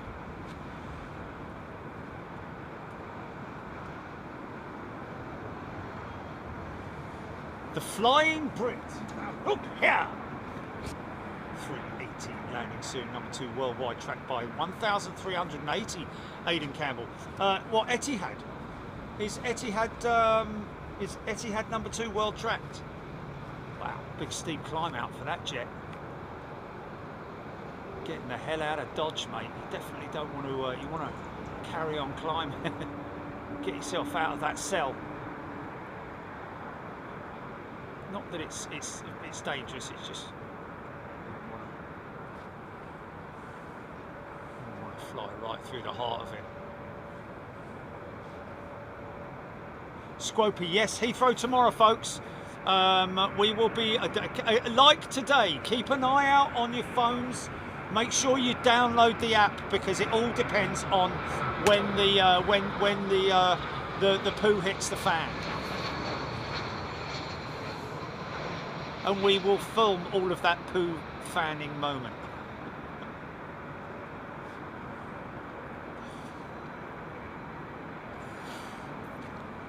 Aidan Campbell, number 2 worldwide tracked 1,508. We should get this Etihad 380 to number 1, shouldn't we? Come on. Don't tell me it's a Tel Aviv jet. Ariel, not the Little Mermaid, 3,100 feet per minute for that jet that just went out. Lloyd Bell, United 767, Heathrow to Washington, squawking 7700.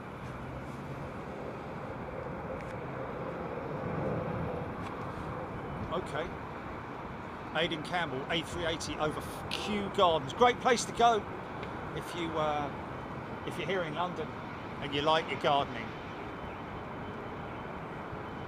Okay, so we're not going to get Etihad to number 1 again, I'm afraid.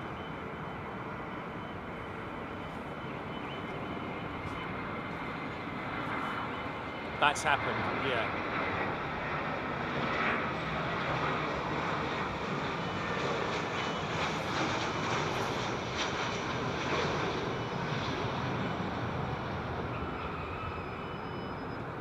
It's a 767, yeah? United 767. Interesting. They're quite prone, I have to say. I don't like to be negative, but they are quite prone, those old 767s, to having faults. You know, generally it's usually engine or hydraulics or something like that. So, what's the deal with it, Jill? What's the deal with it? 'Cause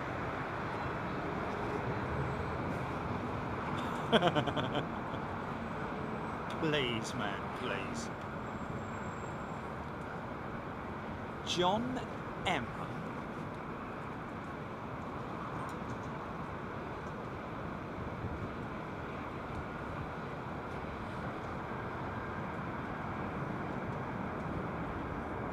River and Kiki. River and Kiki. My laptop and television has given up, so watching on mobile this evening. Okay, good evening to you, River and Kiki.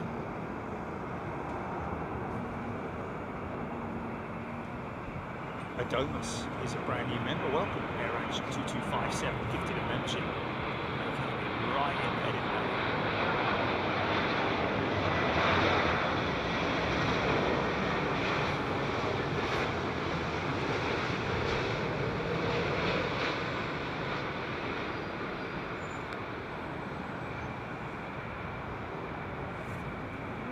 So it went from Abu Dhabi to Istanbul and then London. Okay, so that's got to have therefore been, that must have been passenger related. Oh, hold on a minute. Look at that. I'm going to get rained on. Are we waiting for this 767 then, Jelly? What's the deal? Because you know what's going to happen, don't you? Tony Rivers gifted a bed. Well,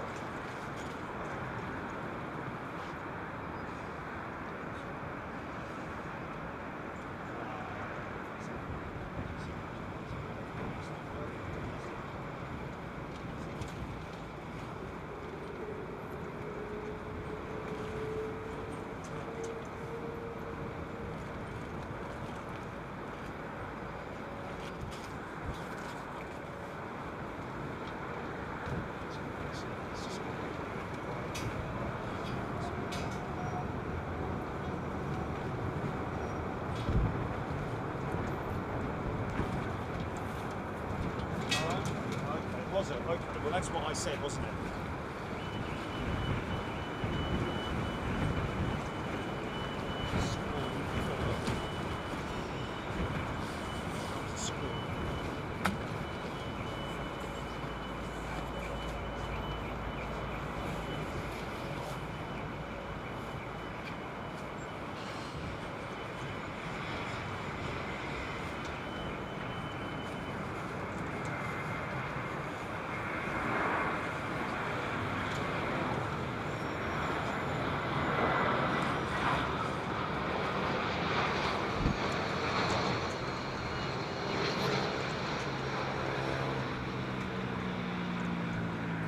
seeing what's standby, folks. We're just we're just holding on for a second. Has Tiny Rivers gifted 2 memberships in one? Okay, thank you, Tony.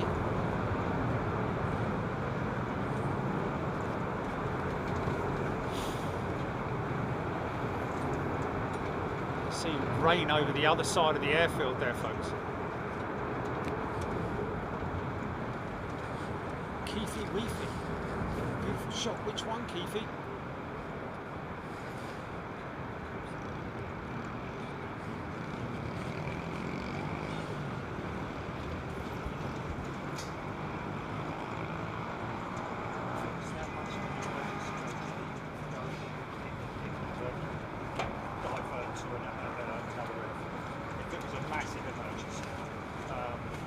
This is likely to be a technical issue, I'd imagine.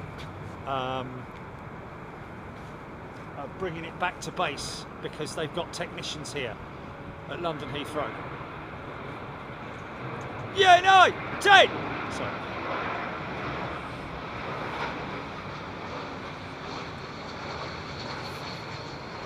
Did I get a DOMAS? I'm sure I read out a DOMAS a little while ago.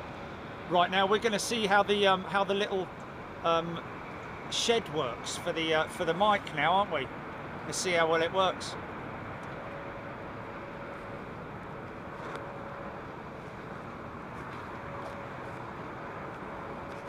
Okay, so we've got a member's family on a Dreamliner from Dubai.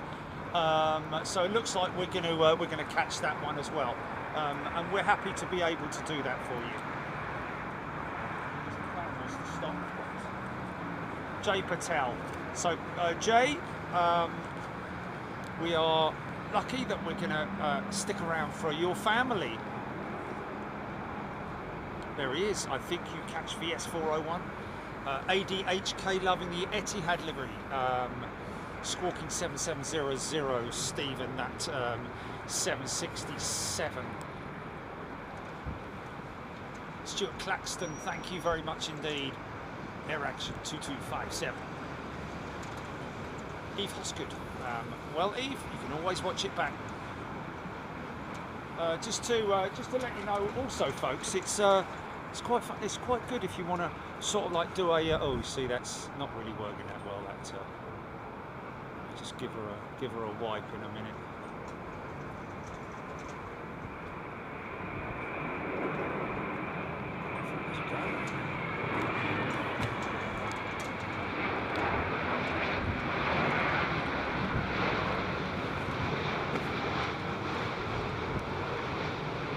Let's see how this microphone does, mate. Yeah, that's we're getting blasted now. Here we go.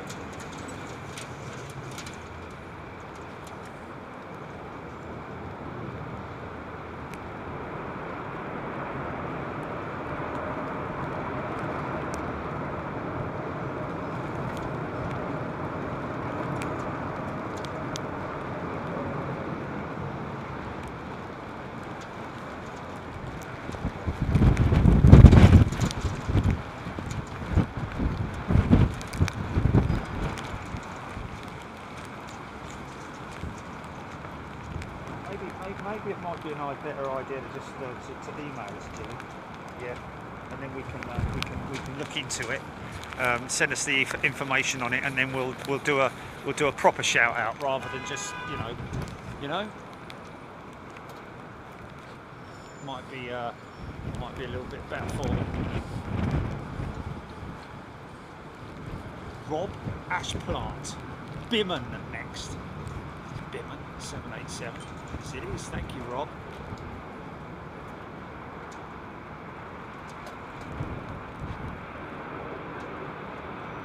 Yeah, most definitely. We will definitely I'd rather do that and dedicate 30 seconds or 60 seconds or however much to that cause, because it's a big thing he's doing there. That's a big thing. So get him to email us with all the information and contact details, etc., etc. We will obviously dedicate a shout out.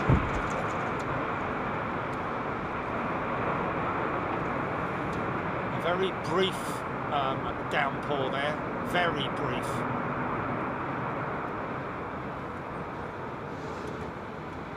John M, 5 at the stack. Yeah. However, look at the big fingers coming out, reaching out. Look at the big fingers coming out. Oh, scary.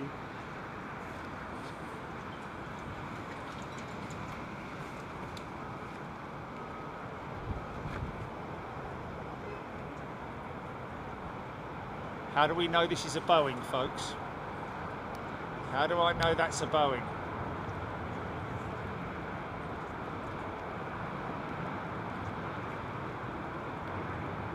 Yes, but what about them? No, standard colours. That's yes.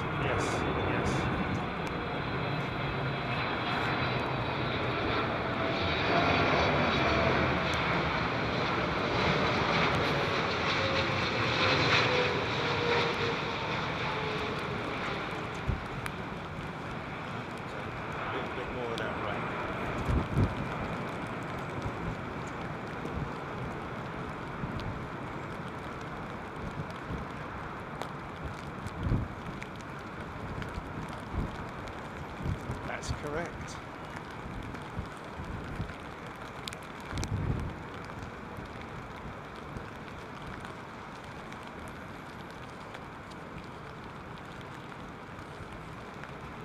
Single flash for Boeing, double flash for Airbus. And a funny sort of like multiple one for Embraer, isn't it?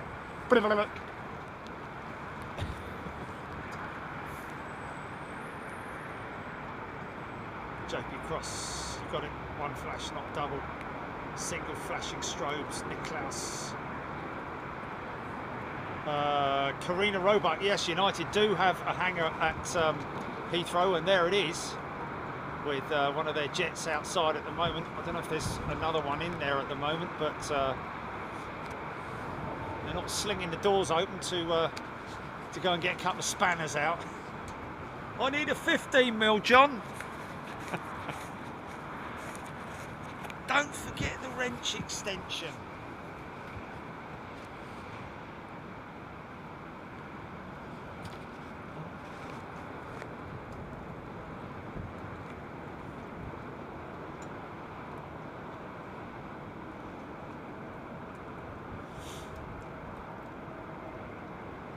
Arrow had a 50-50 chance and got it wrong. J-Mate can't be a test at the end of the street.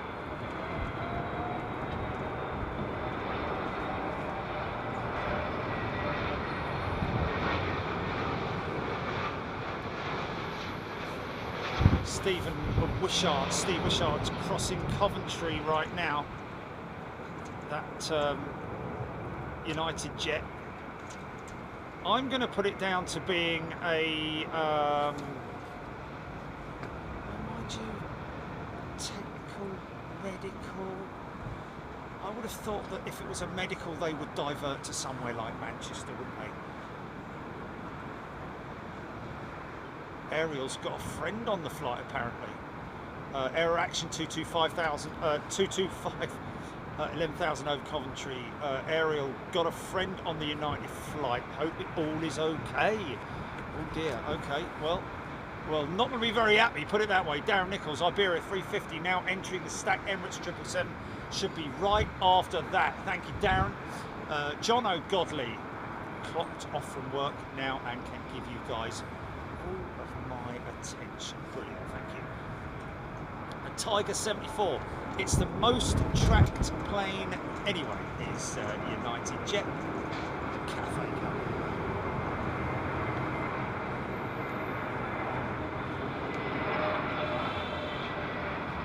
Well, no emergency vehicles out on the field as of yet.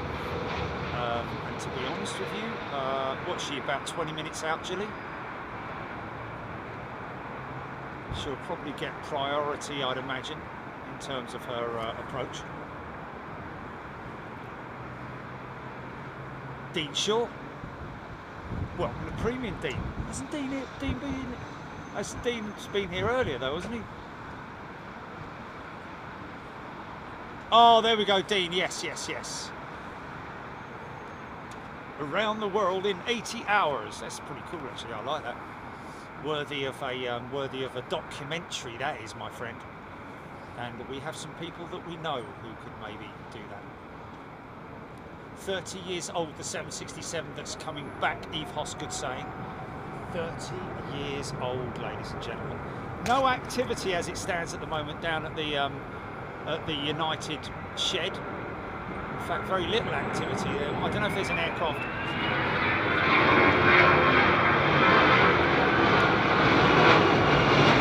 Go around.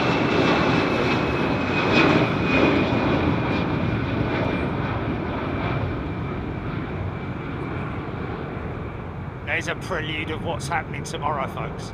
I think he might be practicing for the... Blimey! He's gone up for another round of drinks, hasn't he? Flipping heck. You can come back, mate, if you want. It's a... Flipping heck.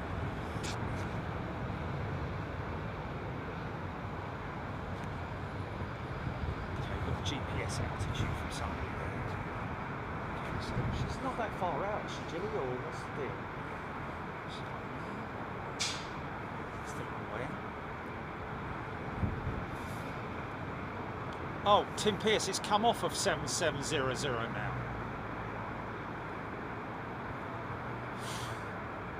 What's 7625? Is that obviously lower in the rankings, isn't it?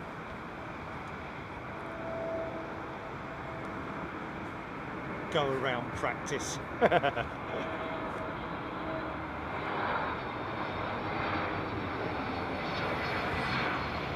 Okay, so are we sort of like... Is it? Yeah, but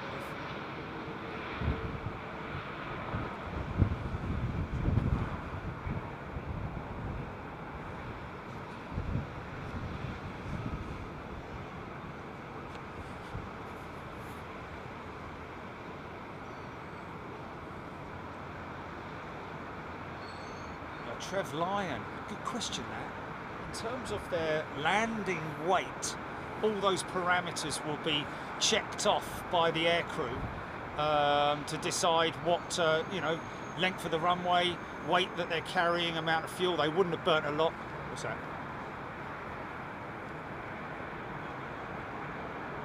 Wow, cleared direct off the Bovingdon stack. So she's, yeah, so she has been given priority clearance. Straight out the Bovingdon stack. That's north of me, isn't it, Jilly? Is that, sorry, to my left, yeah? Is that her there, possibly? Is that her there, possibly? Now, let's just have a little look and see. Okay, she's too far off me to see. Okay, I need... Milton's Keynes, yeah?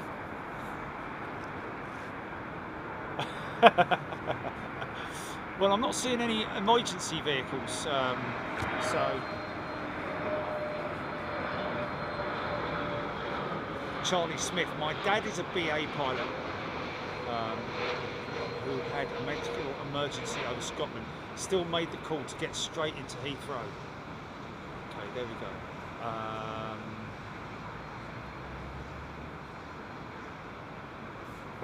So...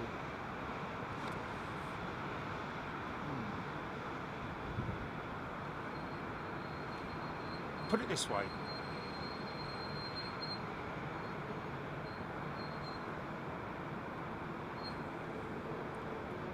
There we go, Niklaus Twist.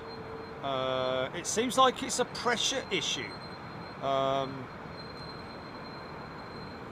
Okay, Super 80 Swiss Air, the expander code is more to grab the ATC's attention. Change of transponder code, sorry.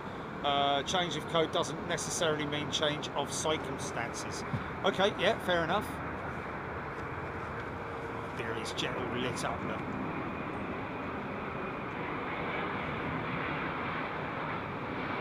So what about the Virgin jet? What about 103 jet? Are we still going to wait for that after? She's obviously...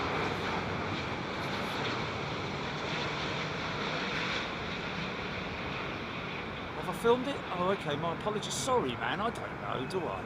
It's got so much going on. Did I film it? So, okay, cool. Definitely.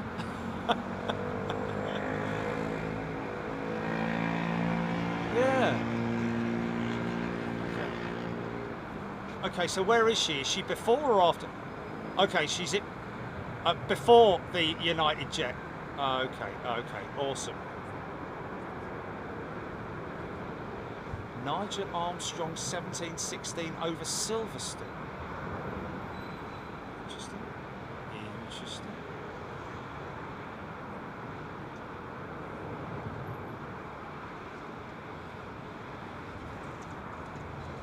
Nigel Armstrong, 8,000 feet.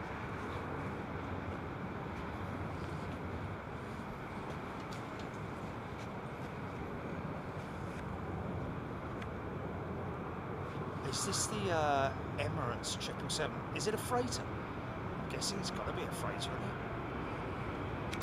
200 freighter. Nice.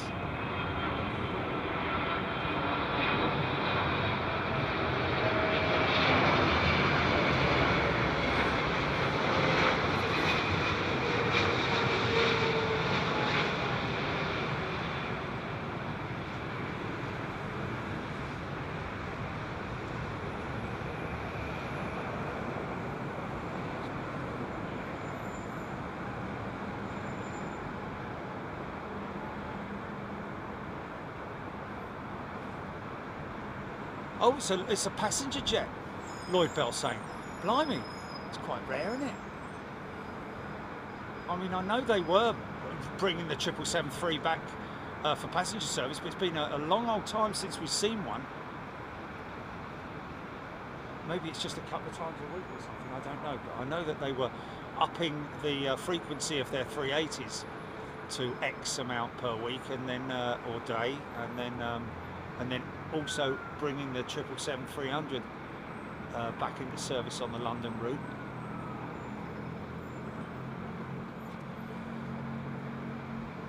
I'd imagine that once the 777X is in full flow, that will be something that will be used. I'd imagine they'll use it on the London route, won't they? Can't imagine that. John Grinham imagined an Emirates 340-600. Well, they did have them, didn't they? Okay, need to read out. So it's a BA jet. Nick Woodward, 5 times a week extra flights. Mike George, good afternoon to you. Eldon Murray, not cargo, it's passenger. New service started yesterday. Okay. I thought the 777-300 service had been added on. Okay, so that's...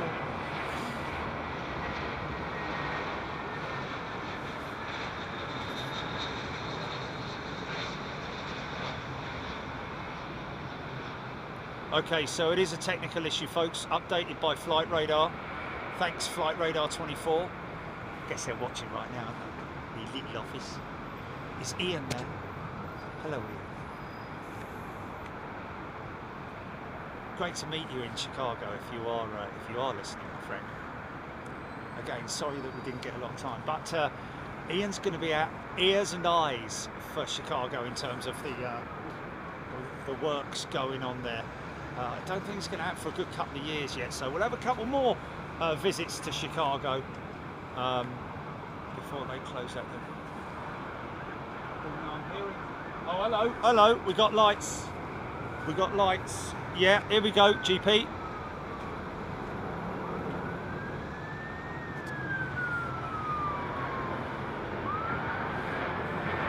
Okay, so they're parking up, so it's not sort of like follow it down the runway sort of thing, I don't think.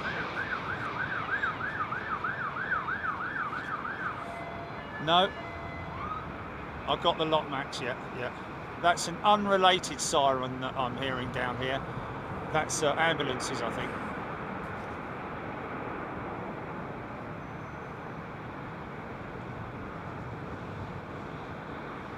Blimey.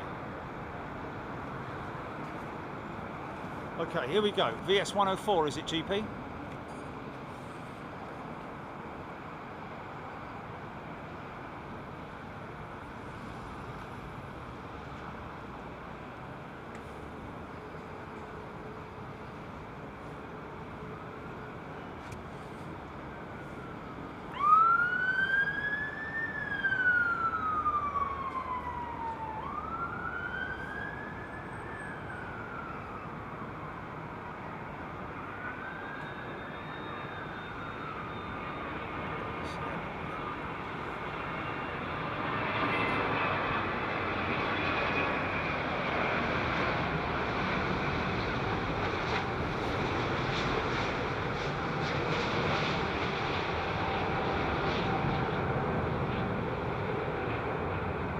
lit the tail up.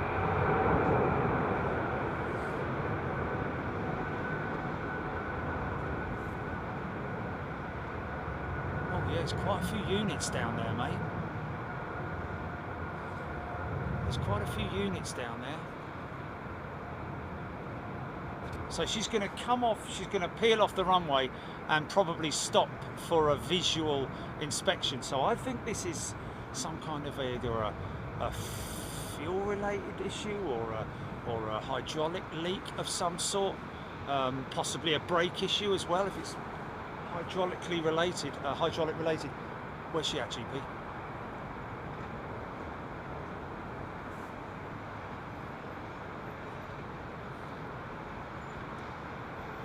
Fleming Shamrock 320 due shortly was the go around a little while ago. Okay, so we do have an emergency closeout. Funky shot or two to finish off as well. Look at that.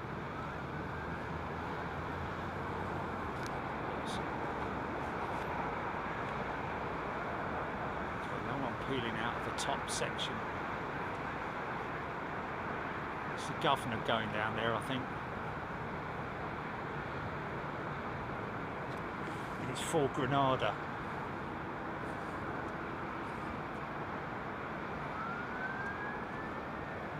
Oh no, we do have something. Oh no, that's the other one that I think is just.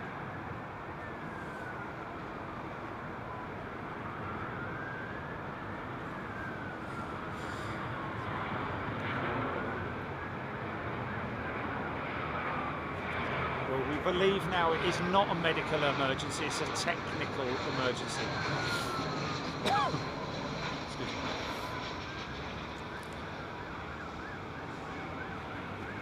No, they are coming in here, mate. They are coming in here.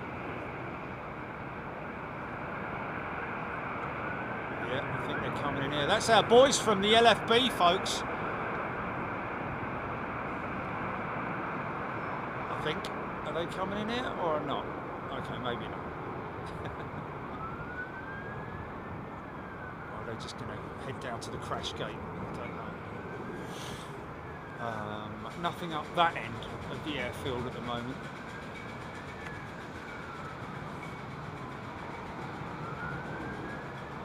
Is that someone shaking dreamies out over there? A large cat. JM Gaming BAG 9 from Tokyo arriving soon. I think this one might be heading to the crash gate. There's a couple of them.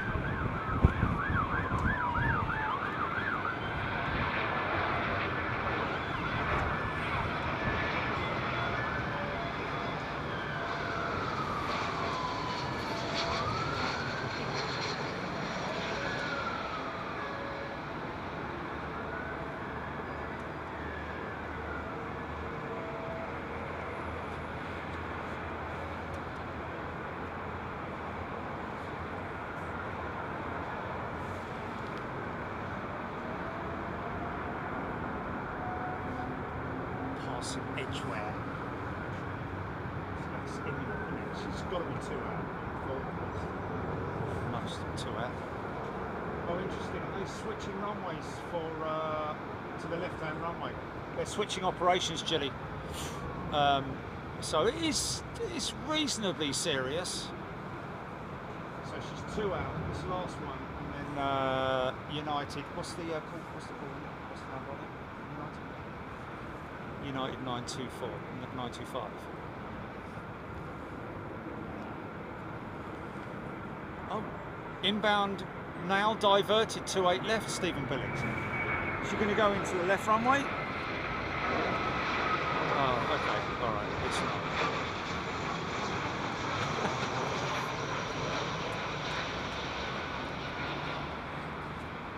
Okay, it's not a medical emergency, folks. It's a technical issue with the aircraft.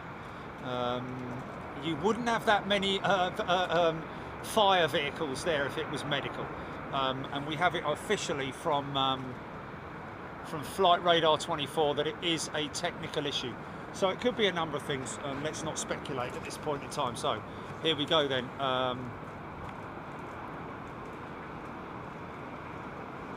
one thing's for sure, she's going to make it down fine.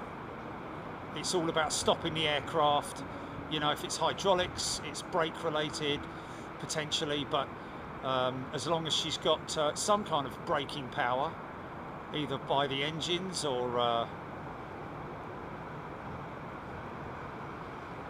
course the sliders are operated hydraulically.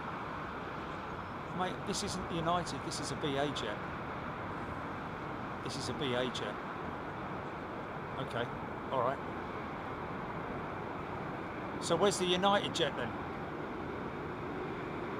Oh, okay, alright. So, sorry folks. Okay, so we are waiting for, they have stopped operations arrivals on this runway, on the northern runway.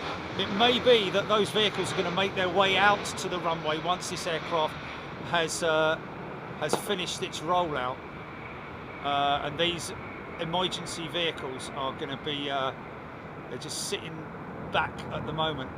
And now once this 321 has vacated the runway, we're going to see the vehicles starting to move out towards the runway's edge or near to it. We'll have to see. Your pal Palpatine fly United 767 from Chicago to Heathrow when we vacated in London. Vacationing. Oldies but goodies, love them. I've flown the 767 with United a couple of times.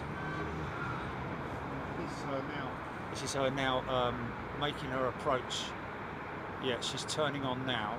Okay. Nothing to see, folks. So. Not yet, anyway. So, first aircraft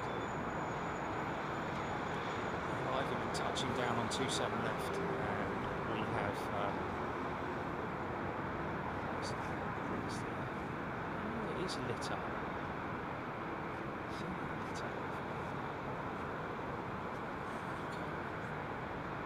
Seem to be holding station at the moment. Kieran, the pilot, yes, we've got that 27 left, temporarily operational for arrivals, just so that this 767 can have a calm approach. Pilots, you just don't know what's going on. I mean, they're planning the touchdown based on the aircraft's weight as well. You've got to remember. I don't think they've dumped any fuel. Did they do any? Did they circle at all? Or doesn't look like they've. There's another set going out there from the north end, from the eastern end of the airfield. Now they're going to station themselves halfway up the runway, or are they just going to go down and meet the other lot? You know, you've got to think of. What potential technical issue it could be. Now, if it's a pressurization issue, I've got to be honest with you. The issue would be dealt with once they're below 10,000 feet. So you know, theoretically, they wouldn't need this amount of emergency vehicles. I'm putting it down to potentially something a little bit more sort of like. Say critical, but maybe engine or hydraulics. Okay, they're holding position there.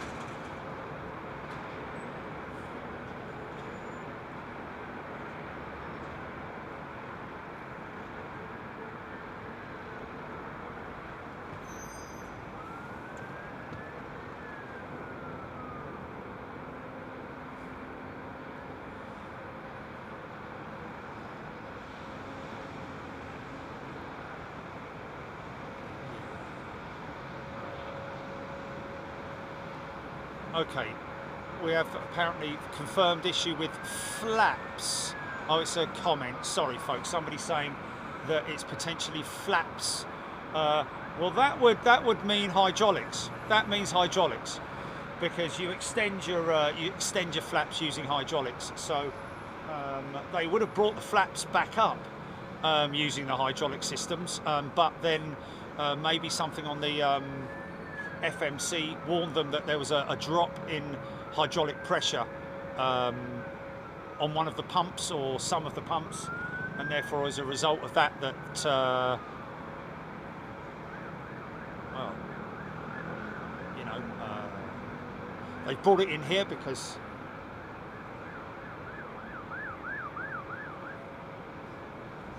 they certainly no movement from the folks up at over at United.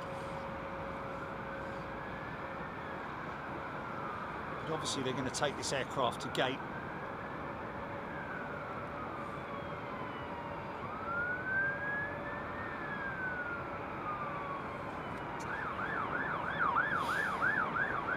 Yeah, it seems to be quite a common fault with not just hydraulic systems, but brake issues and the like on these 767, and engine issues on these old aged 767s. So, you know, it's costing them a lot of money, really, at the end of the day.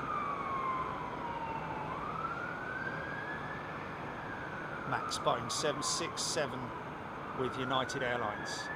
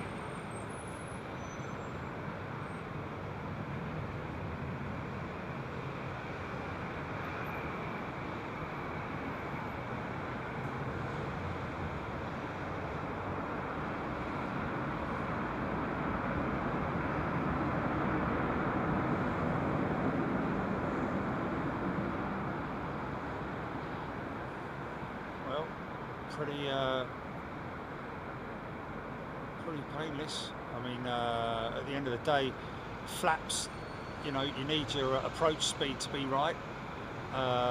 Certainly seem to be coming in at the right speed. Don't look like there's any issue there at all. Obviously, you know, you can't take any chances with a hydraulic issue.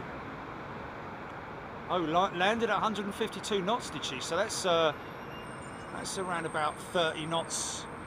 30 knots over. Okay. Oh, well, in that case, yeah, that's definitely flaps in it, because looked like they were extended, but completely wrong.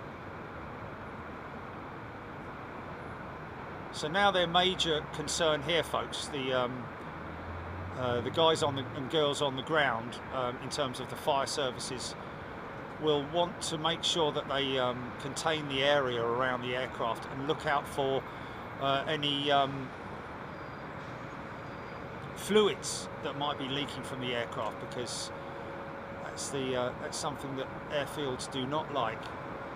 Is fluids on the aprons, or on the taxiways, or on the runways, especially on the runways, because as you can appreciate, hydraulic fluid is a very is it viscous material, very slippery, and what's that?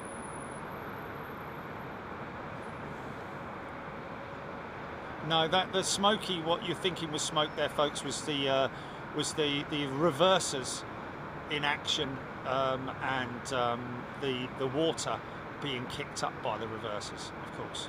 So that's, maybe some people were confused. Well, just because of the light underneath it. Avro Arrow, Well, I was trying to see the flaps. I don't know. I don't know. But in terms of the passengers, it's just a simple one. They'll be like, folks, sorry, we've got a technical issue, and we've decided that we're going to return to Heathrow because we obviously have a maintenance division there, and everything's safe. It's perfectly normal. Well, it's not normal, but it's perfectly safe. And you know, all they can do really is apologise. So what they will likely do now is follow this jet to a remote position where they will carry out a visual inspection. A little bit more difficult to do it in the dark, of course, but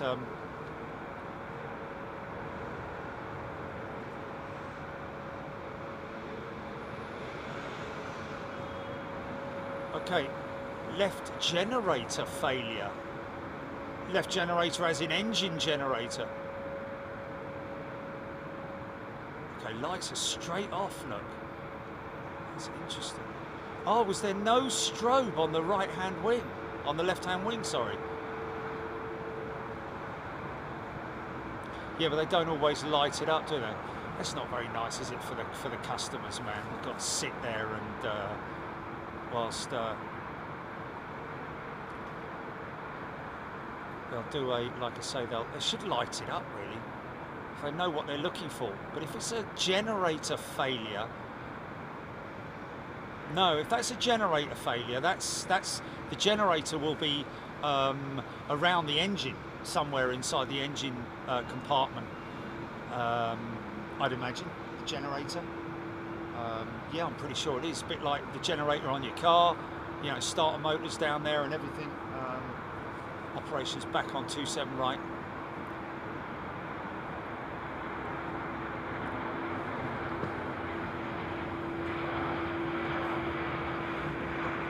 Okay. Well, obviously you can watch it back now, can't you? Can you double click back or not, Julie?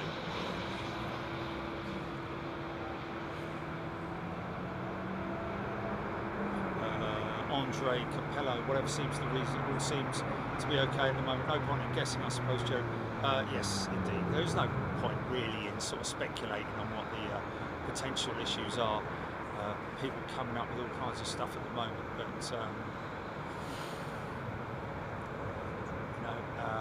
you know, trying to look behind the engine. Seems like this number 2 is still operational. Now he's taxiing. Just seeing, looks like they may have done a visual inspection. The fire crews that we filmed from the top of the runway here, they are returning back to base. Looks like all the blues most of the blues have been turned down now, and she's going to taxi back to her original gate, I'd imagine, up at T3, or is it T2? T2. T2 for United, isn't it?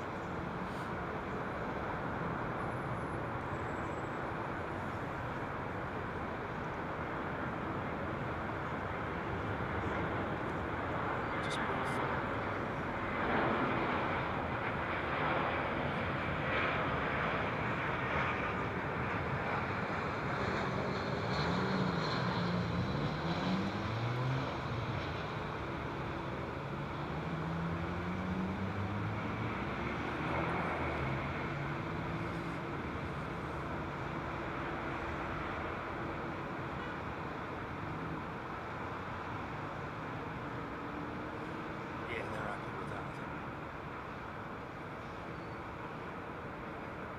Well, 154 knot approach speed is out of the ordinary, I have to say.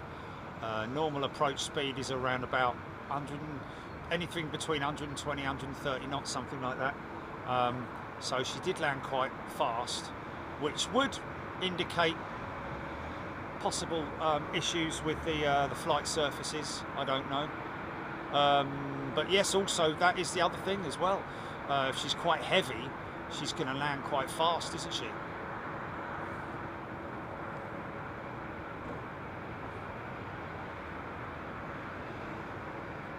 There's a small contingent of emergency vehicles following her.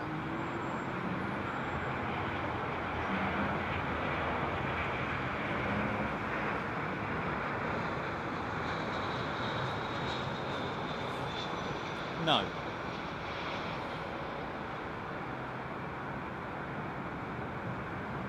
Well, looks like the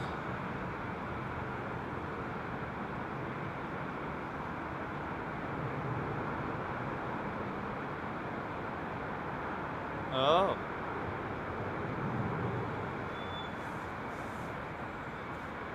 Okay, so she's been on the ground. JB check report saying that she's been on the ground since October 28th.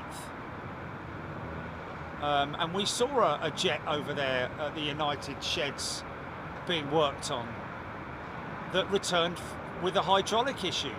So obviously, it's interesting that she's going straight past where she would normally park. Oh no, she's going to go right here, isn't she?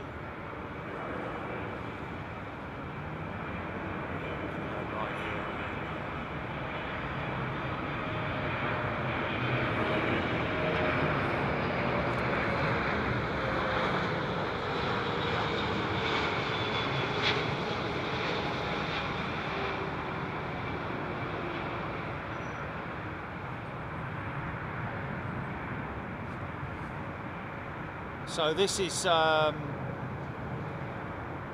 aircraft with previous. United must be like, man, we've got to get rid of these bleeding things, which is a shame, but they need to replace them with some more reliable aircraft, or because their systems are aging, aren't they? You know, in terms of spares. Oh, she's going on a remote stand. That's not good. Passengers aren't going to like that.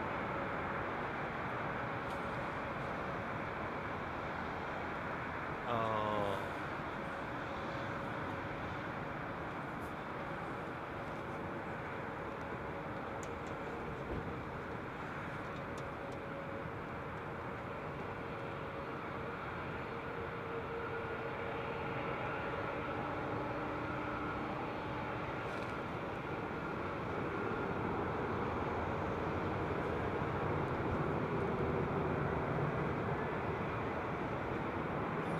Time when we had a few cases, Jilly, where they've come up with the steps. Passengers have all stayed on board, come out on hot days, and, you know.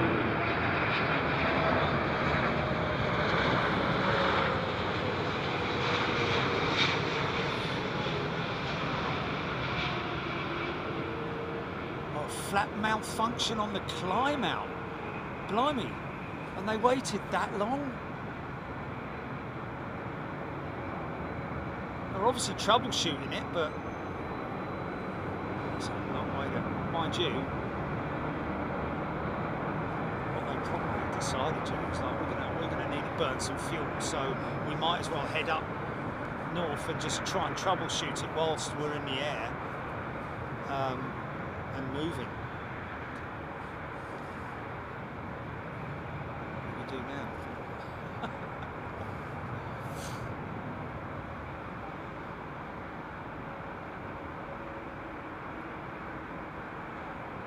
Right, folks, I think we're going to leave it there. You know, other than sort of like, you know, being nosy and standing here for another 2 hours while they work on it. It's we'll no doubt get feedback from Roger or somebody tomorrow morning. But we will be back tomorrow morning, folks. Get yourselves geared up. Make sure you stay safe if you have to go out. Take precautions, you know. I mean, I did mention it earlier. Sounds a bit stupid walking around with a bicycle safety helmet on, but you know, it might just save your life from a falling branch or something like that. So take care wherever you are. Just don't worry about going to work. They'll understand. Just get yourselves nice and safe. Make sure you've got enough snacks and food. Keep the pets in. And look after yourselves, and we will, yeah, if your boss has got a problem, get him to call me. We'll see you tomorrow morning, folks. Well, actually, I say tomorrow morning. It may be as late as tomorrow afternoon. So just just bear that in mind. Nobody coming from the United's service facility. But anyway, we'll get the lowdown and we'll update you in the morning, folks. Take it easy. See you later. Thank you so much. Have a great evening. Cheerio.